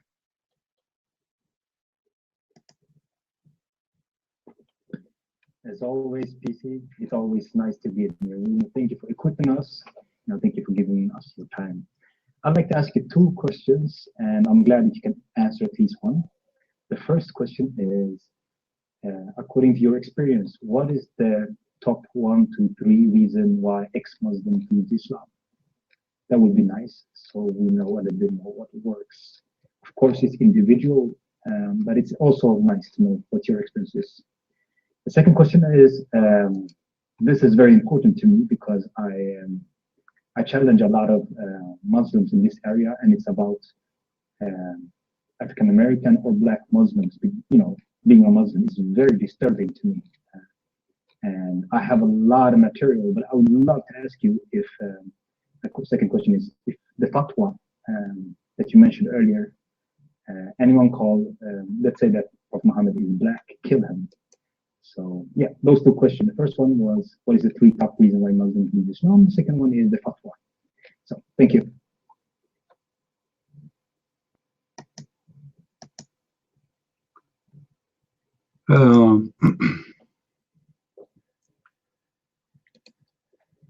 I don't know if I can say there's top 3 reasons, because there's millions of reasons to leave Islam. And all of them actually, they are equal in somehow, because it shows you how stupid and how evil Muhammad is. So I can say that there is a reasons when you see how stupid Muhammad is and his God, and how evil Muhammad is and his God, and how untruthful Muhammad and his God. And then you can come with all kind of reasons. They are going to be born out of those 3 reasons. As an example, when somebody says to me, this is the book of God, and then this God, he says, women have the sperm, and there's sperm coming from their bones, their ribs. I mean, this is stupid, right? I do not need really to think much that this is something stupid made by a stupid guy, claim that it's coming from God. So stupidity is a major reason for me to believe Islam is not from God. Or when the Quran speak about how he created the earth and the heaven. So one chapter he says that he created the trees and the grass and the substance first, and then different chapter he forgot, so he make it the opposite. What kind of God? He don't remember which one is one. The one is done before. You know what I mean? This is not only contradiction, this is stupidity. This is stupidity. You see, sometimes there's a small contradiction, which means you have to think deeply to find it. But this is obvious. What kind of God? He said that the earth and the moon and the day and the night, they go in an orbit.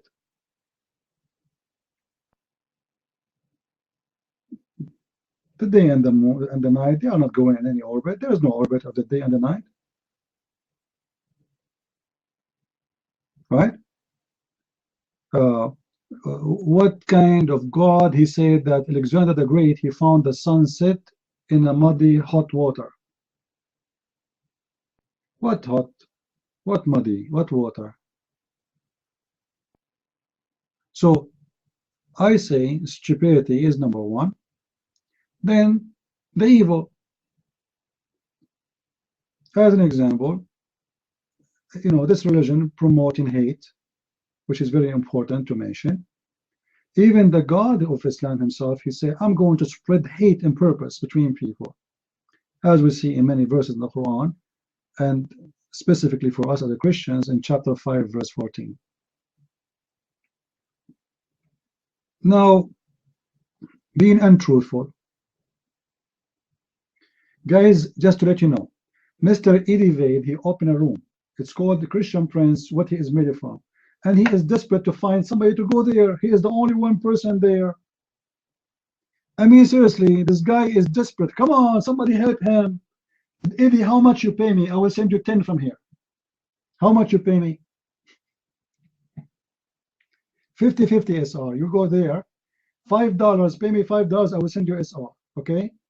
We will buy, me and him, hamburgers, and we eat it together. Like, come on, Eddie. He's like a kid.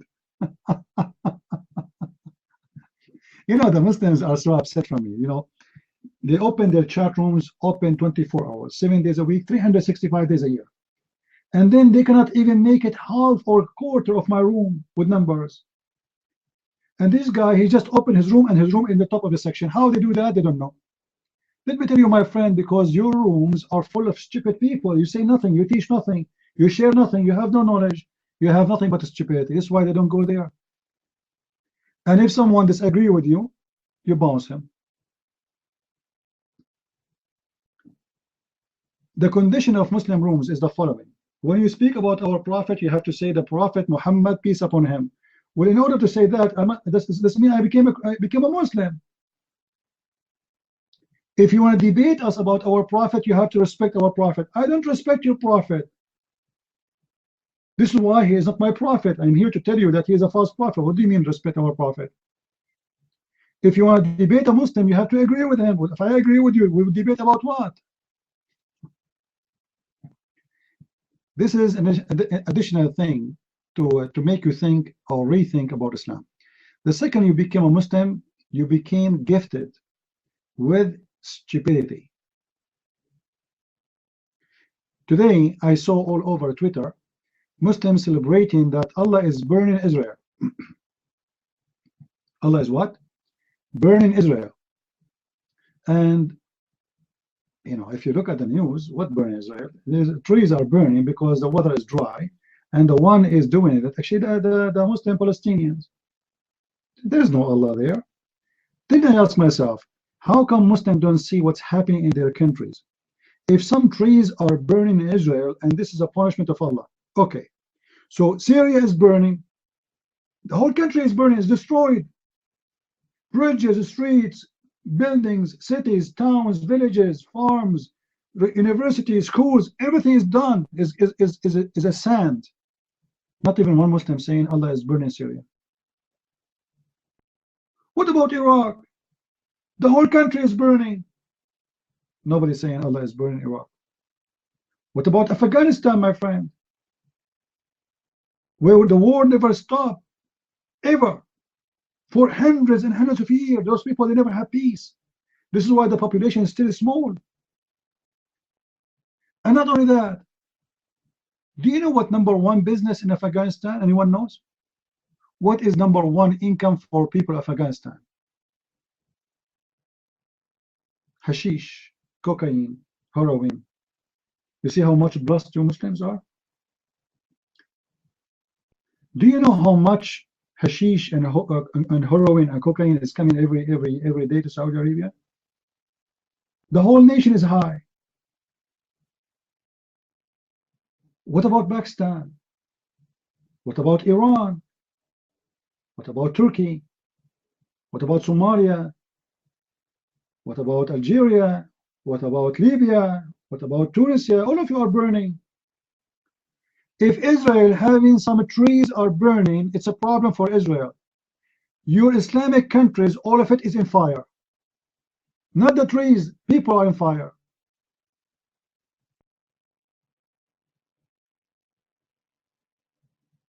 Where is your Allah? Actually, yesterday, I was watching a video. Let me see if I can find it.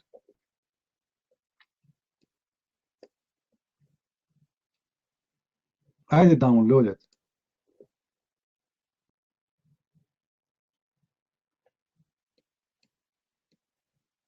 The guy in the video, he was speaking about some, Al-Qurmuti. Remember, guys, I spoke about Al-Qurmuti before. Who remember? Anyone remember who's Al-Qurmuti? Anyone remember? Who was Al-Qurmuti? What he did?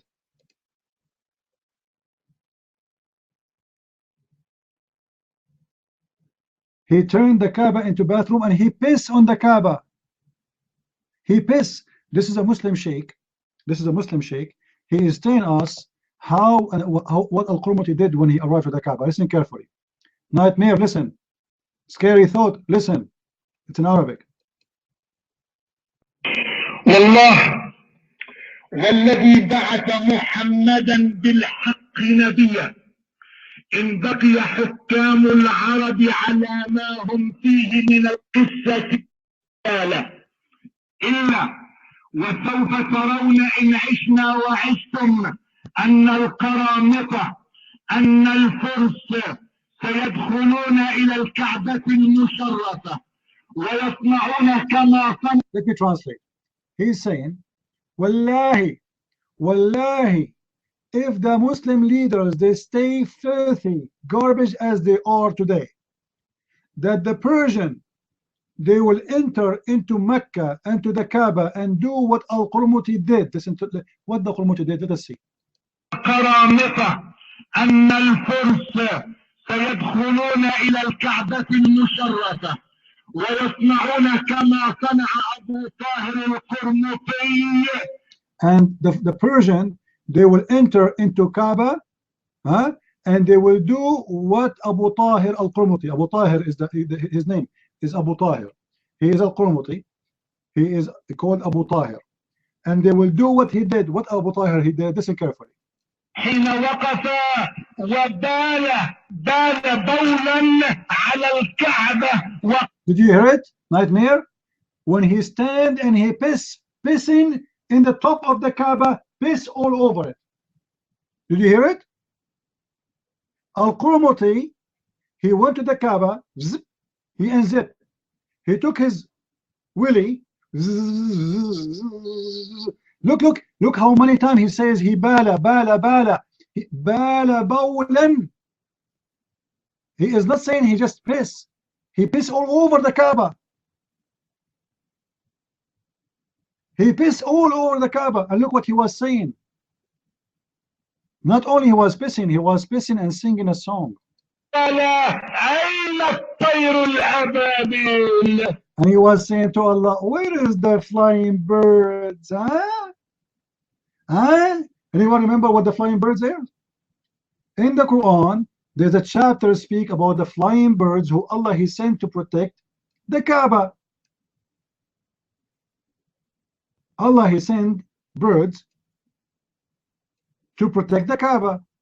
So Al-Qurmuti, he wanna show us, the stupid Muslims, that the Quran and Muhammad is a scumbag. If there is such a thing that Allah will protect the Kaaba from anyone from destroying it, here we go. I'm going to the Kaaba.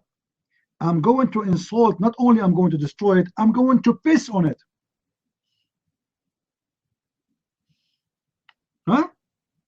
I will piss on it. And not only that, I'm going to scream and say, hey Allah, where is your birds? Allah, where is your birds? No birds? No Allah. In chapter of the elephant, chapter 105, if you can, guys, if somebody can pause for us. Suppose this is a story. This is a very stupid chapter actually. It's a 5 verses too, very short. Allah saying, don't you see what Allah he did with the people of the elephant? And when he deceived them and he punished them, and he sent birds on them, and those birds, they are throwing rocks, which is made from mud, in the top of them, and he made them like a dust, which means the rocks fell on them and destroyed them. So Al-Qurmuti, he went to the Kaaba to show the Muslim that Muhammad is a big fat liar. There is no such a thing. There's no birds will protect the Kaaba. I am going to go there. I will destroy the Kaaba. I will piss on the Kaaba. And not only that, he took the black stone and he make it as a pissing stone for more than 22 years, according to Muslims. I believe for more than 40 years. And the Muslims are proud about it. They are saying Al-Qurmati, he pissed on the Kaaba and he destroyed the Kaaba, and Allah never sent his birds. وقال أين الطير الأبابيل وقف وبال بولا على الكعبة وقال أين الطير الأبابيل. I like it when he's, he jumped, the guy is jumping, and he bala mean piss, all right? Bala, and he bala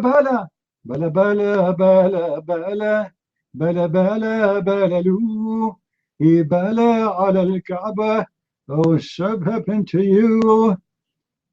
The guy, he pissed on the Kaaba all over, and he was challenging Allah to send his birds, and no birds in here. And not only that, the story is not over.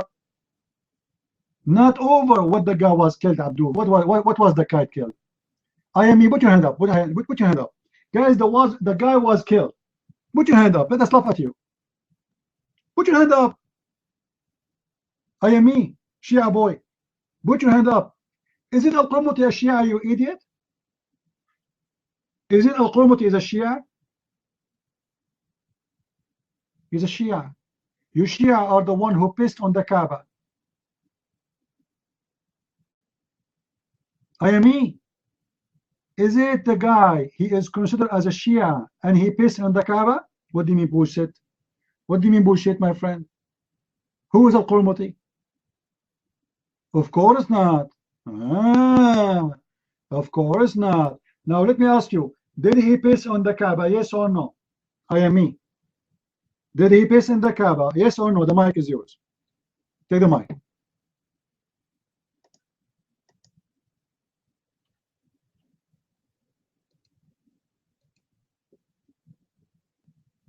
What happened to him is the question. His Kaaba is still there.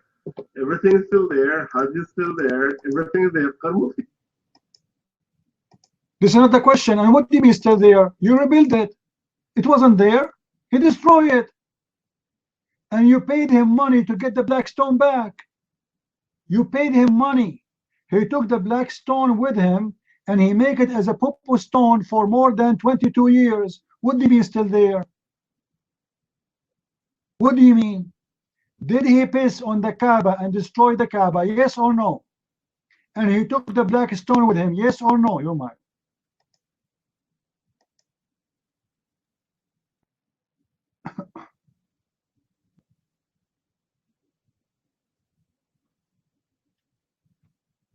Still there. The black stone is there. The Kaaba is there. And Karmuti is gone with the wind. That's what I'm telling you, brother. Brother, I told you, brother. No, it's not there. The Muslim, they said, when the black stone was taken, was very heavy, and when it was sent back, it was very light. Can you explain to us? He exchanged it. He changed it. He gave you fake black stone. How the stone was so heavy when he took it, and it was so light when he sent it back? Explain to us, your man.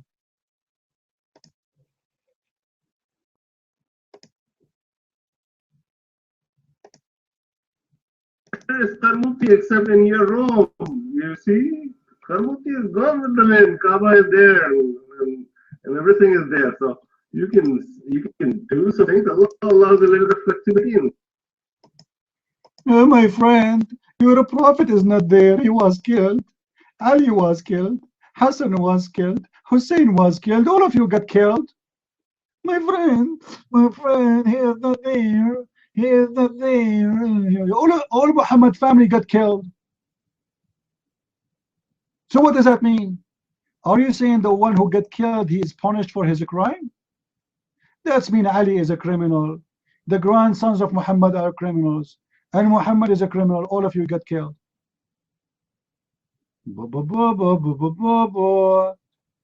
So what we learn from this, the important lesson for us from this, that your God is a false God when he claimed that he sent birds to defend the Kaaba. And guys, Allah protected the Kaaba when there was idols around the Kaaba. there was more than 360 idols around the Kaaba. And Allah sent birds to protect the Kaaba when the Kaaba was full of idols.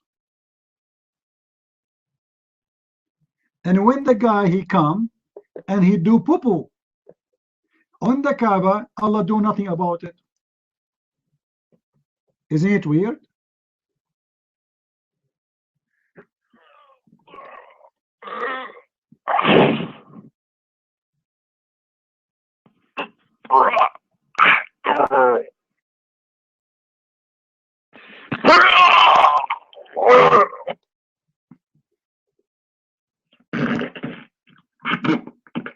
The Kaaba was full of poo-poo and piss, and the Prophet, God did not do anything about it. So the story in the chapter of the elephant, obviously it's a lie. Why the birds of Allah did not show up, Mr. IME? Where they were. Allah, he protect the Kaaba when there was no Muslim there, when it was full of pagan. And then when the Kaaba have only Muslims and there's no idols, Allah don't send birds? What do you think? I believe it Trump, he said, I'm not going to protect you no more. What do you say, IME? Your mind.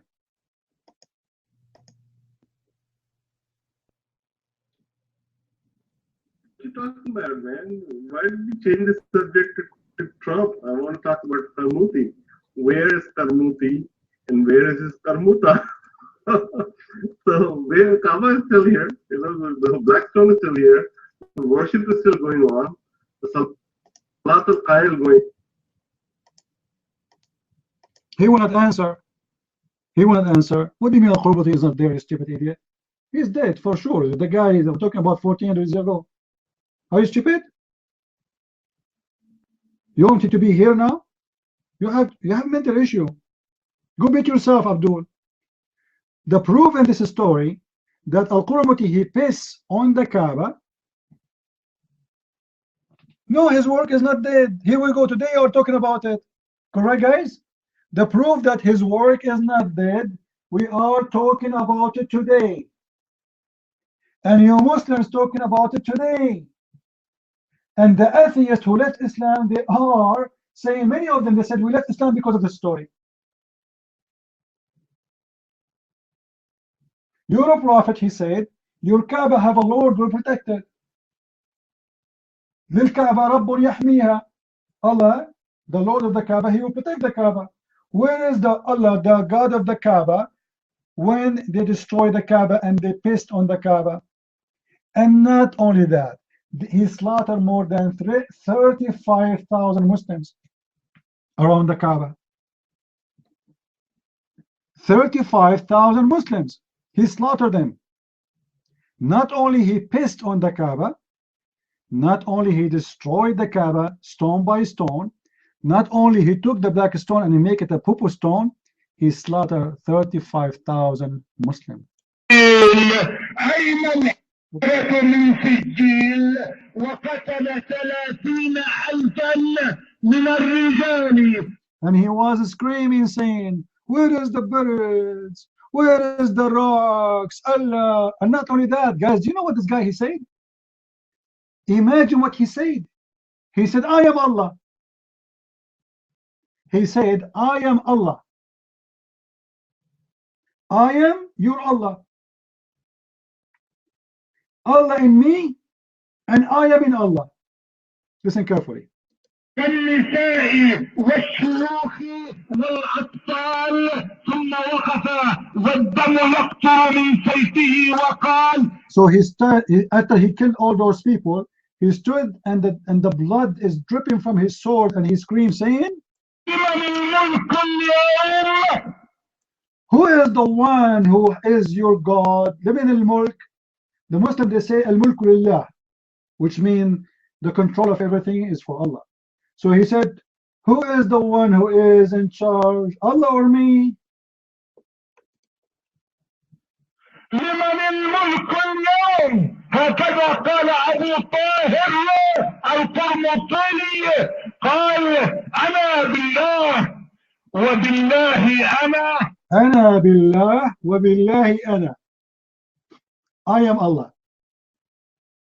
Al-Qurmati in the middle of the Kaaba, screaming, saying, after he destroyed the Kaaba, he pissed on the Kaaba, standing in the top of the Kaaba, or what is ever left over of the rocks, saying, I am Allah, Allah is on me, and I am on Allah.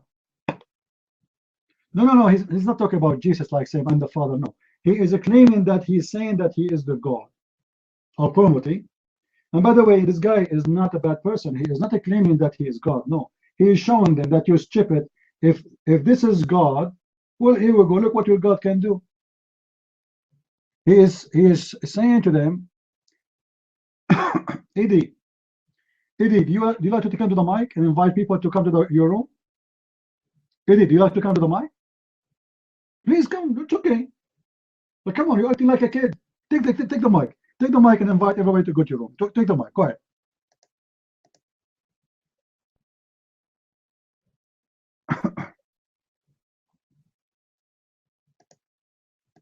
Come on, I'm trying to help you. After 10 hours, you open the room, you still have only you. Eddie, let me tell you how you can get Muslims to your room. The only way you can get Muslims to your room, to have two girls, they open their cameras, they wear short clothes. Trust me then, your room will be in the top of any section. Muslims will come from every direction. I guarantee you that. Just do it, and you will see. They will not even leave your room. Even if nobody is talking, who cares? It doesn't matter if they are blondie or not. If they are blondie, no, don't get blondie. They will go crazy then. You will lose control of the room then. Don't get the blondie. You know, keep them not blonde. It's more safe. All right, they will get horny and they will get so stupid. The filthy Abu Tahrir was affiliated with the generous Sor. What generous is Sor? This is a lie, my friend. The guy, nobody killed him. Nobody was able to kill him. This is a lie. No army was able to take him. Nobody was able to destroy him. He destroyed your Kaaba. And, you know, imagine, guys, to get the black stone, the Muslim, they send a letter to Al-Hakim bi Amrullah al-Fatimi. Anyone knows who Al-Hakim bi Amrullah al-Fatimi?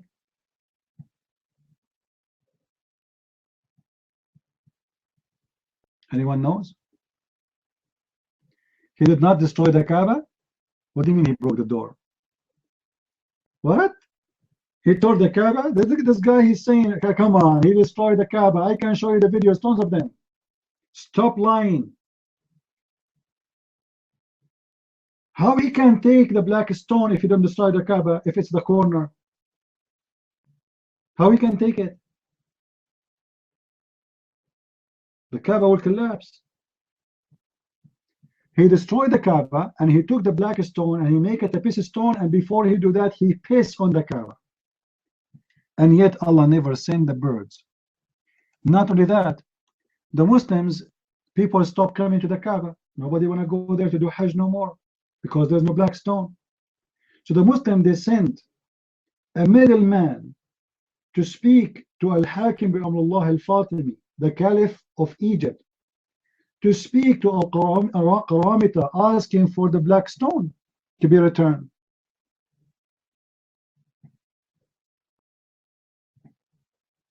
Right? Allah, he allowed that. So you are saying Allah, he allowed the Kaaba to be destroyed, right?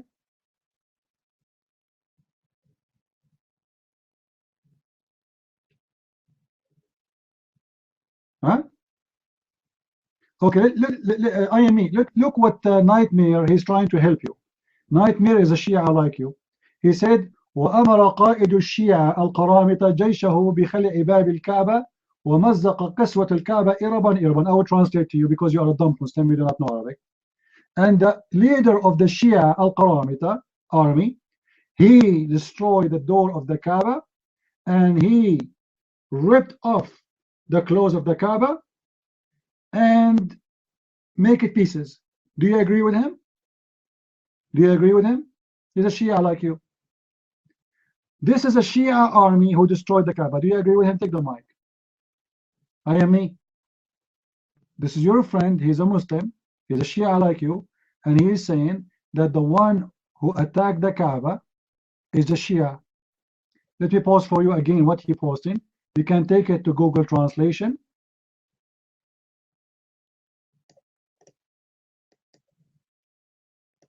What do you mean I'm lying, Mr. Nightmare? Aren't you the one saying that the one who did is the leader of the Shia army? This is your text. وَأَمَرَ قَائِدُ الشِّيَعَ. So that's a Shia. So why you are lying, I am me, when this is a Shia? This guy is a Shia. Your mic, I am me.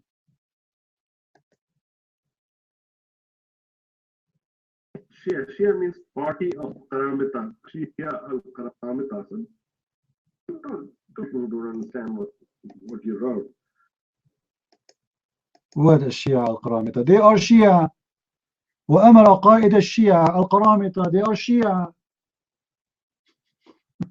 They are Shia. Oh my.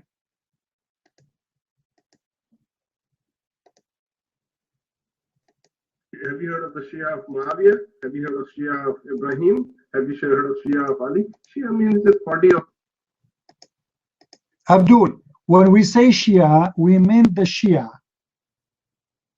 This guy, okay, let us do this. Do you want to challenge me to prove to you that he is a Shia? Is that the challenge now?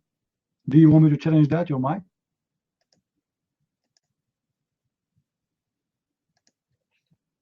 Of course, no Shia would destroy the Kaaba and do those things. I mean, this is really lying.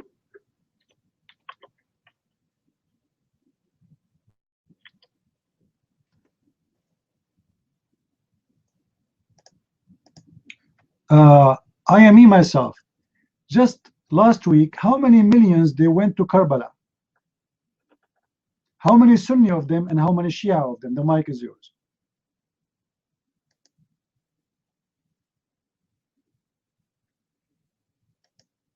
Actually, 30 million went to Karbala. Guys, did you hear it? How many he said? How many? He said how many? People, are you 30 million? How many they went to Hajj? 2 million Muslims. 2 million Muslims, they went to Hajj. 30 million, they went to Karbala in Iraq.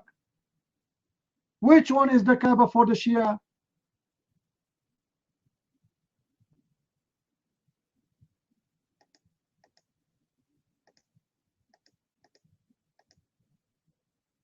Which one is the Kaaba for the Shia? What do you mean not allowed?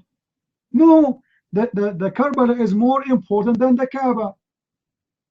That's a big fat lie. Shia don't give a damn for the Kaaba. The reason they go right now to the Kaaba just to spread, to take it as an advantage to go and spread Shiaism between the Hajj. But they don't care for the Kaaba. They are not interested. They never been interested in the Kaaba. Their Kaaba is where the graves of Muhammad family. This is the Kaaba. This is the Hajj. They don't care for the Kaaba. Now let us see Al-Qurmuti. All right.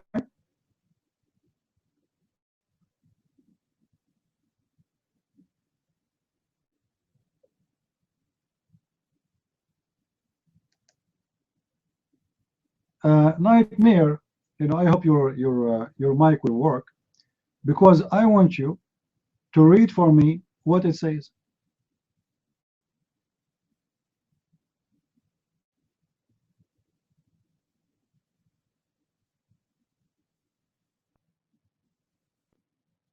And by the way, not only this, when he entered the Kaaba, he stayed in Mecca for 11 days, and when he entered, he was drunk.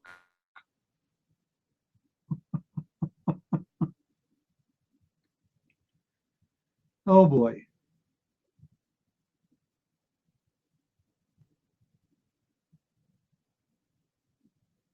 He was drunk, and when the Muslims they decided to get the black stone, They paid him 50,000 golden dinar.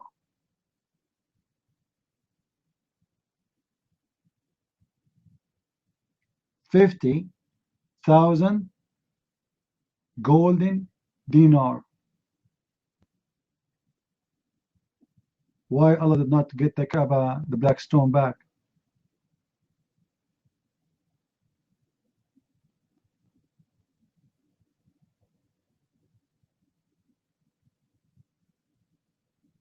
Huh?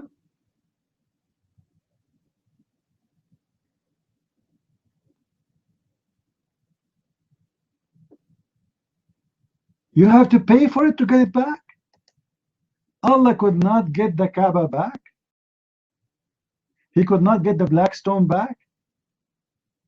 The guy, he pissed on the Kaaba, insulting Allah, challenging Allah to send his birds. And what Allah do? Nothing. Nothing. So the importance of this story for me, that Muhammad is a big fat liar. When he come with the story of Al-Qurmati, of the elephant destroyed by an army, and there's no witnesses for this story. And Allah protect the Kaaba when there is no Muslims there. But Allah don't protect the Kaaba when the Kaaba was controlled only by Muslims.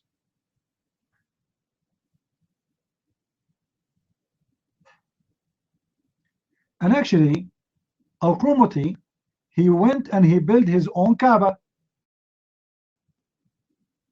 He built his own Kaaba. Is that true, IME? Is that true that Al-Qurmati, he built a Kaaba for his own?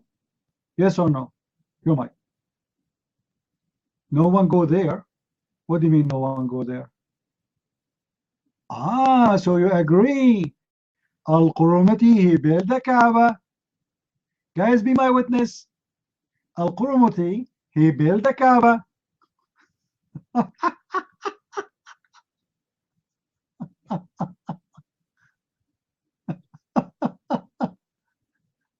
He took the black stone. This guy is opening a business.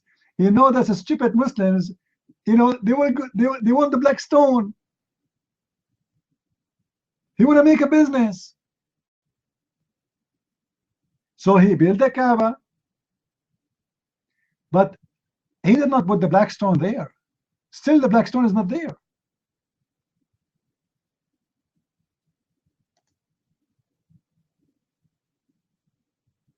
The only Kaaba that's in business is Mecca. Thank you very much. It's a business, my friend. The Kaaba is a business. So what is the competition? It's business, about money. I open a Kaaba, you open a Kaaba, and I want people to come to my Kaaba, not to your Kaaba, because people, when they come, they make a donation. They give sacrifice. I make money. They come to my town, they spend money for hotel, for food, for gifts. They buy and they sell. It's about economy. This is the whole Kaaba story is. And this is what the Muslim Shia now they are doing in Karbala. Karbala is a big business. They bring a lot of money for the Shia. Those poor Shia from around the earth, they go to Karbala. Do you know, guys, how they walk in Karbala? Do you know how they walk in Karbala? They enter Karbala like dogs. Should I show you videos? Should I look for the videos? Hold on. Not insulting, by the way. They walk like dogs.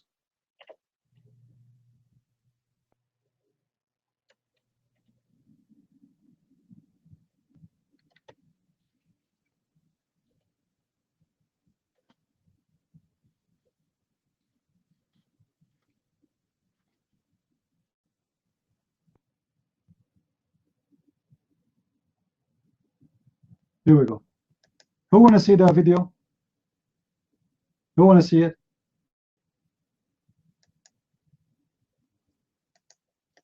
I don't want to play it in the room, but if you want to see it, here we go. Very disgusting. They worship the sons of Muhammad. They worship Ali. Look how they walk. They walk like dogs. I'm not insulting. Watch it.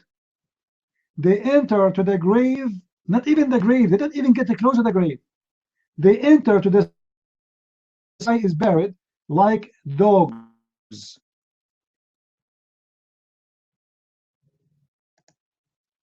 Let me see if this is the correct. Here we go. You have to move the video. Actually, the video here is not. Just hold on. Forget about this video. Let me give you a different one. This one, I thought it's a live video. It's pictures. I want to show you videos.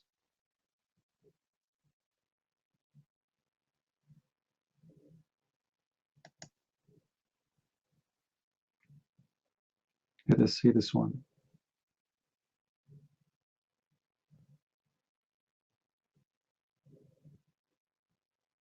Who want to see it?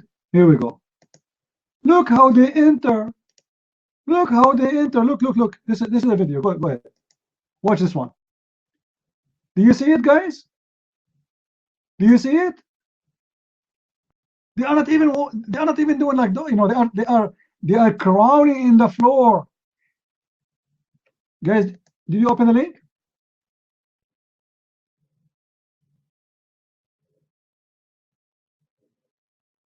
This is what Islam is about. Why you are doing that? Shia, why you are doing that? Who are they, the grandsons of Muhammad? You don't do this around the Kaaba. Shia, when they go around the Kaaba, they walk standing, correct, guys? When they go around the Kaaba, they go standing. But when they go around the graves of Muhammad family, look what they do. They don't go standing. They crawl like as if they are snakes.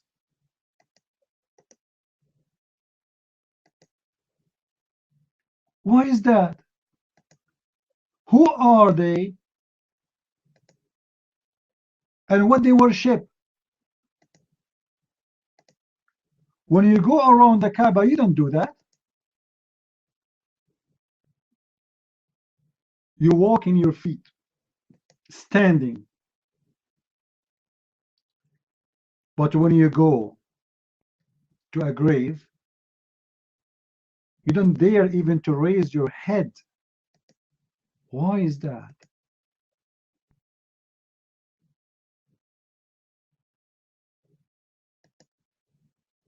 How many of you saw the video, guys? How many of you saw the video? You see, those people, they worship the children of Muhammad, which is not even his children, by the way. Those are children of Ali. Muhammad have no kids.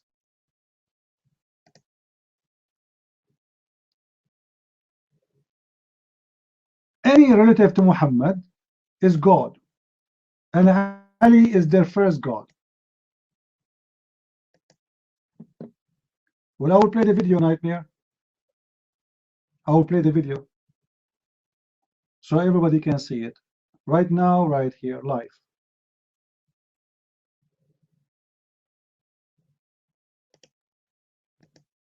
And this is the link. Did you see it, Nightmare? What the point? Because they worship them. My friend, those are their gods. They are walking like this just to come close to their graves.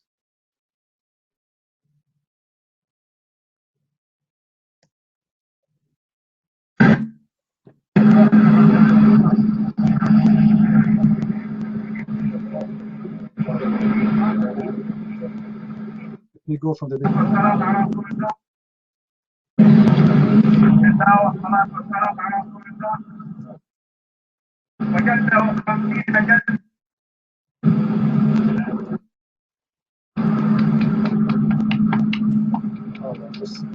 This video is a wrong video. Hold on. I don't know why it took me there. I'm not sure. For some reason, it's not coming correctly in my Paltalk. Anyway, you got the link. Let us ask, I am me, myself, why they are crawling in their belly like this? Out of love? What out of love? What do you mean out of love? How come you don't do that around the Kaaba or the grave of Muhammad? Correct, guys? How come they don't do the same in front of the grave of Muhammad? Let us compare the grave of Al-Hassan or Al-Hussein or Ali and the grave of Muhammad. How come you don't do the same in front of the grave of Muhammad? You might. Go ahead.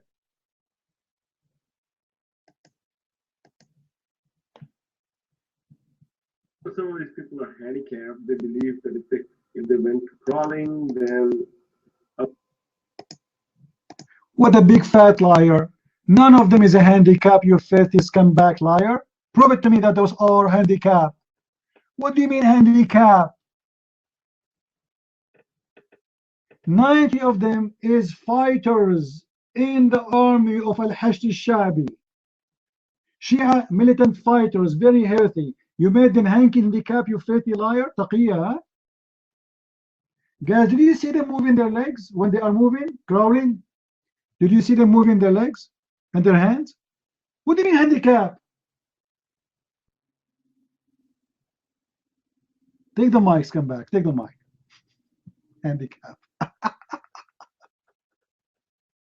Oh boy. Oh boy. They are handicapped, huh?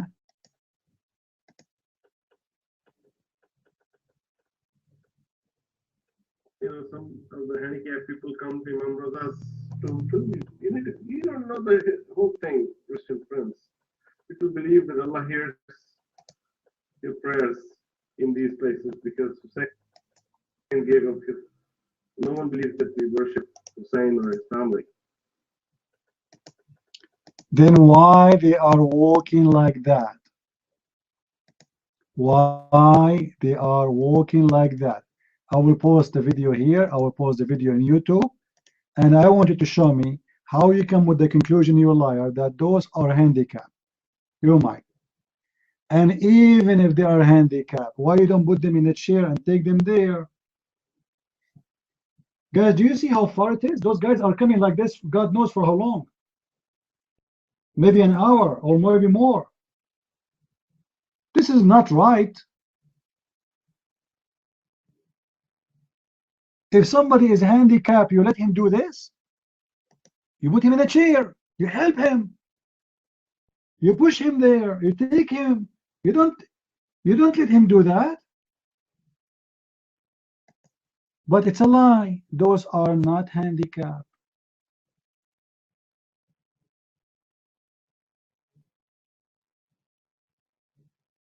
Your mic, I am me. Show me where the video there it shows that they are handicapped. Your mic. There are people who walk all the way from India. Do you know that? People who walk from Mashhad in Tehran. People who run for 200 kilometers to go for this occasion on the 20th of Safar because of the people believe that you should go there and if you pray there, Allah will hear your prayers. People believe that. Yeah, people may not believe the right thing, but people believe that. People come, no other collects this many people in the history kind. Go do some research on it. At least 10 to 12 million people come on a regular basis. The first 7 biggest collections of human beings is in Karbala. That is true Islam, the Islam of love.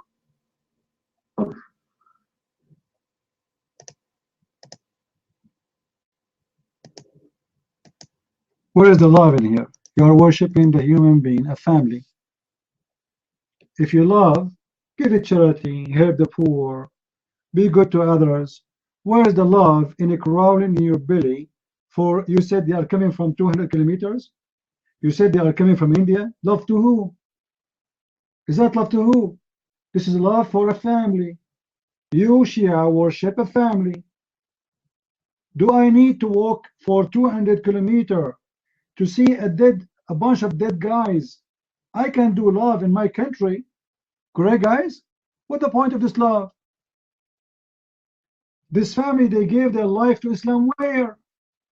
How they give their life to Islam? They die because they are fighting over power. They are a bunch of scumbag thieves. Let me ask you, IME, who is the one who killed this family?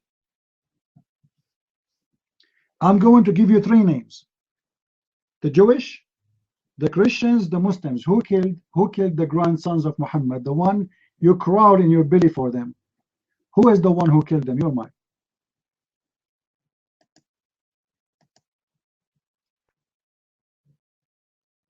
Can I really talk to you and address what you're asking me? Hussein stood up against the Khalifa of the Muslims to show to the world nothing to do with Islam. He would kill the grandson of the Prophet himself. That was the purpose. He took the women folk with him. People told him, if you go, he will kill him. And he said, that's what I want people to know. That we and Islam has nothing to do with the abuse these people are inflicting. So, if this is the case, why the Sunni, until now, they take the side of the one who killed the grandsons of Muhammad? If those are evil, those who took the side of this man and the one who killed the grandsons of Muhammad, why all the Muslims Sunni take their side? Are you saying all the Sunni are evil? All the Sunni is against the Shia, and they are with Muawiyah. Go ahead.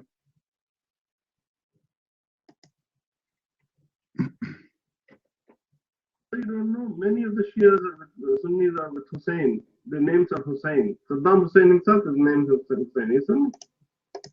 So you don't know what you. So if I call my son Hussein, I can kill Hussein? Guys, I will name my son Hussein, but I will kill Hussein. I mean, this is the most stupid answer ever. Why they are supporting the ones who killed Al-Hussein until now? Hello? Until now, they take the side of the Umayyin against Ali and Al-Hussein and Al-Hassan. Why? So what you are saying to us, all those are evil. So what is left of Islam, my friend? Those are the Muslim Sunni. They are more than 70% of the Muslims. They are evil. And the Muslim Shia is maybe 15%. Who's left? Who's left? Who's left? How come when we ask Muslims how many Muslims there is 1.4 billion? What do you mean not all Sunni evil? What do you mean? What do you mean? All Sunni support Muawiyah. Anyway, let us go back to our topic. When Al-Qurmuti, and you said, and everybody heard you, that Al-Qurmuti, he ripped off the coat of the Kaaba, and he destroyed a side of the Kaaba and the door of the Kaaba, as you said, and he took the black stone. What Allah did? Why Allah did not protect the Kaaba?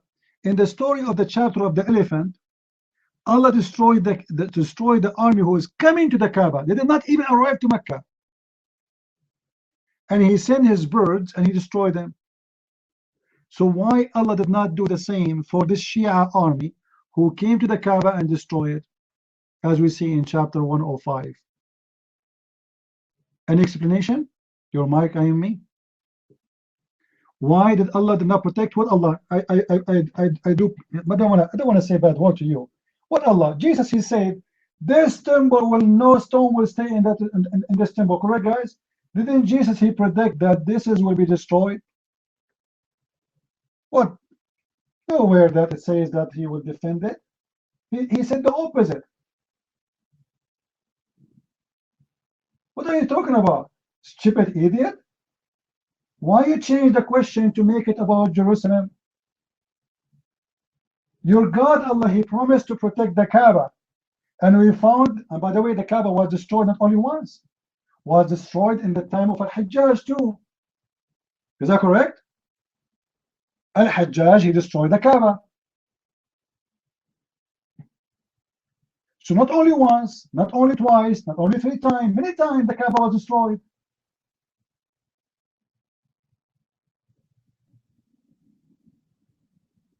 Well, it destroyed because Jesus, he said it's going to be destroyed, you idiot. Do you see how stupid you are? The point is, your God in the Quran, he come with a story saying, army coming to destroy the Kaaba, so Allah, he sent birds to destroy them. And the Kaaba at that time was a pagan shrine.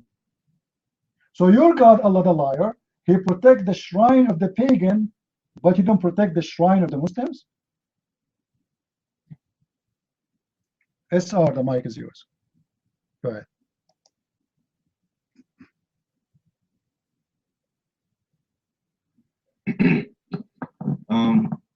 Yeah, for I am me myself, you give everybody who gives the name I am a very bad name. Okay, so I'm hoping that he doesn't bounce you, because if he does, he might accidentally bounce me by accident. So I'm hoping that you don't do something crazy that will make him do that. Okay, but you made a comment a moment ago about the men crawling on their bellies in the Karbala. My question to you is, you said that Allah hears the prayers of the people when they're doing that. Okay? So are you saying to the room that Allah can't hear the prayers of any Muslim any other way, any other place, except when they go for Karbala? Is that what you're saying? Because that's what you had said. You said that Allah hears their prayers when they're doing that. So is Allah incapable of hearing their prayers anywhere else? If that's the case, then that means that Allah is not all-powerful. He's not almighty. If they believe that, what would be the basis of their belief? Can you explain that? If you're a Shia just like them, what would be the nature of their belief? Okay, because they would have to have gotten their belief from somewhere. So it stands to reason that if they believe that Allah can hear them on that day in that place while they're crawling on their belly, it must stand to reason that they believe that He doesn't hear them any other way. So that's a very, very big problem for your God Allah. If He can't hear them from heaven or wherever you think He is, then that means that He's not all powerful. He can't hear them without them actually having to be in that place at that one time, crawling on their bellies, which I believe represents them crawling like snakes because they worship a snake in Allah, because Allah is Satan. But this is what you said that a moment ago. So if you'd be so kind as to explain how it is that your Shia brothers and sisters, or brothers in that case, since I only saw men doing that. And before I get off the mic, I'm just curious, because Ibn Abbas is the cousin of Muhammad as well. So why is it that you Muslims don't venerate Ibn Abbas the same way that you venerate Ali? Why don't you do that? If you Shia are so concerned about the family of Muhammad, why don't you treat the only man that Muhammad himself named as a scholar in Islam by name? Why is it that you Shia do not treat him the same way that you treat Ali? It seems to me that in every facet of Islam, you Muslims are hypocrites and very inconsistent. This is just a casual observation, but this seems to be the case all the way around.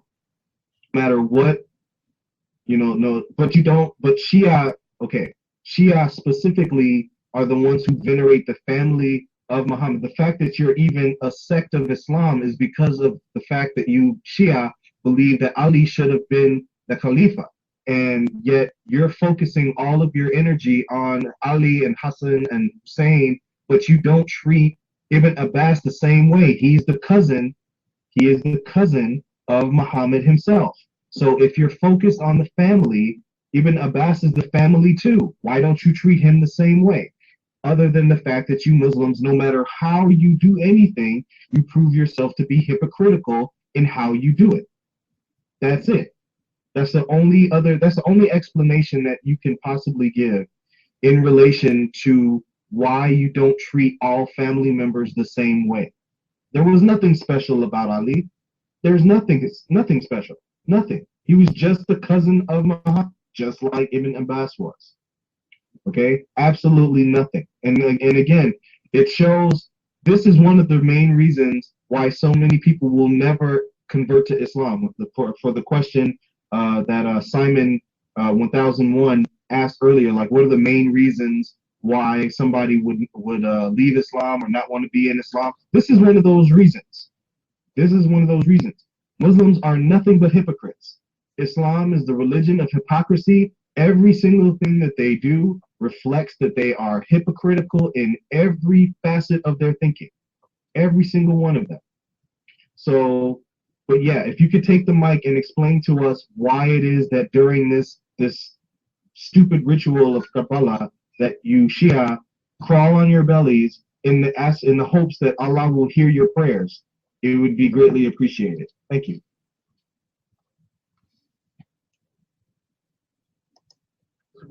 Most of the people do not crawl and do not walk. People just go with planes and everything else. There are some people who are more devoted, perhaps, they think that, they go like that. That's their prerogative. It's a custom that they have been doing. So it is not haram, right? The question is it haram to crawl like this in your belly, or it is not haram? And what do you mean some people? There's thousands of people, they are doing that. Thousands. What do you mean? What do you mean some people? Yeah, is it haram? Is it haram or it's lawful to crawl like this to come to the graves of your prophet grandsons? Is it haram or lawful? Your mind. Is it lawful or forbidden? Your mind. Not haram. These people are doing these things out of love, and people are doing that. People walk for 200. What do you mean out of love? Why I need to crawl in my belly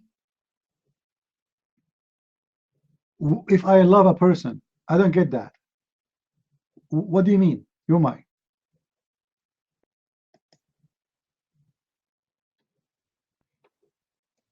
They are enacting the last few moments of Hussein's life when he crawled to make a place to do stuff in the same day or whatever, in the 5 yards to get to do sajda when he was killed. I'm not making fun of Hussein. This is the last.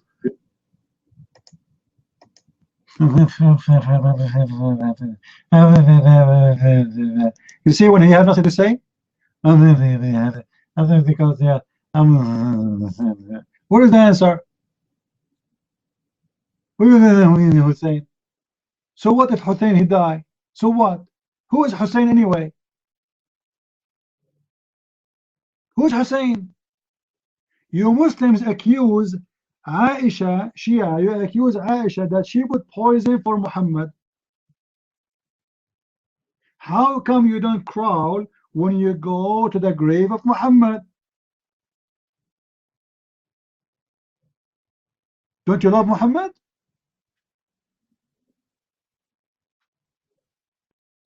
Don't you? Look like you love Muhammad less, a lot less than you love the grandsons of Ali, of Muhammad, of Muhammad. And guys, notice what happened here. The Shia, 30 millions, as IME he said, they went to Karbala this 2 weeks ago, this week actually. 30 millions. Isn't it this is the Kaaba for them?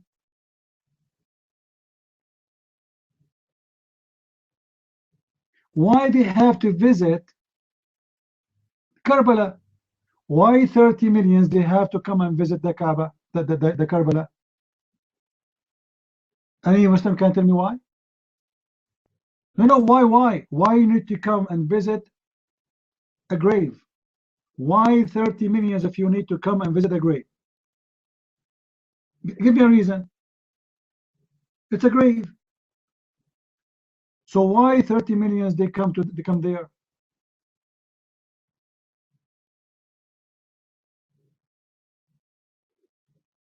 Let me ask you, IME, did your prophet forbid you from visiting graves? Did your prophet? Christians and the Jews, because they visit graves? Yes or no? No? What if I show you the proof?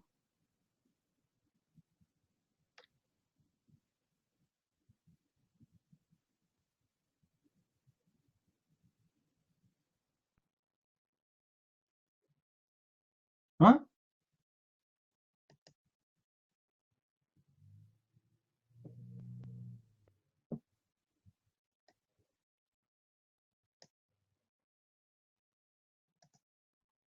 Show us?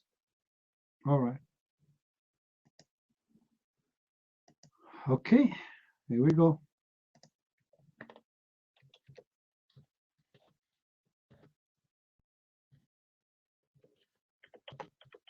Actually, even your prophet, he forbid you from building a grave and building a temple on the top of it.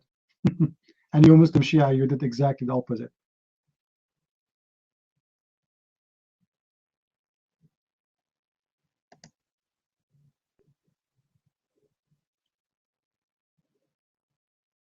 Hold on.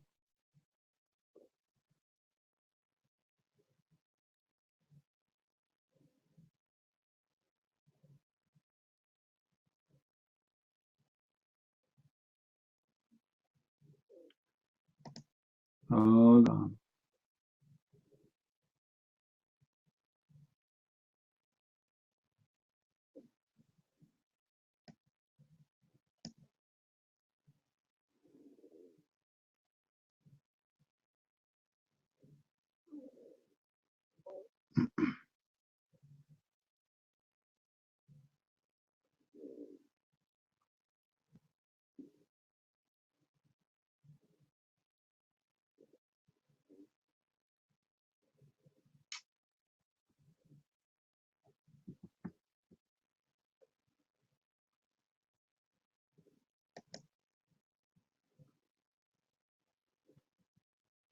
This is the first hadith here. Let me give you this one first, and then I will give you the follow. Don't pray in front of a graves and then sit on it.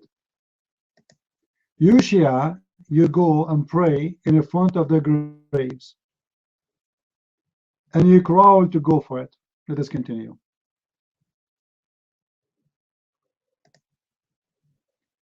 You Shia, you made the graves of your prophet grandsons mosque. And look what your prophet said.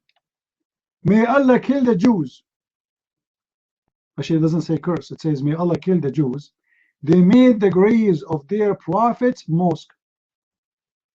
So Muhammad, he cursed the ones who make a grave a mosque or a temple. And your prophet forbid you from that. Your prophet said, I curse the women who visit the graves. And you Shia, you send your women to visit the graves. All right? Let us see.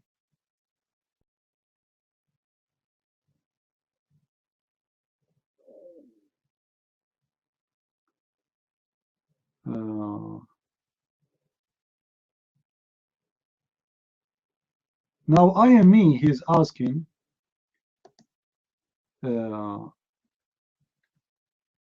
why you don't show me from the Quran? Suddenly the Muslims, they accept Quran only. Suddenly, because now things is not for their benefit. Obviously, their prophet, he said many things about what the Shia they do. Right?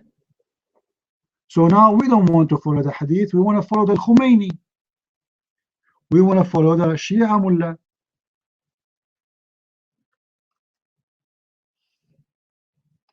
Right? We cannot follow Muhammad. We want to follow the Hassan Nasrallah.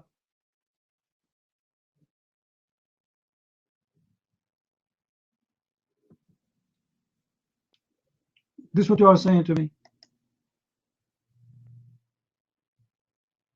Where you are getting from that you can go and build a temple in the top of the, as long as you are a person who go by the Quran, right?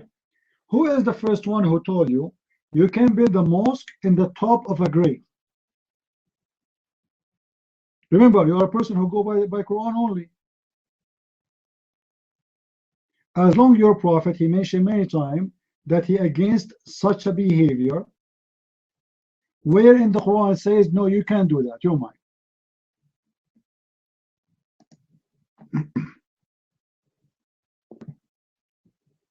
So first of all, you really don't know another thing. You think everything. There's no restriction in the Quran against graves. We are required to go to graves and pray for the dead. In fact, if your father has passed away and he has a grave, you're required to go to visit. Hold on, Nightmare. Do you see it? Do you see it? The messenger cursed women who visit the graves. Do you see it?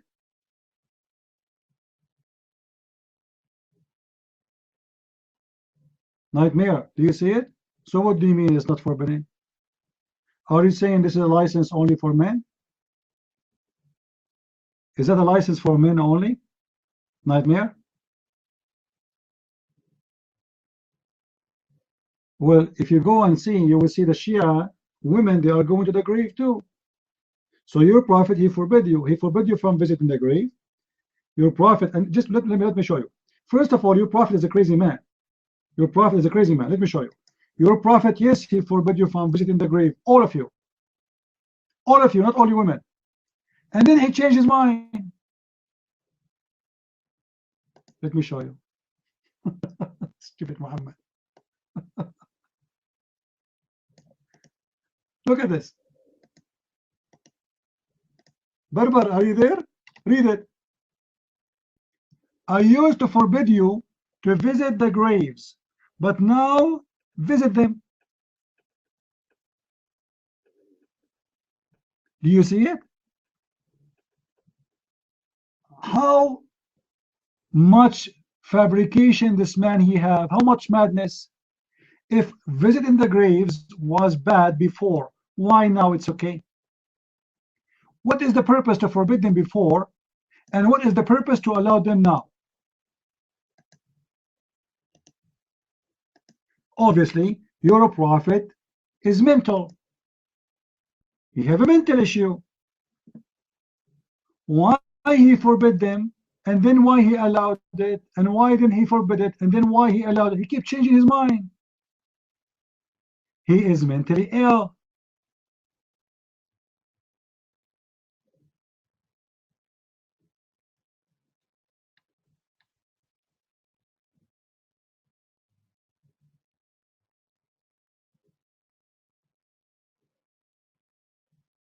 This guy is the same as a weather. He forbid. Okay, Nightmare, take the mic. Why he forbid you to visit the graves, and then why he allowed you? Your mic. Go ahead. Explain to us what happened. It's the same grave. It's the same people. Why yesterday I cannot visit them, and why today I can? Your mic.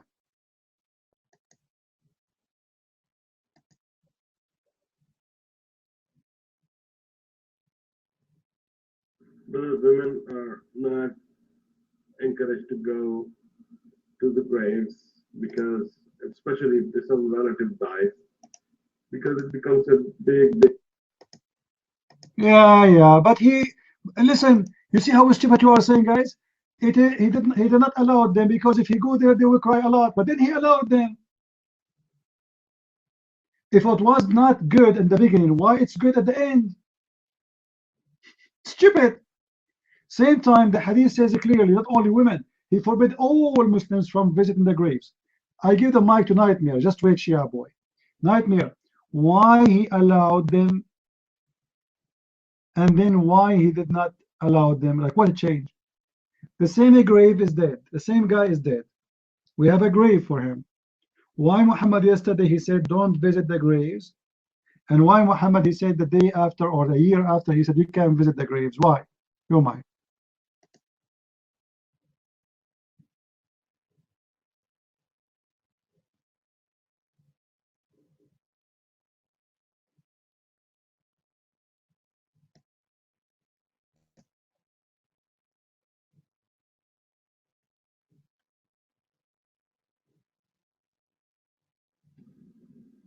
Talk.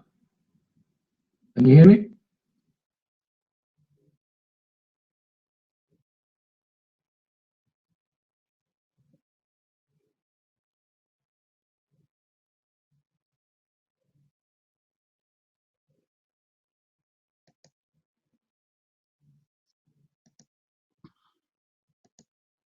I know this guy, his mic is really horrible. One of the things I noticed about Muhammad, that this guy, he changed his mind like weather. He allowed muta, he forbid muta, he allowed muta, he forbid muta. Second day he wake up, he forbid muta. Second day he woke up, he allowed muta. Guys, do you remember this guy, I am me, when he gave us a website saying, this is a website I agree with? Do you remember him, this scumbag, who said, I will give you a website? I asked him, give me a website, speak about the muta. He said, muta is not about renting women. You remember? He gave us a website. We went to the website, which he chose for us, and we gave him from the website he chose for us that this is a website teaching that you can have rented women.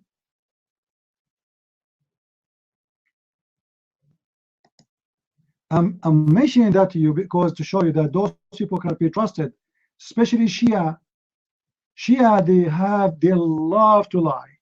Like you see the Muslim Sunni, they are extremely in love with lying. But Shia, they are desperately in love with lying.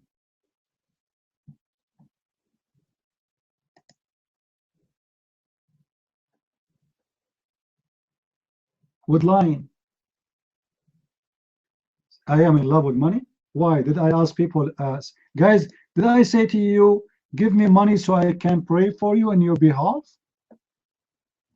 To your prophet. And this is why you Muslim Shia cover the grave of your grandsons with gold.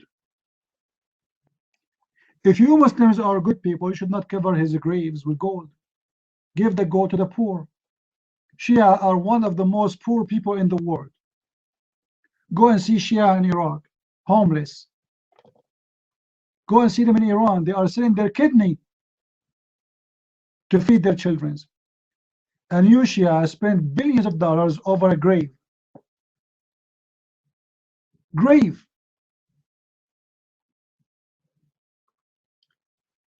Your prophet, he said in the Quran, take from their money, from their wealth, so you can pray for them, purify them, and pray in their behalf. Have you ever heard of someone he claimed to be a prophet of God? He is asking you to pay him in order to pray in your behalf. And that can be found in chapter 9, verse 103. Take from their money, take from their wealth, so you can pray in their behalf. How Muhammad will pray in your behalf if you pay him? Nightmare. How? Or let's see, as long as Nightmare, his mic is not working. I am me. Why Muhammad he need to take monies to pray in your behalf? What does that mean? Your mic.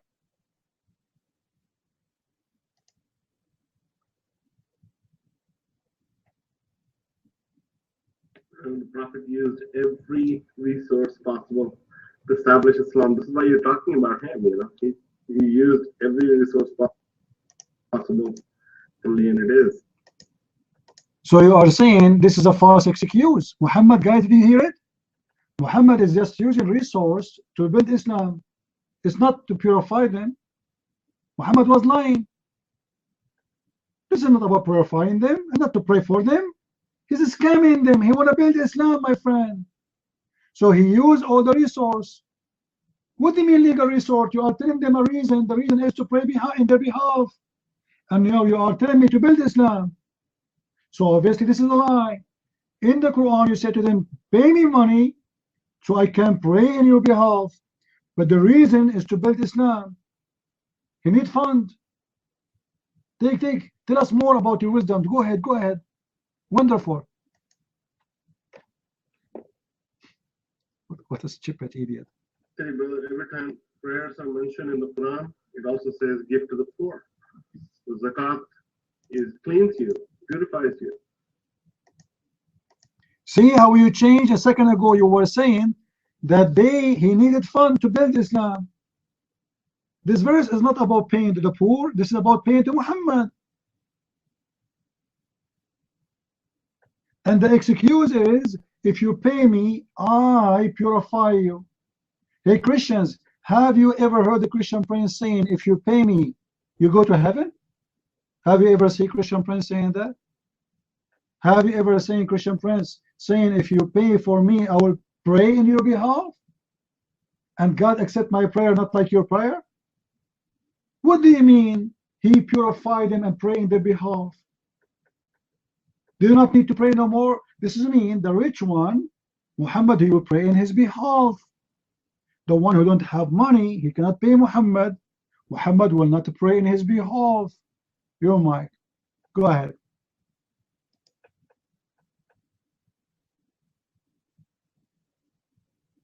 That's not the case. That's not the case at all. The reality is that every time prayers are mentioned in the Quran, it is automatically followed because you take energy from God, from Allah subhanahu wa ta'ala, and you give to the. You see, that's the whole thing. You take spiritual energy and spiritual strength. The question is the following, IME. Stop drinking the urine of Hussein. Why they are paying Muhammad to purify them and pray in their behalf? I'm not asking you why they are paying the poor. Guys, did I say that? Did I say why they are paying the poor? Did we mention the word poor? The verse is speaking about paying Muhammad. Paying Muhammad. To do what? So he pray in your behalf. Muhammad here, he get paid for a service. The service he pray in your behalf. Don't you think this is a scam? Muhammad, he give the money to the poor? This is false. That is called zakat. Muslim, they pay zakat already. You're a liar. This is paid to Muhammad. What a liar you are. Let me ask you, IME. If you give a money to the poor by yourself, or you give it to Muhammad and Muhammad give it, what is the difference? No different, right? It's the same. So why you need to give it to Muhammad? And look what it says. Take from their money so you can pray in their behalf.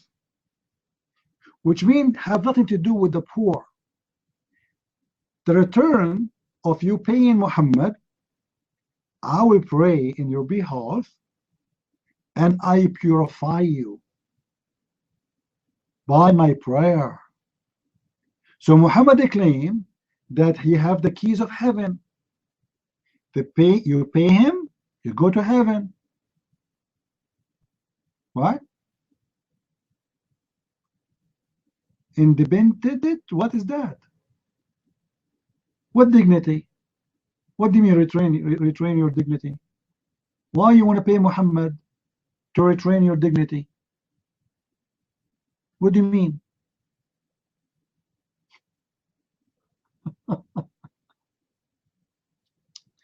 IME, is it true that Muhammad, a woman, she paid him so he can curse the neighbors? Is that true? A woman, she paid him money so he can curse the neighbors? You don't mind?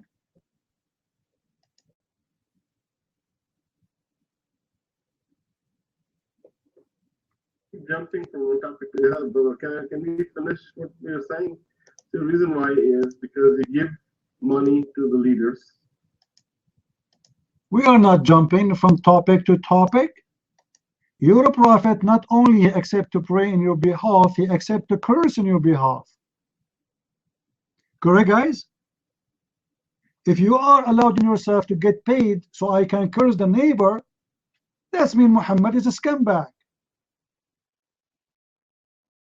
You pay me so I can curse the neighbors? What kind of a prophet this prophet is? And now go back to your topic, please, guys. The prophet, he take money to give it to those who want to convert to Islam. Did you hear it? Did you hear what this guy he said? The prophet take money so he can buy believe. People don't believe in him. So he fool you, he take your money, and he give it to someone else who don't want to believe in Islam. And then after he convert to Islam, he force him to pay Muhammad again.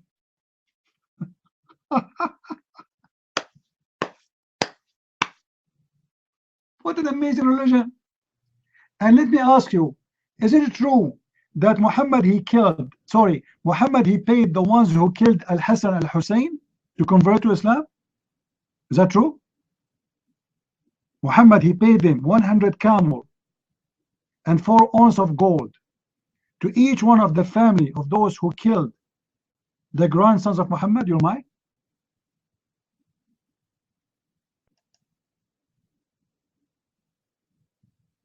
Are you talking about Hussein was killed 60 years after Muhammad, 60 Hijri, sorry. So what? Is killed by who? By the same family. You're a prophet, he bought their faith. Is that true? You're mine. What are you talking about? Is that true? The same people, your prophet, he bought them to convert to Islam because they are strong, powerful. He cannot fight them. He gave them money to convert. He bribed them. They love money. Is that true? He gave each one of them 100 camel, yes or no? You're mine. After the defeat of the kuffar of Mecca, to give them some dignity, he gave them some reward. You need to go and do some research on it. What's the dignity? Answer the question. You just said yourself. Everybody heard you, Abdul. You said he paid some people to convert to Islam. Is it true that those who killed the grandsons of Muhammad, your prophet, he paid them to convert to Islam? Yes or no? Oh my.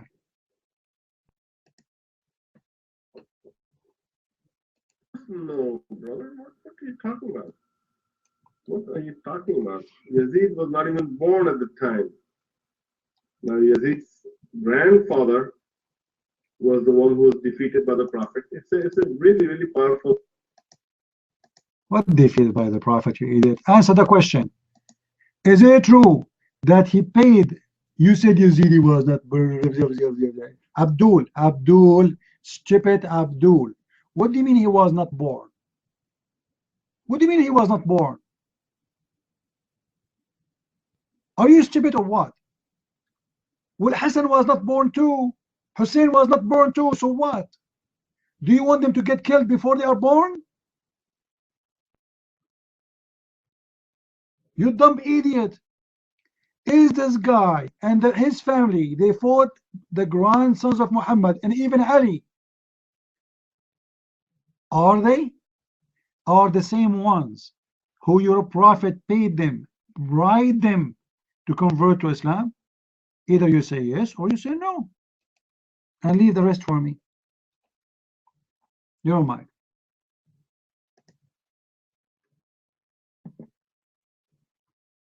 No, you know what people do, what individuals do is their business. You know. What the business? I want you to confirm the question.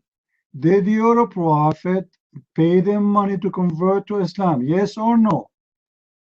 And then give me the website you approve. Okay, post for me the website you gave us last time. Post it. Let me get you busted again and again. Give me the website you gave me last time. Okay, here we go.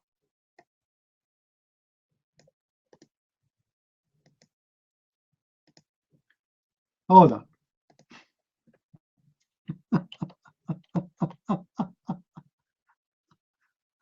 Oh.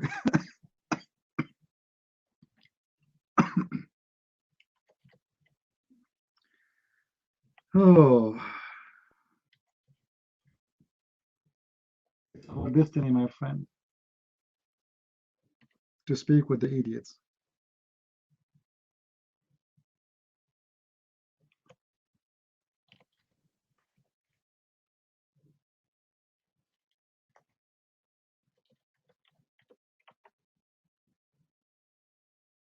Hold on.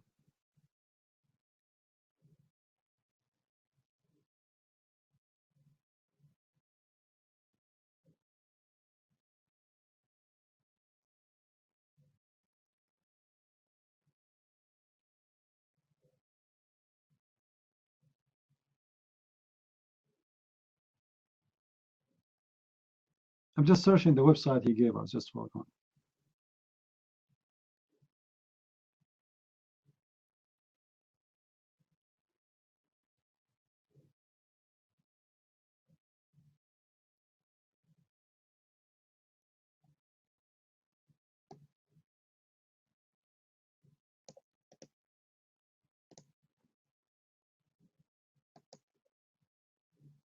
And I am sure when I give him the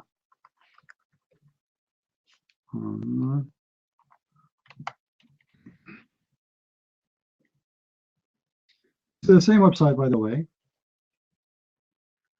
which he gave us last time, and we found that women can be rented, which is amazing.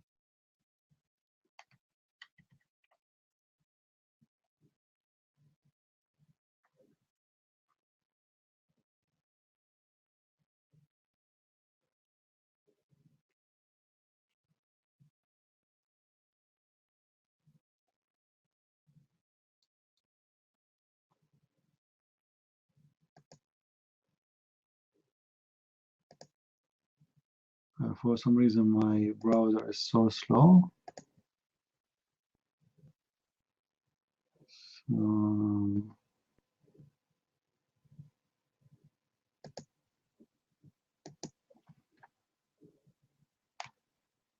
Just try a different browser. Hold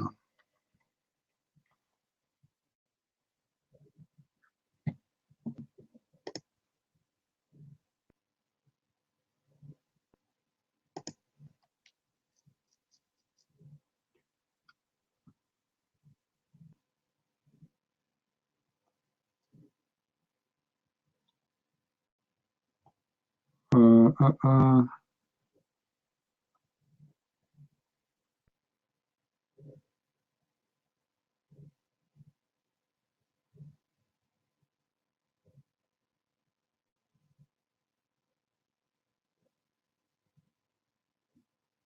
alislam.org.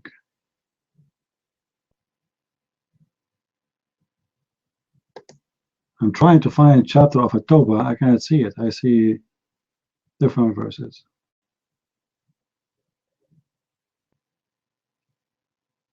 But we will get it. Just wait. Let us see if the website have a search.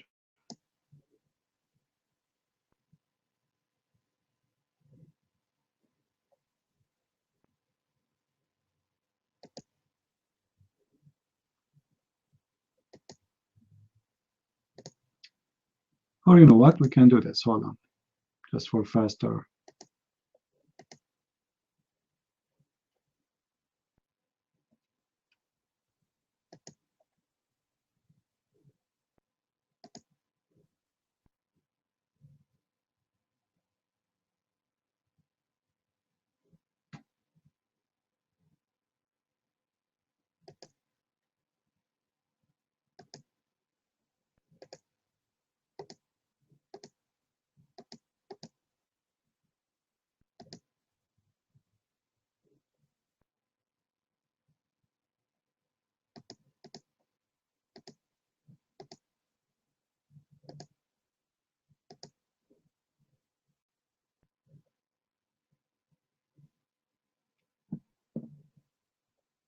All right, here we go.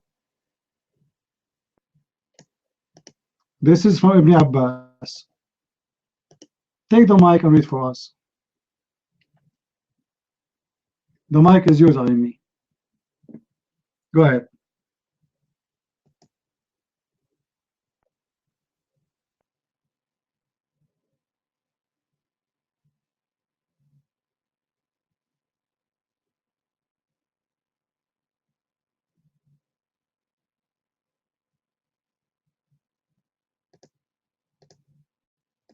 Alimi, do you want to come to and read? Your prophet, he is paying Abu Sufyan and his family a lot of money to convert to Islam. Their heart is not concealed with Islam. They don't like Islam. So your prophet is bribing them to convert to Islam. Do you see it? Why you are lying? Your mic.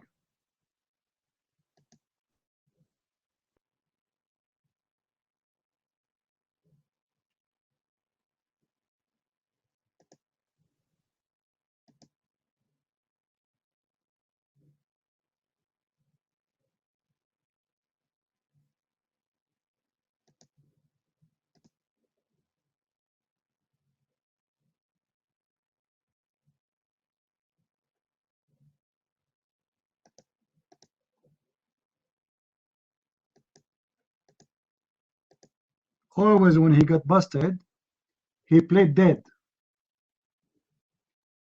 Have you ever heard of a prophet? He paid someone to convert to believe in him?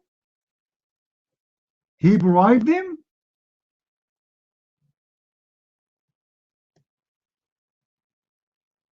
He could not make them believe, so he paid them.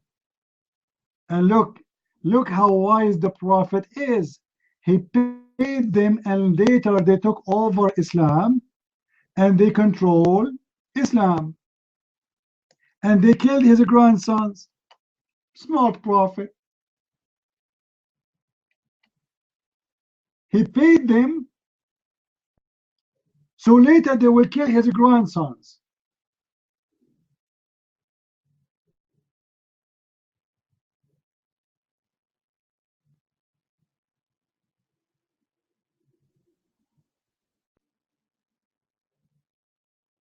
What's wrong with this God? And what's wrong with this prophet? Why the God of Muhammad did not tell him those are bad people, my friend? Don't let them convert even to Islam. They are going to take over your religion. They are going to kill your grandsons, and they will make them humiliated.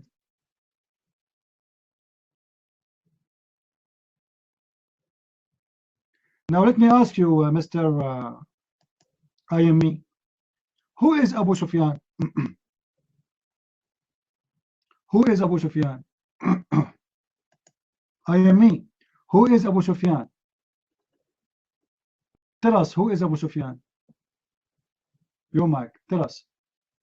Who is it? Guys, who is Abu Sufyan? He's the father of Muawiyah. What an answer. Who is he, you idiot? You don't tell me his son. We will know him from his son. Who is he? Who is Abu Sufyan?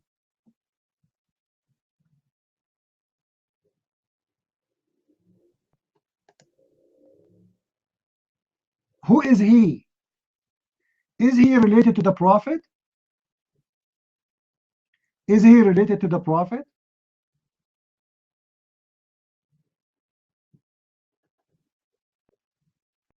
He is from the same tribe, or he's an uncle? Is he an uncle or from the same tribe?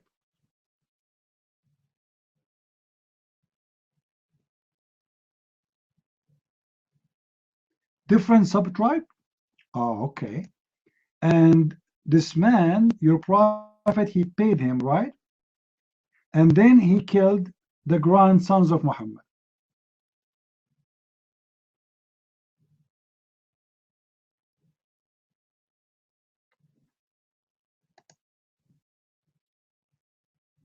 Everybody from the tribe of Quraysh, you idiot. What do you mean? Everybody live in Mecca. They are from the tribe of Quraysh. What a big deal! Like you found a mystery now.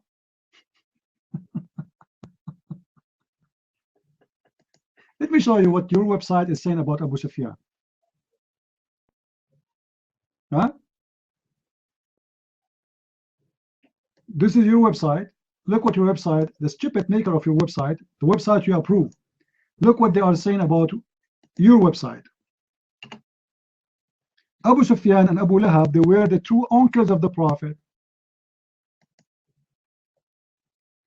In your opinion, this is a website you trust. But in your opinion, he is not an uncle.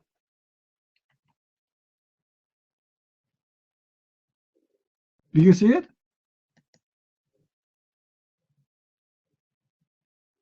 Do you see it? And they have images of Abu Sufyan and his family, how bad they are.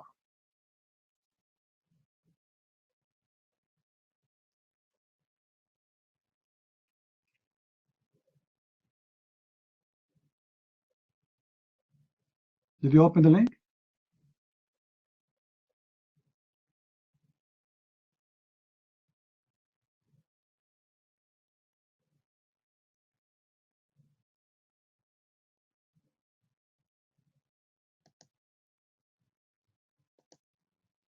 And let me show you what more this website, your website, is saying about Abu Sufyan. Stupid Abdul.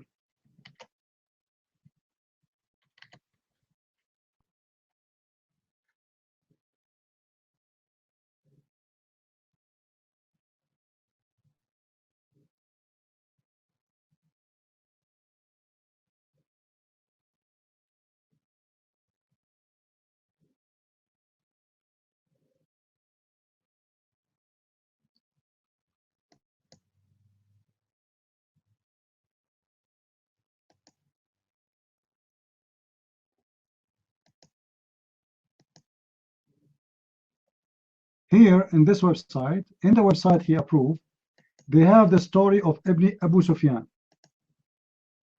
How evil he is, how bad his family, how they are a bunch of scumbag. They are a bunch of scumbag. And this is in the website he gave me. In the same time, this scumbag was paid by Muhammad to convert to Islam.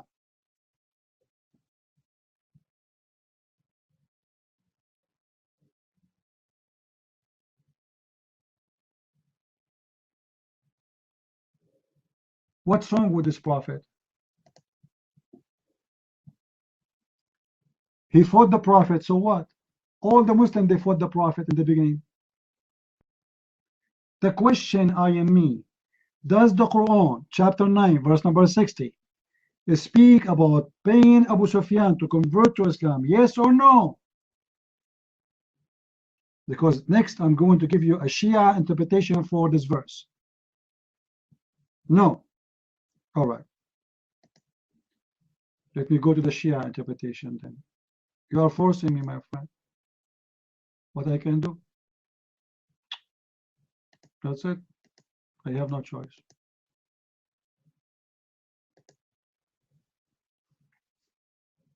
Nightmare, are you there? This guy, he don't speak Arabic, so I'm going to make you read for him and translate. From the Shia, translation, or interpretation, sorry.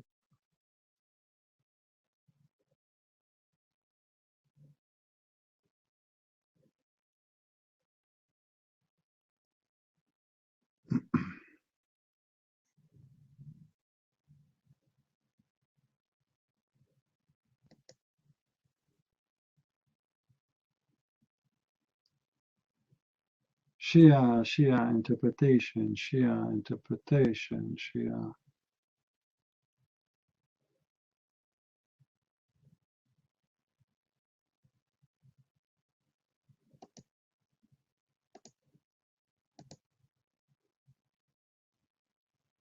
Let him call names. He's angry now. We're getting the Shia busted as usual.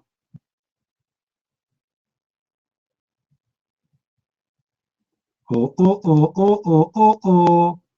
This is a Shia interpretation. Nightmare, are you there? Nightmare, are you there? Open the link. And you are a Shia like him. Does it say there that your prophet, he paid him 100 camel, him and each one of his family? Open the link.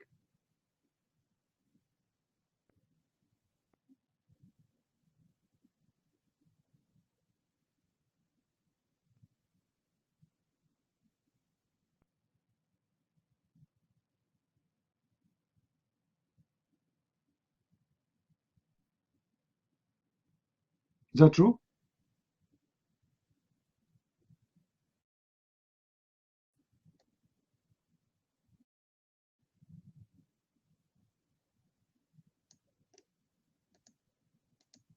This is a Shia.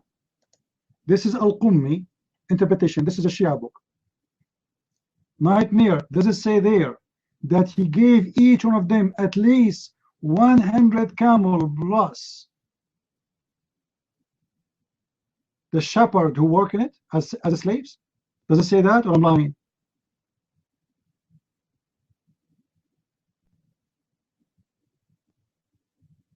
Nightmare, I'm waiting for the answer. What do you mean? You can read it in 2 seconds.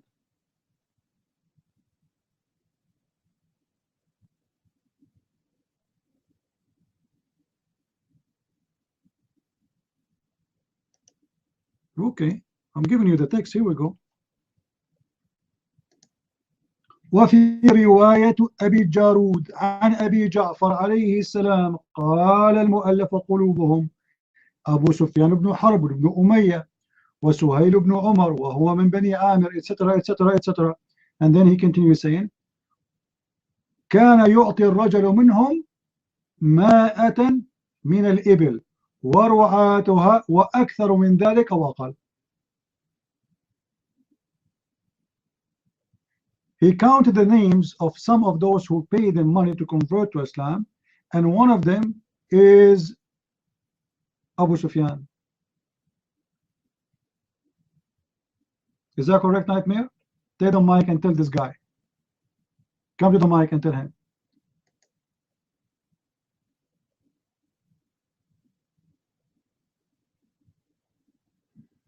Okay, but doesn't say he paid to convert. No, it says مؤلفة قلوبهم. Abu Sufyan, he converted in Mecca before he gave him camels. Hold on. What مؤلفة قلوبهم mean? What the word مؤلفة قلوبهم mean? Your mic.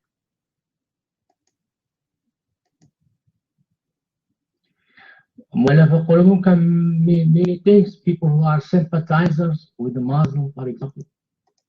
You know. False. You are a false person like this guy. Let me show you what مؤلفة قلوبهم mean. مؤلفة قلوبهم mean that those who they are not convinced with Islam. They are not convinced. They don't accept Islam. They don't like it. Let me show you. Right here, right now, from your Islamic books. Let us see who is the one is lying here. Here we go.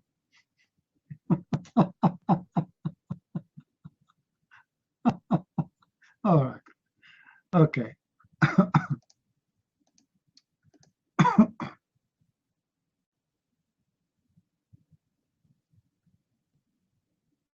All right.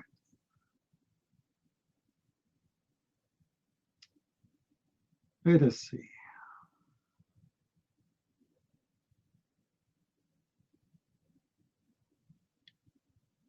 I'm trying to find you something in English so everybody can get the benefit of it. Not only.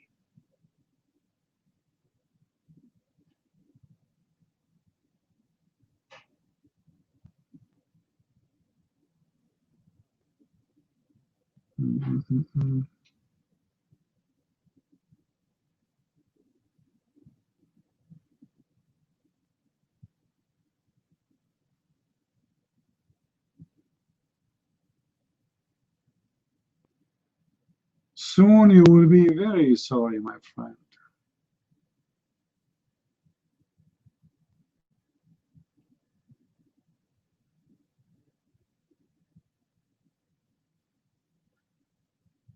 Guys, everybody open this link.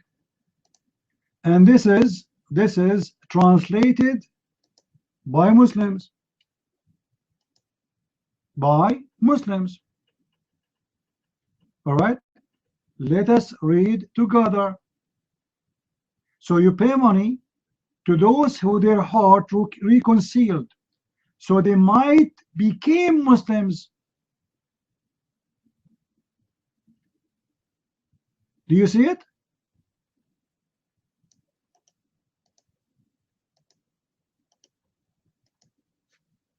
Does it say that?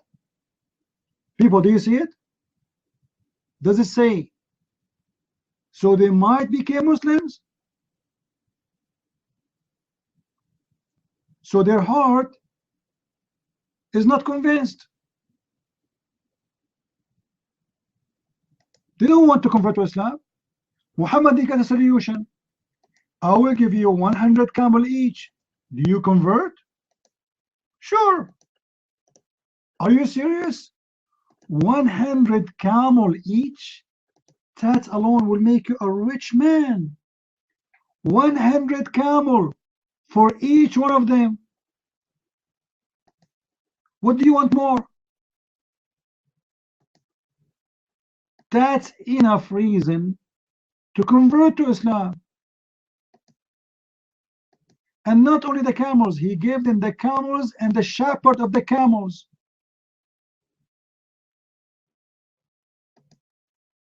And what the purpose is to convert to Islam. So your prophet, he bribed them.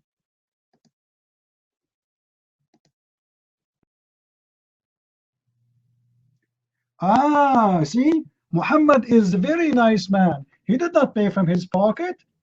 He attacked the neighbors. He stole the camels from them, and he gave the camels, some of them to Abu Sufyan. The rest he kept to his own. You see how nice he is, guys? Muhammad, he did not give him from his pocket. Come on. Muhammad is not stupid. He would not give his money. He attacked the neighbor. He killed their women. He attacked the cattle they have. He took the cattle with the shepherd. He made them slaves. And now he is free to do whatever he wants with them. Hey, Abu Sufyan, I will give you 100 camel from the money I stole, okay? Abu Sufyan, really? Thank you, Muhammad. You know what? I know from the beginning you are prophet. I knew it. I knew it. I knew it. What a scumbag. Mister, the mic is yours. Go ahead.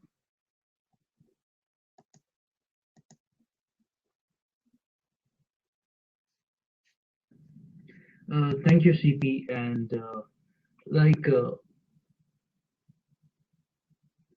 our friend over here, what's his name? I am me, says that he follows Jesus Christ. And he said that, the people crawling, the Shias crawling over there, they're crawling because of love. But why don't Christians crawl? Why don't Christians crawl? And he says he follows Jesus, but actually Jesus condemns Shias. He doesn't know that Jesus is condemning Shias, and this is the Bible verse that shows that.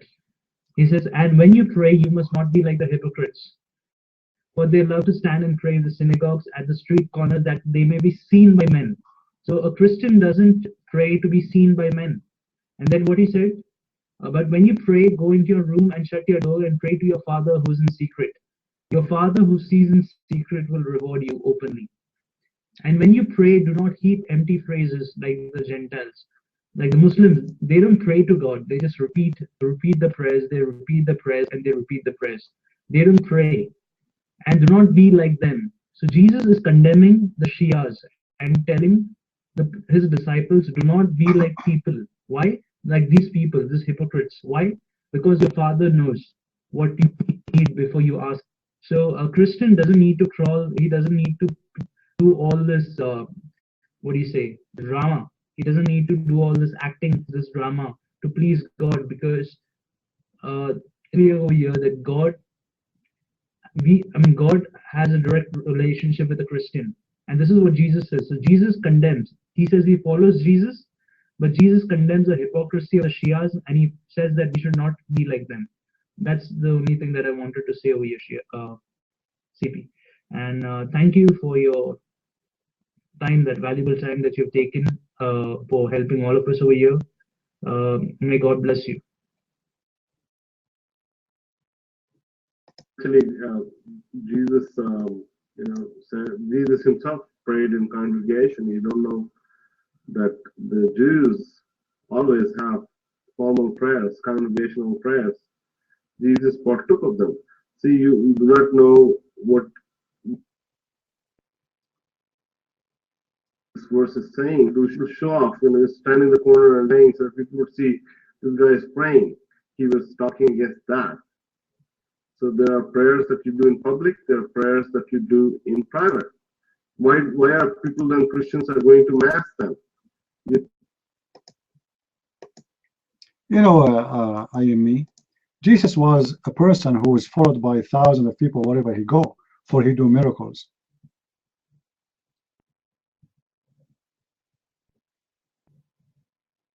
So you are talking about something totally different. Now answer. Why you did lie and say that your prophet did not pay Abu Bakr, Abu Sufyan?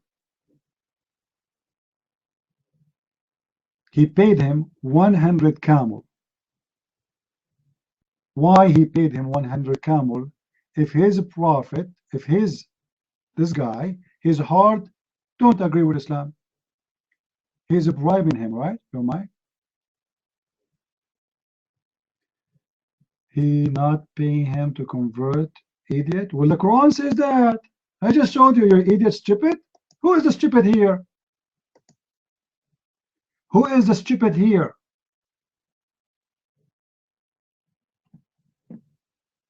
Look, وفي رواية أبي جارود, nightmare, potato, read with me.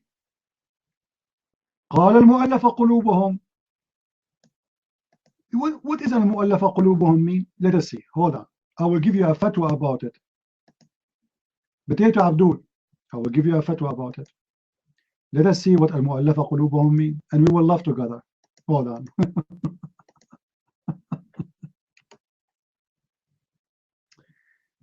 Let us laugh together. Huh?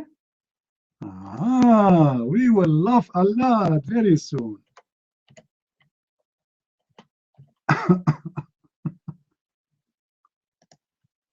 Somebody is going to laugh badly now.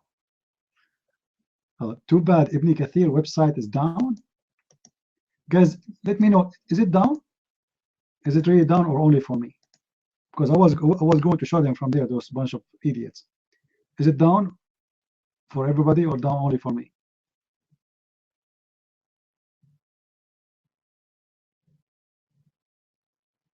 Is it down? Okay. Let us see something else. Hold on.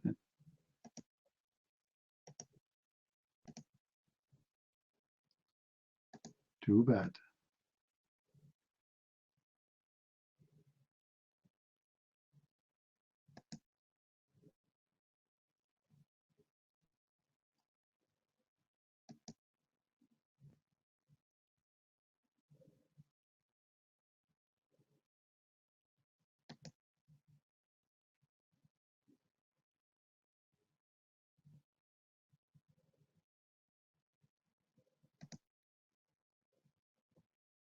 All right.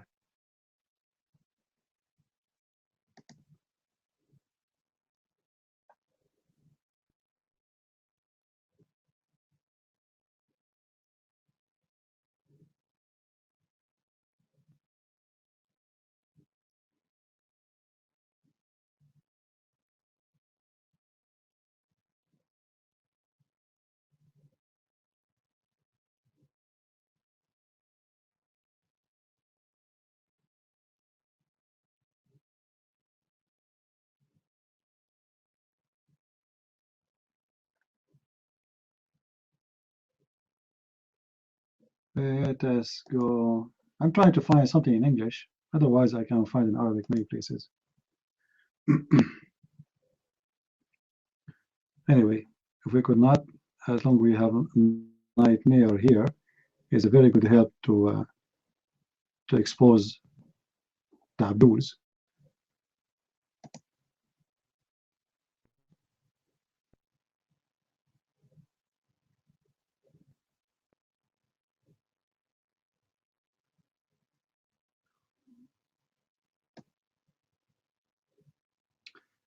Open for me this link.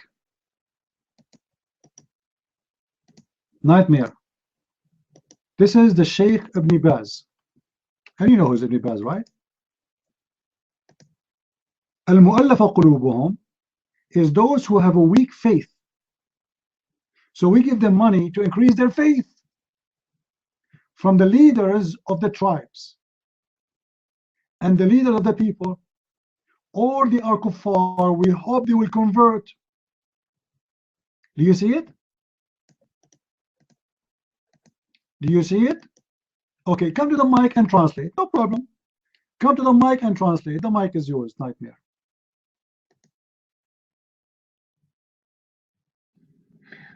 Yeah, that's exactly what I said for you put yours. It says people have with the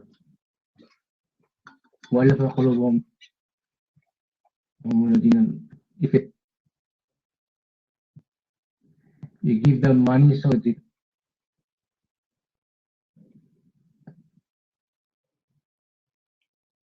can convert to Islam. But there are 6. Okay, Nightmare. Hardly you can understand you, but we got it. So we pay them money so they can convert to Islam. They are either people who have no faith, they don't believe in Islam, so we pay them money. This is the religion who buy people to convert to Islam, and they don't pay for anyone, by the way. They pay only for leaders. They don't pay the poor one. They pay only the leaders. They bribe Hillary Clinton. Isn't this a bribe? Guys, isn't this a bribe? You pay the leaders so they convert to Islam? What kind of religion this religion is? So the money will make them believe in Islam. Why we give them money? To believe in Islam. Hold on. We have a scholar here. We have Eddie. I can't believe my eyes. Eddie himself is here. Let me scratch my look. What is that? Eddie himself is here? Oh boy. I don't believe it. Must be true. What happened? Where did you go? Oh, it wasn't true then. I was imagining the same as the Prophet when he imagined himself having sex, but in fact he never did. I was imagining. Because I don't see him right now. Is he here? I don't see him. I think mostly I was imagining. All right. Jesus was trying to bring everyone to Judaism. Everyone, they are Jewish. You eat it already. You stupid, eat it. They are Jewish.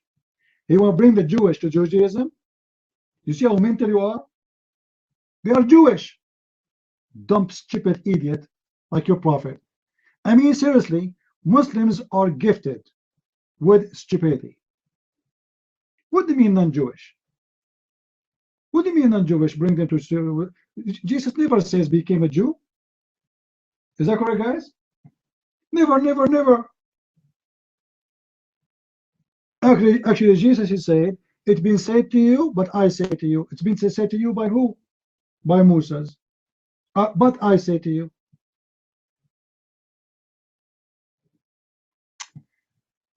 Oh boy.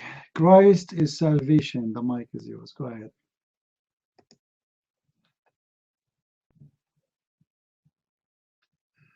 Thank you very much. I am me myself the more you talk bad about Jesus, the more you go against your own Quran. Because in your own Quran, it says that Jesus is the only unseen person that put his feet on earth. And he is still alive by your Quran. So anything you say against Jesus is against your Quran. You're committing shirk every time you go against Christians. You should read the Bible. You should read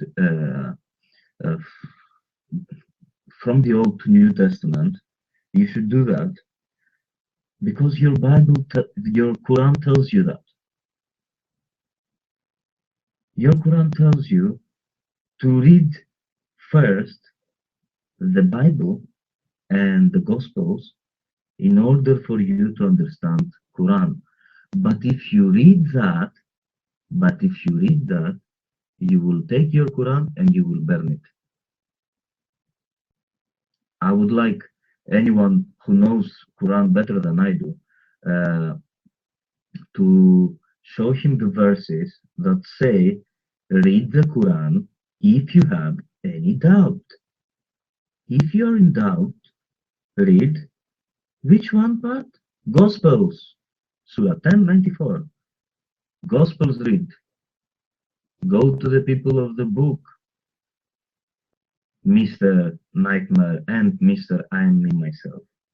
Go to them for any doubt.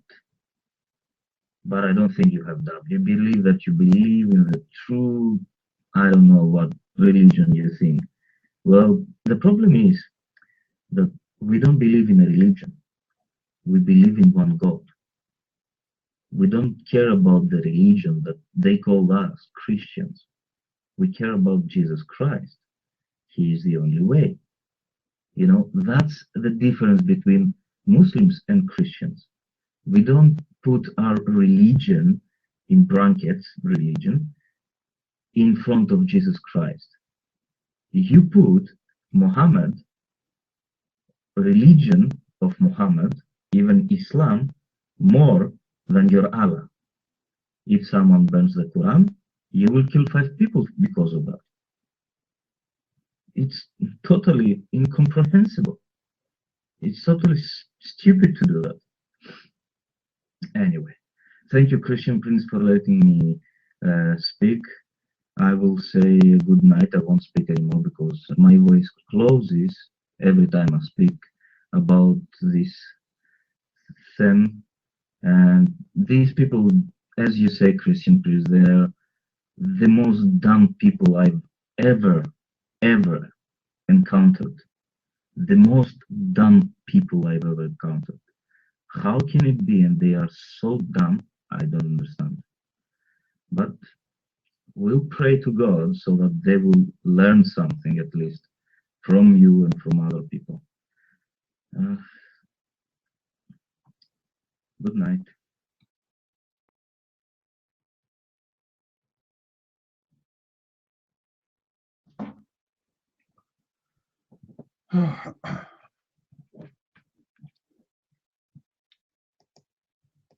All right, thank you, Salvation.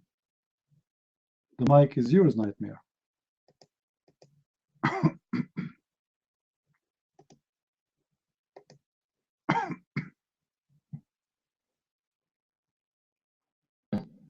Okay, well,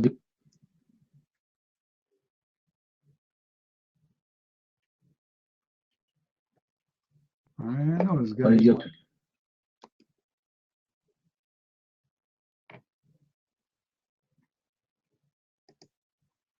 A Nightmare, sorry, we cannot understand a word of what you are saying.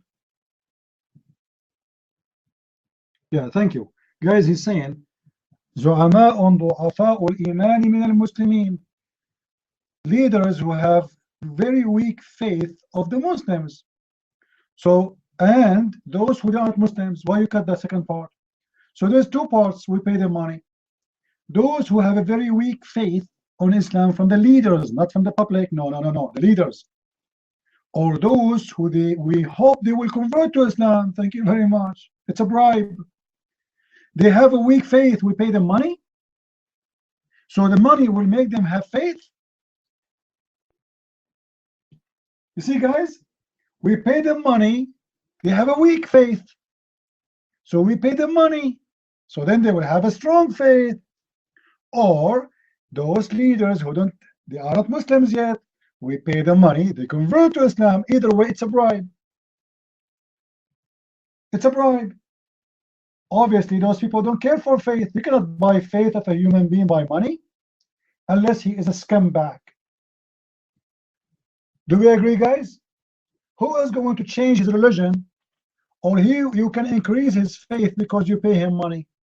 Imagine I say to you, do you believe in Jesus? You say, yeah, but not much. Say, okay, I will give you $100. Do you believe in Jesus? Oh yeah, I believe in Jesus. Absolutely, yeah. I believe in Jesus, yes. What about if I give you $1,000? Are you kidding me? I believe in Jesus a lot more now. Okay, hold on.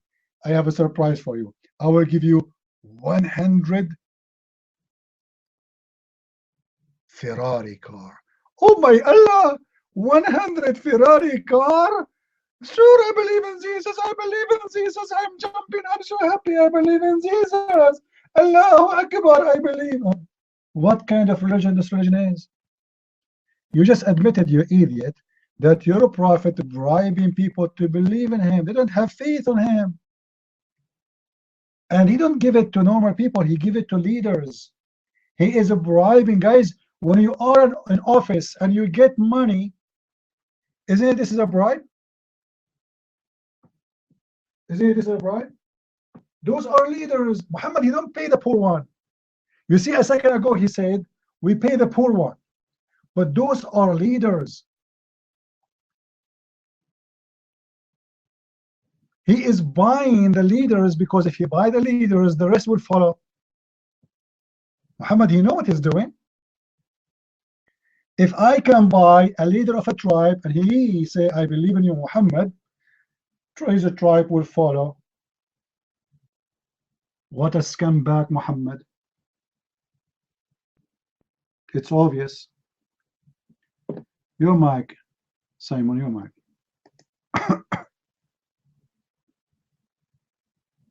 Yeah, CP, this question I have is about zakat. 916 speaks about 8 categories where the money goes. And I think it's the 7th category or 6th category. It said it should go to military operations for those that fight for Allah. And if you look at different books like The Reliance on Travel, it speaks the same thing about, the 7th category is supposed to go to jihad, the warfare. So my question to you today is, I've heard that halal meat, they've sold that in many places, even KFC selling it now. So are Westerners funding zakat through halal meat? And that money, I saw a Canadian reporter, they made a interesting report about the halal meat. They have the special certification, and this company, the money ends up in Hamas, Al-Qaeda, Hezbollah, many different places. So I just want to hear if you think that today's halal meat, they still have to pay the zakat, and is that funding terrorists, or Western are part of the problem? I'd like to know more about this. Yeah, thank you.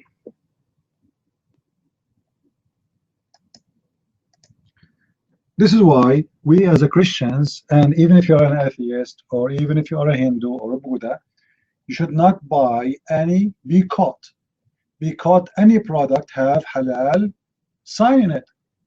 They don't put it only in the meat, they put it in everything, cheese, milk, even in shoes. You believe it? Which is very stupid.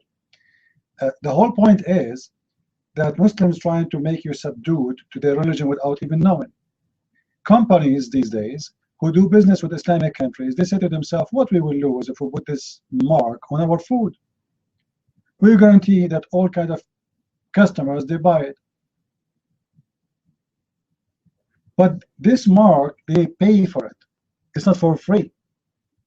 There's Islamic Center in USA where if you want to get that logo in your product, you have to pay them percentage for every product you put their mark on it. And that money, as you said, it goes to Hamas, Hezbollah, terrorists, or to build a mosque in the best scenario. So yes, you are funding Islamic terrorism and religion by buying any food have a mark. It's called halal. Me myself, I will never buy anything it has halal. I stayed in a place once for almost 6 months, and almost every single piece of food there have the sign halal. I never bought anything. Anything have halal. And in America, you better do complain. Go to the store. Go to the customer service. You say this is offending. You are putting a sticker. You want to sell for Muslims their product, no problem. Make a section for the Muslims, but you don't put the same sticker on all the shoes you are, all the food you are selling for others. I'm not going to buy from anything. It's called halal. And if they see that more and more and more of us complaining, they will stop buying it. Remember, they will not sacrifice the majority for the minority. As an example, Muslims in USA, they are not even 1 to 10,000, not 1 to 100. So who need the halal thing? And just to show you another scumbag trick about Muslims. Muslims are allowed to eat our food anyway. The Quran says that, which means the food of the Christians is halal for them. So what the halal for? Anything the Christians and the Jews they cook, it's halal. So it's a scam. It is nothing but a scam.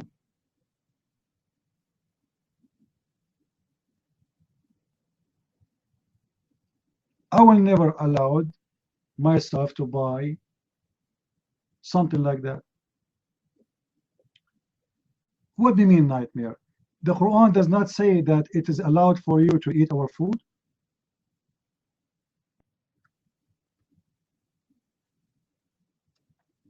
What no? Tell me, what do you mean?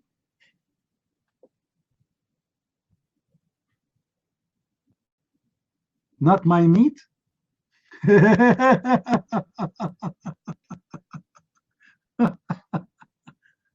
Oh boy. Okay, where you get this from? Nightmare. Where you got that from? Not our meat. I want you to show me the reference from your Quran.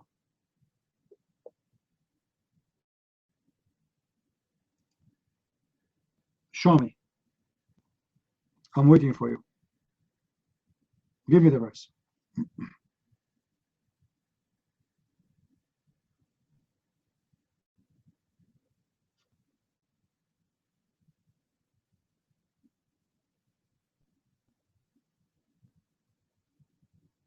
Actually, I will show you the opposite. I'm waiting for you anyway.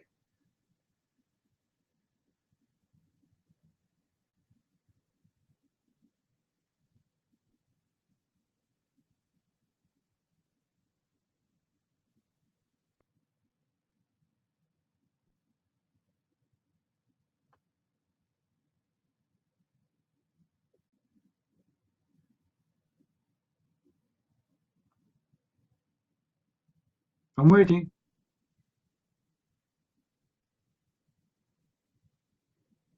Okay, I will give you 10 hours.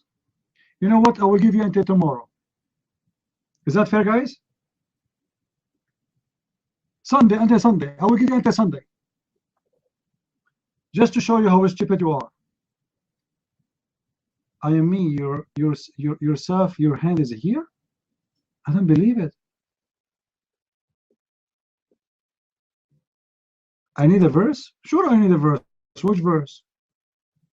Where the verse in the Quran it says you cannot eat the food of the Christians and the Jews?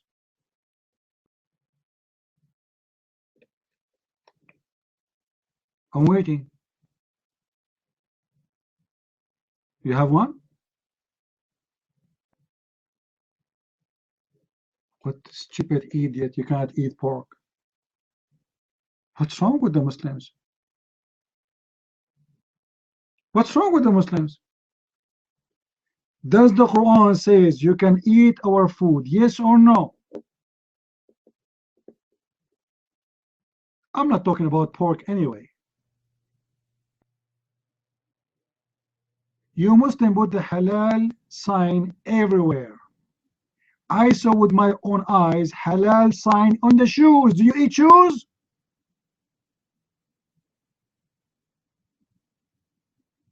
You Muslims have madness. Those Western, they fool you. They sell you pork. They sell you chocolate. Chocolate have pork. Chocolate have pork. Lipstick have pork. Candies have pork. Everything you buy from abroad have pork.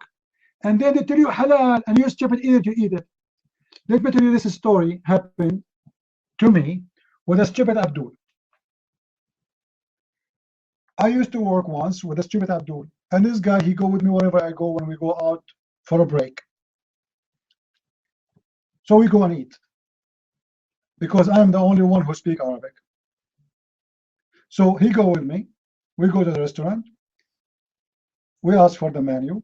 The guy, he asked the waiter or the waitress, he said to her, do you have halal pork? She laughed, I laugh. For 6 months, each time we go to the restaurant, he ordered halal pork. For me, I said, this guy is making fun of Islam, no problem. I never discussed with him anything about it. Until one day, he said to me, what is that dish? Look nice. I said, this is khanzir. He said, what? Khanzir, which means pig. I said, what? You eat pig? He said, what? Stupid, what's wrong with you? So what? How do you eat khanzir? So you eat it, you are eating khanzir for the last 6 months. Actually, every time you come here, sometimes I order vegetables, but still you order khanzir. I said, no, I never order khanzir. I said, what? What do you mean you never order khanzir? I said, no, I never. I said, you are eating khanzir right now. I said, what do you mean? I said, aren't you the one who just told the waitress to bring you halal pork? He said, yes. He said, do you know what pork is, you idiot? He said, pork is food, meat, right? Said, it is pig's meat. So the stupid Abdul is eating khanzir for the 6 months, and he think he is ordering normal dish. It's called pork. His English is bad. So you know, they laugh when he say halal pork. It's funny. So we laugh. You know, the waiter laugh, the waitress laugh. It depends who is serving us. And I laugh, and I thought this guy is joking. And after 6 months, we noticed that he have no idea what pork means. Do you have halal pork? She saw him in the menu. This is, and this is, and this is. Said, okay, which one is better? Okay, this one.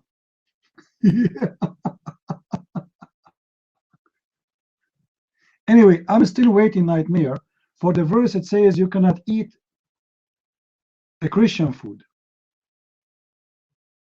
I'm waiting for it, my friend. Did you find it? Did you find it or not? You can eat their food. Ah, so it's halal. So it is halal. The only thing you are saying, you can't eat pork, no problem. Pork is pork. You do not need a sign to say pork, halal.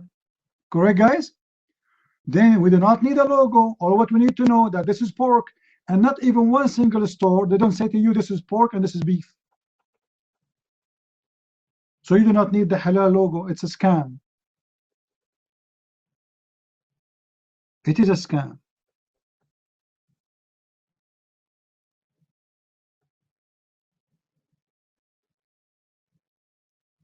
Actually, if we go to the chapter 5, Al-Ma'idah, we will see it says that I allowed you, I make it lawful for you, the food of the people of the book.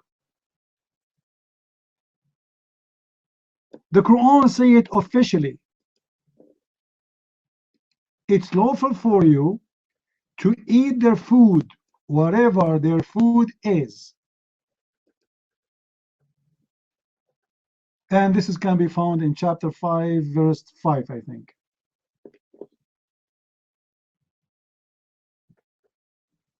So you Muslims are a bunch of liars. Our food is lawful for you. And there is no need for the halal logo.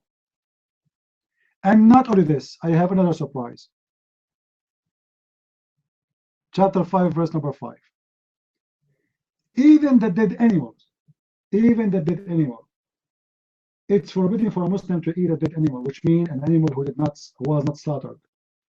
If the dead animal was an animal owned by Christians, it's okay to eat it. If it's owned by Muslim, no. Even the khanzir. Even the khanzir. If the same verse they are posting for you, chapter 5, verse number 4, don't you see it? You can eat khanzir if you have to.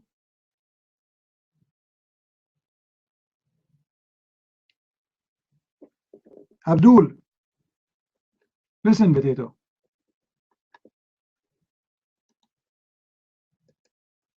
It's forbidden for you to eat the following food.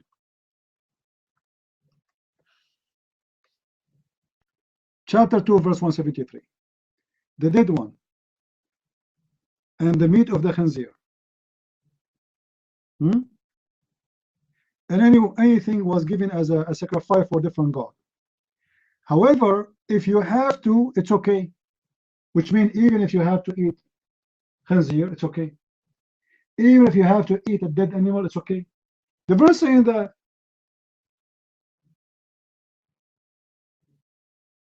You are asking me where I can eat khanzir. I just told you. Even khanzir you can eat. So the whole idea of halal and haram is a scam. Because even khanzir you can eat. If you go to a country and you go in the restaurant and they don't have any food, and this is the only restaurant you can eat in, and they have only khanzir, what the Quran is saying? Eat khanzir. Yeah, but you can eat khanzir. It means halal. No problem. Still, you can eat khanzir. Same time, you can eat all the Christian food. So when you go to a restaurant, all what you need to do is say, I don't want anything have pork in it. That means the rest is halal. So what is the point of this scam of halal food? It's a scam.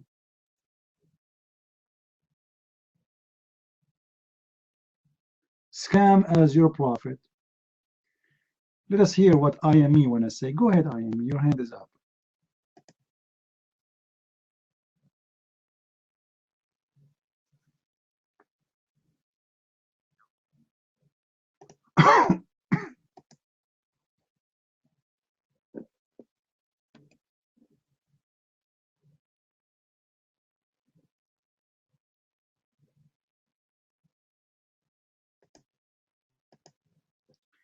I don't know what happened to this guy. Are you there?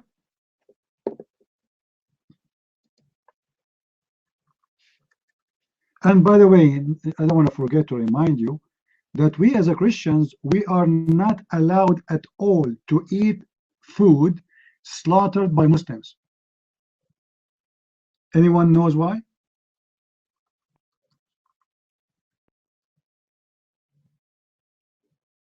Nobody knows why? Because the Bible says clearly that any food slaughtered in the name of other God, any animal slaughtered in the name of other God, you can't eat it.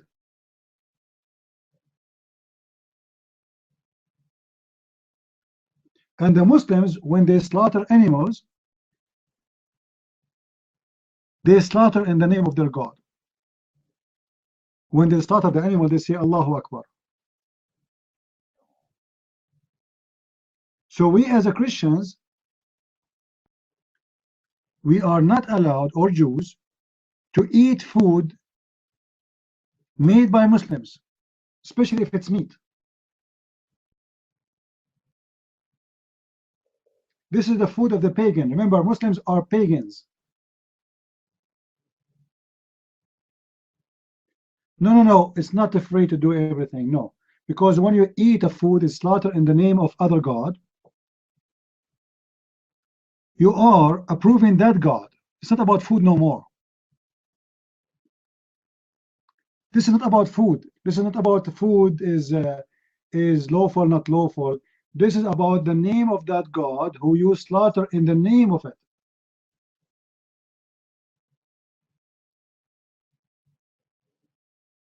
It's not me saying I believe in it. That's what the Bible says. Are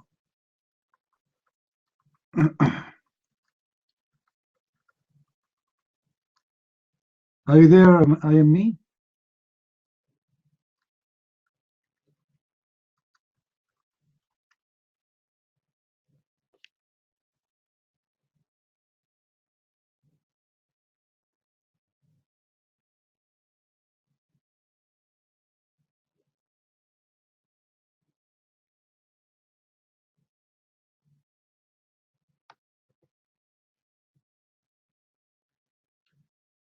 Let us hear what Nightmare want to say. Go ahead, Nightmare.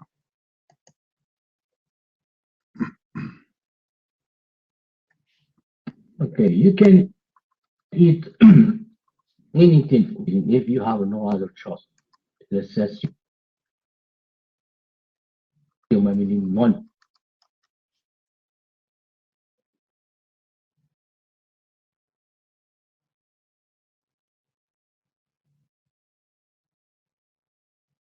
And there is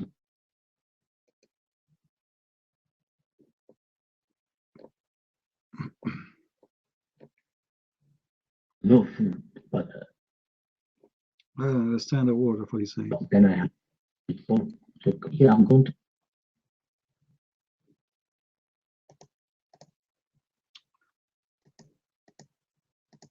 You know, I mean, I hope, sorry, a Nightmare. I hope next Sunday your mic will be better. We can understand the word of what you are saying. Anyway, I hope that somebody will pay you more money and your faith will be stronger next week. I noticed that the faith of Nightmare is not so strong. Nightmare, I'm going to give you $100. Maybe your mic will be better. I mean, your faith will be better. What do you think?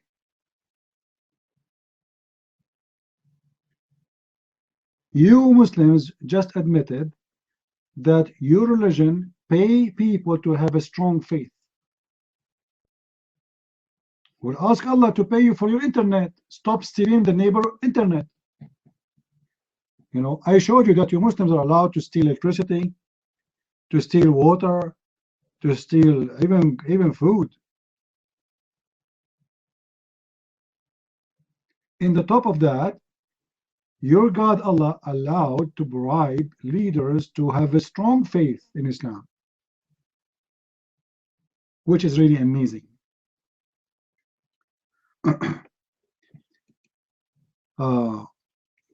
Those people who are watching us on YouTube, please don't forget to subscribe, because if you subscribe to my YouTube, let me tell you what happened. Allah told me that your faith will be stronger, and your goat will be more healthy, and your internet will be faster.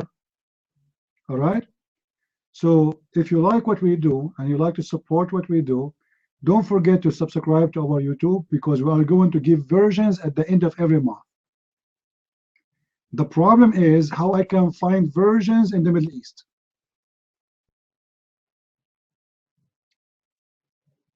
That will be very hard, because all of them there, they are using a product. It's called Version Again. Anyone knows what Version Again is?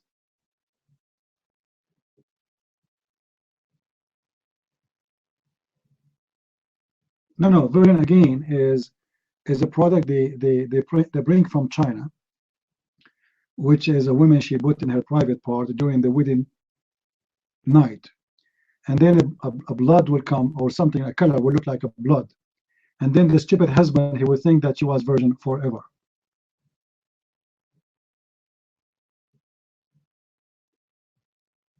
You know, because all Muslim women, they are virgins. Remember, hold on.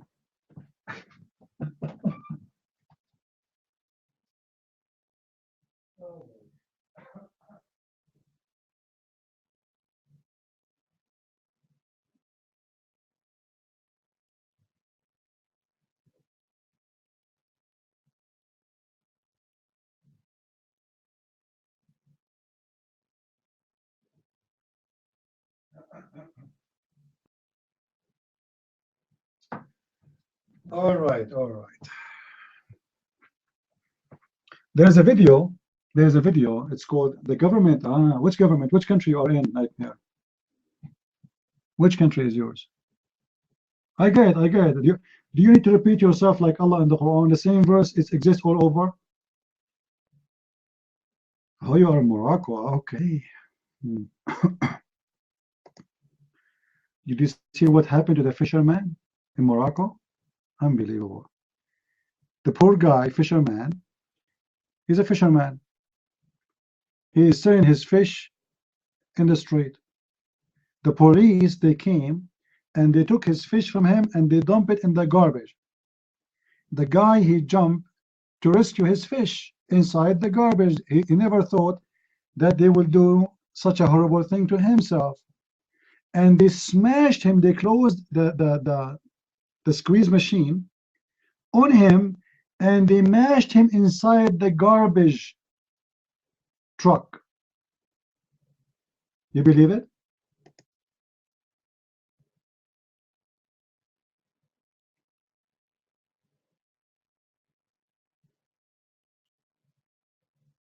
If this is happening to a cat in the West, the Prime Minister will resign.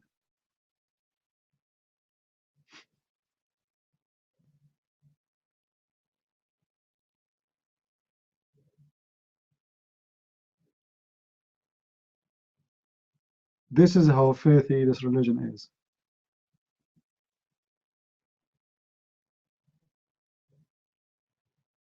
Poor guy, you know, look how in the Middle East, guys, how justice is. When you are a poor guy, they practice the law on you. You cannot sell the fish without a license. But if you are a filthy, powerful man, you can sell the country out. You can sell the whole country, not only a fish.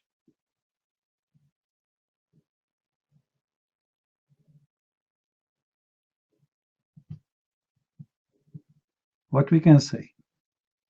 Anyway, guys, it's getting late here. I did not eat all day long, honest to God, since yesterday.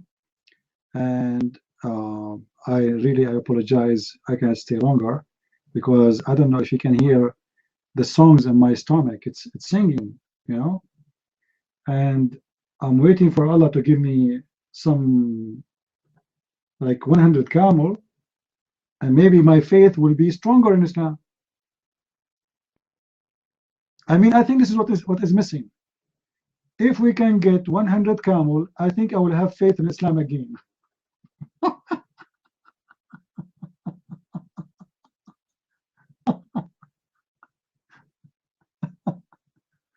What a stupid religion. Anyway, guys, thank you very much for being here. Don't forget to subscribe to our YouTube. As we said, we will give you versions, and those versions are made by Allah, and they are very smooth. And Allah, He spent 1,000 years to make their skin smooth, as He said in the Hadith. 1,000 years. So you can imagine how soft her skin is, you know. And by the way, those versions, they have big breasts. They are real, not plastic surgery. And they have, I don't want to describe for you because you might go crazy right now. Now, for the women, if you are a female and you are listening to me, subscribe to our YouTube because Allah will make you 70 times more pretty. And imagine, what does that mean? 70 times more. Now, all the girls will go to the bed. I will wake up tomorrow in the morning and I will find myself 70 times more pretty. But then she wake up second day and she find that all her friends became 70 times more pretty. So nothing changed. I mean, seriously, this is the most stupid promise ever Muhammad he came with. If all of them, they will get 70 times more pretty, nothing changed. What is the change? Nothing. So if my nose was twice bigger than your nose, all right, so Allah will make 70 surgery for my nose to make it better, but He will make your nose 70 surgery too, but my nose was ugly, your nose was not. So my nose is still ugly. Oh boy, Lord have mercy. Anyway, guys, thank you very much for being here. I pray to the Lord, our Savior, to keep you in good health and wealth. And trust me, Muslims, you will never find better than the Messiah to follow. He never took wages. He never bribed people. He never been bribed. He never raped. He never killed. He never steal. He never take a penny for all the miracles he did. And when he talk, he speak absolute wisdom. And when he advise, his advice, nobody can come with something like that. And when he teach us, his words are astonishing. He don't repeat himself because he do not need to. He don't speak mystery, for he is very clear. He don't give stupid questions, has no answers. All those things is not exist in your God, who never proved that he exists, who never spoke to Muhammad, who never did a miracle, who never did anything to show you that he exists. My Messiah is a walking, talking miracle in this earth. He is not only a person who do miracles, he is the miracles. For God is a miracle. With this, I say God bless you. Christ is Lord. Islam is false. I mean to that. And we'll see you soon. If not tomorrow, Sunday for sure. God bless. Thank you.